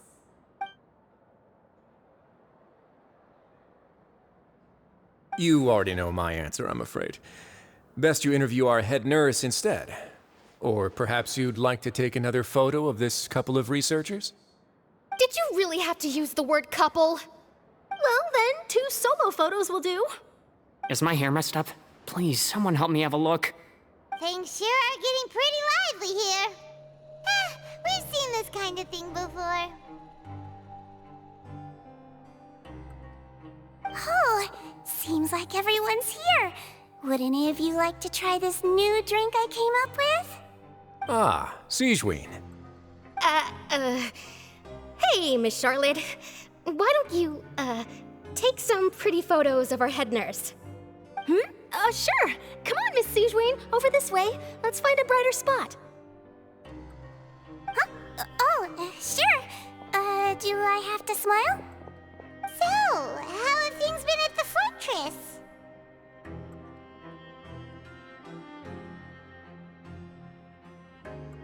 Same old, as you can see. Fontaine's undergone some changes, but this place is still more or less the same. Other than that flying ship, it got a tad too much attention, I think. That's why I decided to let the interview go through. We should direct more public opinions toward the behind-the-scenes heroes. Am I right, Mr. Jurier? Miss Lorvine? You're too kind, sir. I believe that you too should have your day in the sun. Not that you would want that, which is a pity. I'll just leave the spotlight to you two.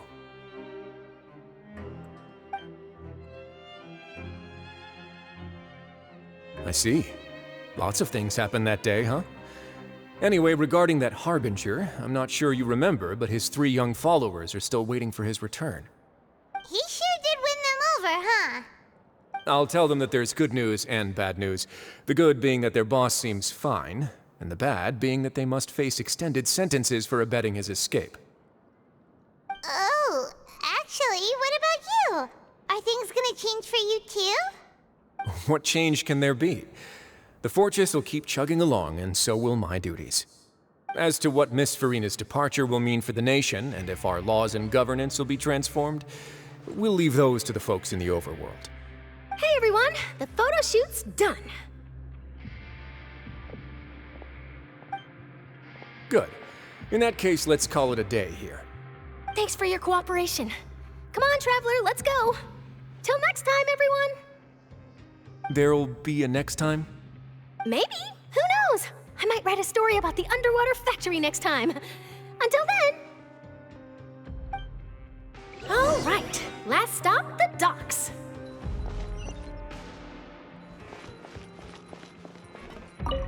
Oh, you know, I'd love to see you in one of Charlotte's photo shoots one day. Is that really necessary? Our line of work doesn't really require much photographing. It's precisely because we don't need the picture that they'll have value as keepsakes. You don't really look all that opposed to the idea, you know. Maybe I'm just happy that I managed to once again avoid the spotlight. I think this interview went well either way. Yes, you successfully kept prying eyes away by using Mr. Jurier and Miss Lorvine as shields. Very good. You should be happy for them. They have a bright future ahead of them.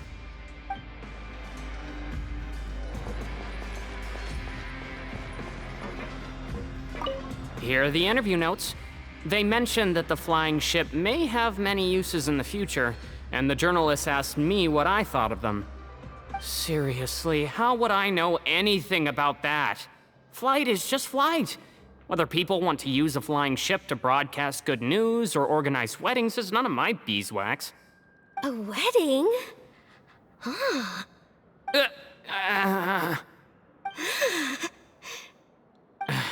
Why are you looking at me like that? So the flying ship can be used for weddings? I didn't say that. That journalist mentioned it, and what does that have to do with us anyway? True. What does that have to do with us?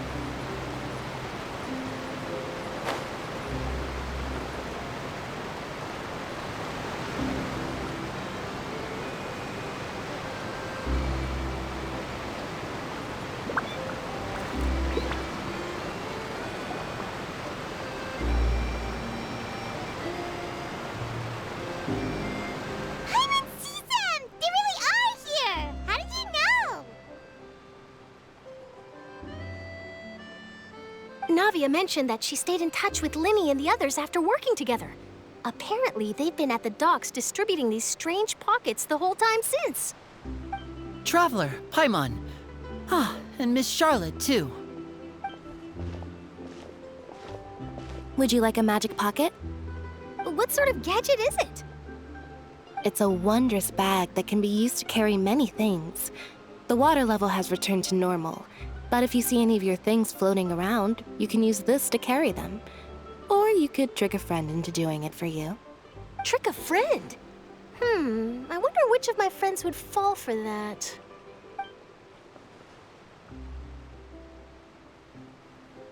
You could just make a friend like Fremine here. Isn't that right, Fremine? Is this what you meant by, I'll help you make some more friends? To be honest, that sounds pretty sweet. Could I have your contact, please? Sure. Please, write down my address. You sure are working hard to help Fremine socialize. He was the one who proposed doing this. He even wants to assist in our magic shows. Yes, I was planning to first introduce Pear as an assistant, and later Fremine himself. In the future, I think we can leave underwater escape magic to him too. That said, would anyone want to see a diver escape underwater? Oh, it'll work out. Every journey begins with the first step. He'll become a part of our show eventually. Lynette, could you come over? Miss Charlotte says she wants to take a picture of us. Got it. My, that Charlotte is rather perceptive. She got rid of everyone the moment she realized I had something to say to you. So, how have things been, Traveler? Father says that you did a great deal during the latest events. She's very grateful for your contributions to Fontaine. That's all right. We were more than happy to help.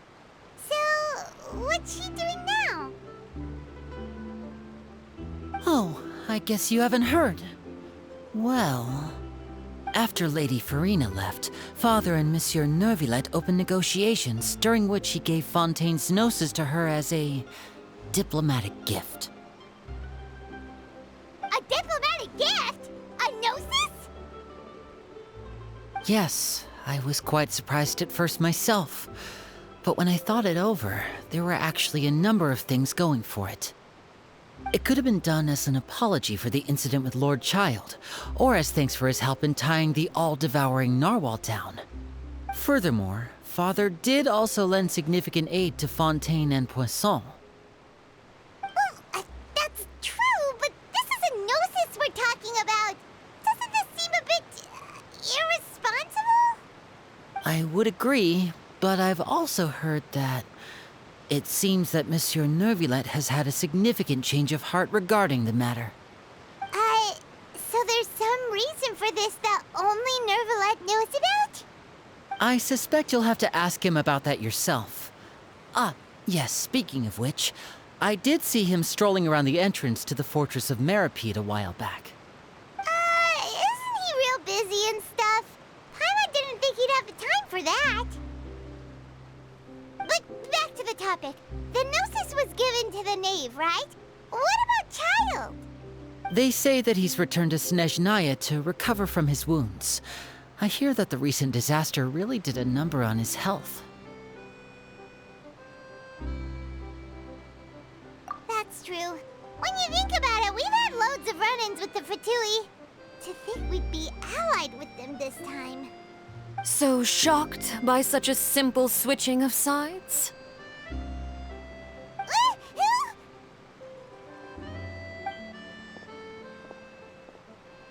Father! Well, what do you know? Come to the docks to see how my children are doing and meet the Traveler by chance. Please do not pay my accomplishments in Fontaine too much mind. I would have done them regardless. Are you going to take the gnosis back to Snezhnaya? That is our duty as harbingers, yes. Don't be too preoccupied with sides.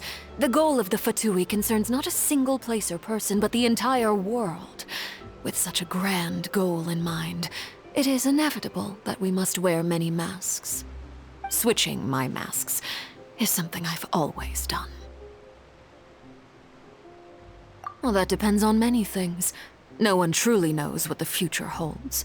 What good is honesty if you can't rely on it forever? As for you, I very much look forward to our next collaboration. Good things cannot be achieved alone, and you've proved yourselves to be great partners.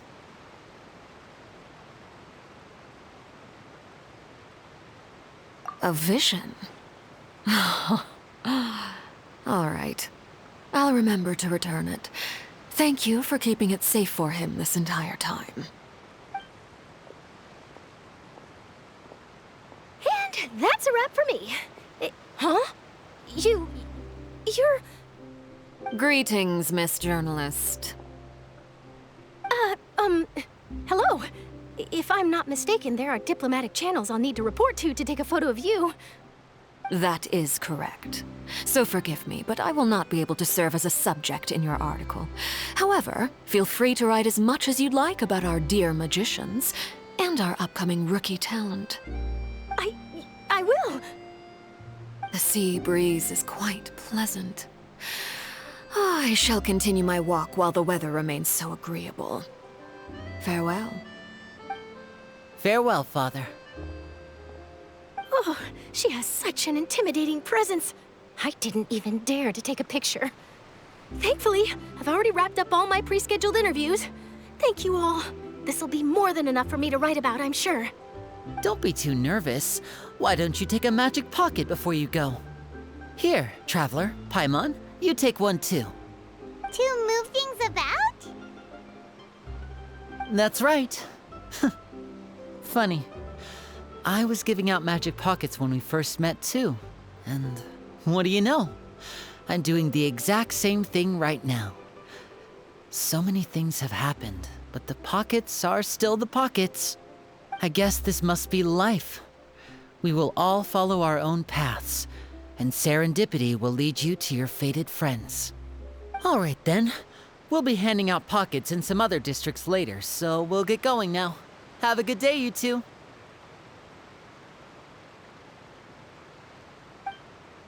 Well, guess we sent Charlotte, huh?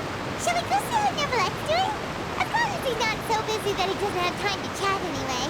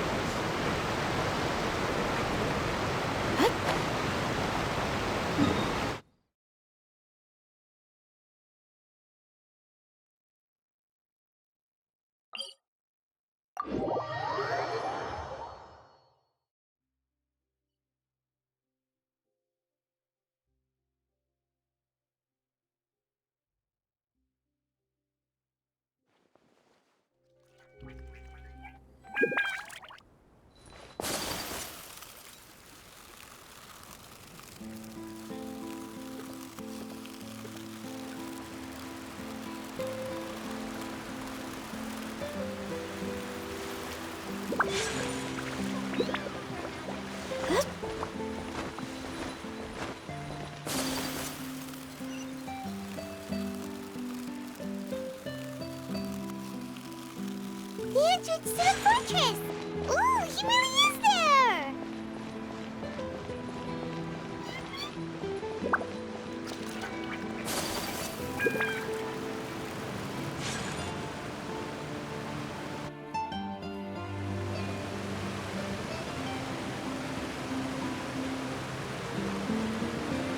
So, you really are here, Neverlet! Paimon didn't think you were going to have free time this hour of the day. Really? Oh, I suppose you must have met Mr. Linney. He took the time to greet me earlier when he passed this way. In any case, you came at a good time. I was just considering reaching out to you to set up a meeting, so I may explain some things that I haven't had the time to before. Aw, Paimon's glad that you remembered. Thank you for keeping us on your mind, what with you being busy and all. Alright, let's have it then. How was Fontaine actually saved? The whole business is still quite the mystery to us. It is strange how words can often leave a bitter taste in the mouth when it finally comes time to say them out loud.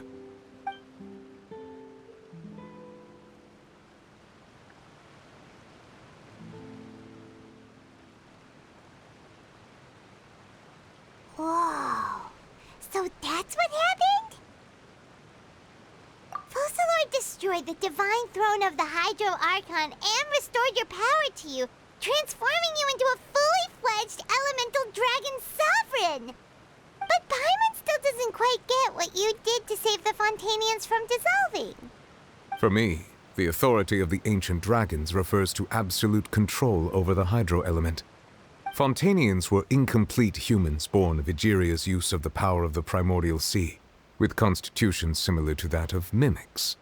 But so long as those primordial energies remain within them, I could use the ancient dragon's authority to grant them true blood, after the fashion in which life was first brought into being on this planet. In other words, when I gave my verdict, Fontainians became true humans, and thus would naturally no longer be dissolved by water from the primordial sea. Focalor must have counted on you to make that decision as well. Your verdict was the key to making the prophecy appear to have come true while saving everyone. Yeah, and in a manner of speaking, Focalor finally managed to fulfill the original Hydro Archon's wish to turn Oceanids into real people too! It seems from your expressions that you still have more things you wish to ask. Ask away. I will tell you the truth as I know it. I have investigated his case along many avenues, and I have learned that he once fell into an unknown chasm when he was young. There, by chance, he awakened the all-devouring narwhal. But whether it be by sentiment or reason, that should not have been enough to consider him the root cause of the disaster. At most, he would have had tangential liability. As for the judgment passed by the Oratrice during the trial, whether it was due to that liability by association, or Focalor deliberately using him to buy time for us on the assumption that he would be able to hold the creature off, I cannot say. Guess Focalor had Fontainians in mind the whole time. In the end, it was thanks to her that they finally became real humans. Hang on a second. Paimon suddenly got another question. Back when Fontainians hadn't yet become real humans, were the children they had also transformed Oceanids? Life has always flowed like water. Do you recall how Fontainians would often come to the Fountain of Lucine to pray for children? Yeah! Lynette said the fountain is where all the waters in Fontaine converge. In truth, even those couples did not know that such prayers were no mere custom, but instead a form of ritual. Those Oceanids who were blessed within the spring water would later descend as new humans in the coming months. Paimon sorta gets it now. Either way, seems like this ritual won't be of any further use, but it'll probably live on as a local custom. Ask away. I will tell you the truth as I know it. Yeah, about that. Risley said Furina has already left. What's that all about? Ah, Lady Furina. The people are only aware that her death sentence has not been carried out. She abdicated the post of Hydro Archon and left affairs related to that title to me, before leaving the Opera House. I related Focalor's words to her faithfully and completely. After hearing them, she seemed neither saddened nor comforted. She simply said that she was tired and needed to rest. Having said that, she then packed her things and moved out of the Opera House, not unlike how an ordinary person might. But she's still got a place to stay, right? You need not worry. I will make arrangements to ensure that she will not want for food, clothing, board, or travel. In truth, I am somewhat happy for her. The wear and tear on her spirit will, of course, take time to heal. But now that she no longer has to play the role of Focalor the Hydro Archon, she can finally lay down her burdens and lead a normal life. What about you then? What are your plans now that you've regained your full powers as the Hydro Dragon?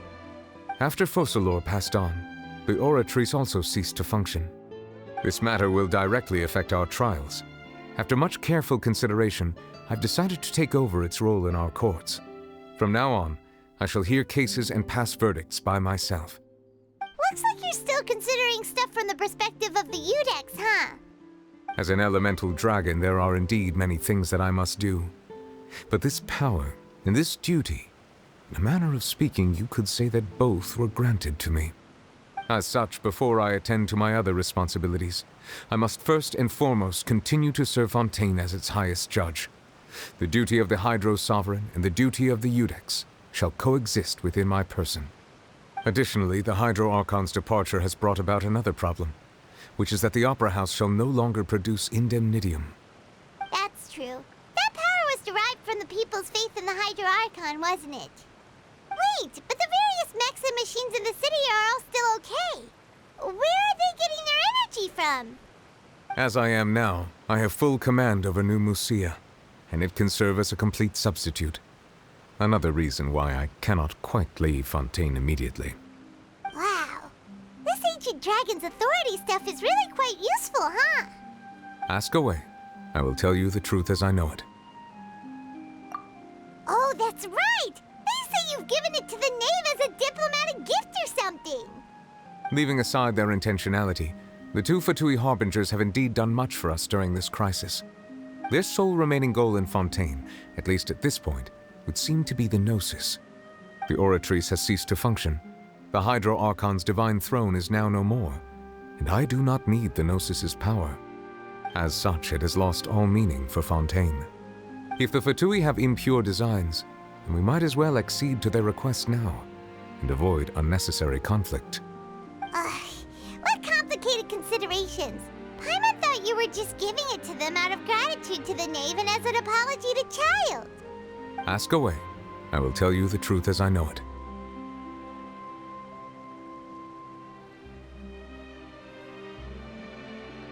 You will soon be heading to Natlan, I presume?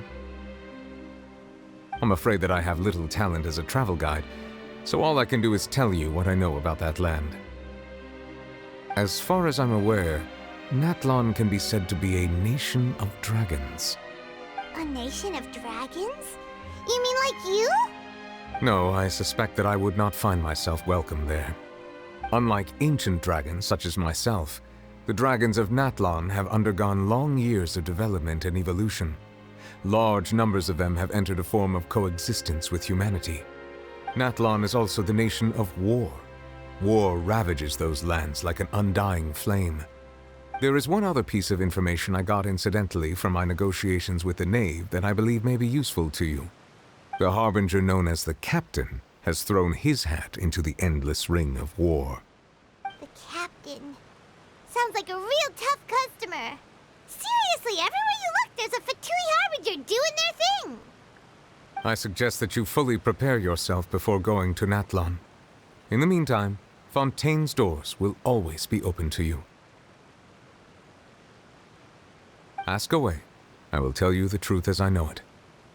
Hang on a sec. Paimon's still got a question about the Gnosis.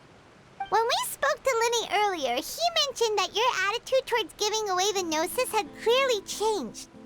We guessed that there might be some reason for it that only you were aware of. No wonder the House of the Hearth is the Fatui's intelligence division. They are certainly sharp.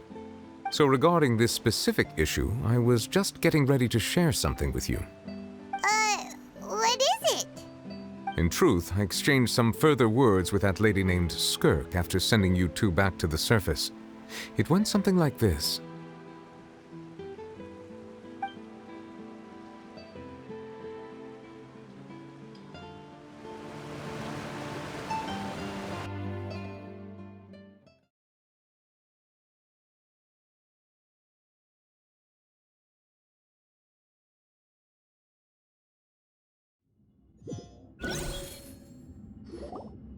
Well, we're going to head topside to see what's going on. You hurry over soon as well, all right, Nervalet? What next? The all-devouring narwhal isn't here, so I'm no longer getting any interference. I can finally catch the scent of your power, what it's made of. It is the authority of the planet's primordial dragons, but with something very similar to a god's curse mixed in. It's quite a novel blend. I'm sure I've encountered something like this before. What was it again? I do not know what you speak of. Of course. How could I forget? You should have the remains of the third descender on your person, yes? Remains? I've never heard of any such thing. According to your parlance, I believe it may be called a gnosis. Well, that much is true. After Focalor's divinity faded, she handed her gnosis to me. But I fear I have never heard of it described in the manner that you just did. I've been training with my master, the Foul, ever since I was young. and I have never returned to the surface since. So most of the information I possess, I got from him. It is only natural for those who are greater than humanity to possess a different sort of common sense, which is why there are so many problems in our attempts to communicate with humans. Regardless, you should probably get rid of objects of misfortune to prevent any disasters from befalling you. To live in itself is a blessing. But once a person dies, the bonds he once had with this world shall all turn to curses. What do you mean by that? No need to fret. These are just my personal thoughts, and my reason for no longer wishing to return to the surface. This third descender you refer to, who are they? And when did they die? Master never mentioned them to me. Perhaps it just wasn't that important for me to know. If you're interested, though, I could ask him. I'll be sure to pass the answer on to you next time. Next time? You believe we will meet again? I do. Wait. I have a disciple of my own, don't I? He can be the messenger then.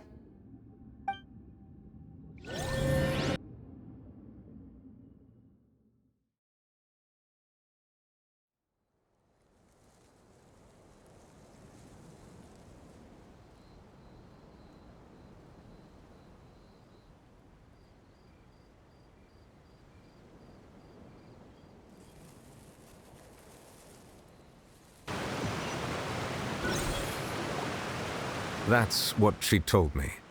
Whether it would prove useful or not, I wanted to pass that information on to you. The remains of the third descender?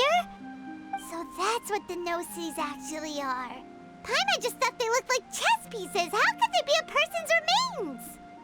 All the same, assuming that there was no misunderstanding or special metaphor at play, that is what she meant to say. And she said that it would bring misfortune and that you should check it, which is why you gave it to the Fatui. If she speaks the truth, then I would simply be putting Fontaine at unnecessary risk by keeping it here.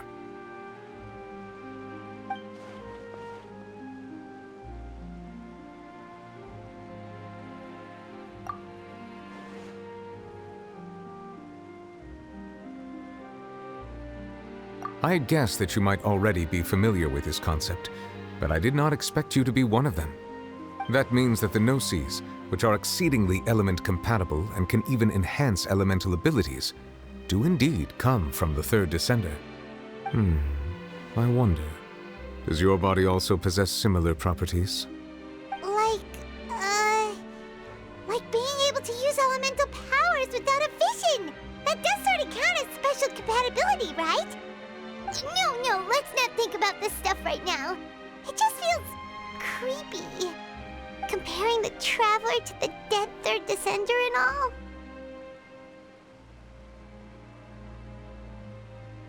That's what you say, but this topic still feels like bad luck. Once Child recovers, let's get some more answers out of him. Or go look for his master and get the answers that way.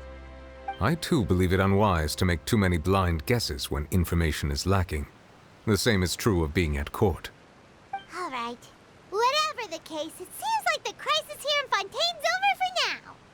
Yes. All of Focalor's efforts were for this moment as well. But she sacrificed herself in the end as a god, and she suffered through all those years as a human. Was that really what she wanted? I suppose that would be the mystery of a god's will. I suspect not. But once in a while, I too would guess that if wishes were like the clouds in the sky, they will one day return to the earth as raindrops. Life flows like water, and rain is the final answer. The water levels may sometimes tilt one way or another, but the rain falls fairly upon all.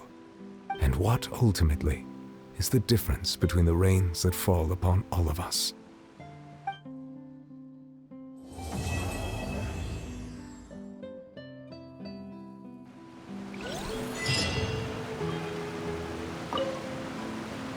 It seems from your expressions that you still have more things you wish to ask.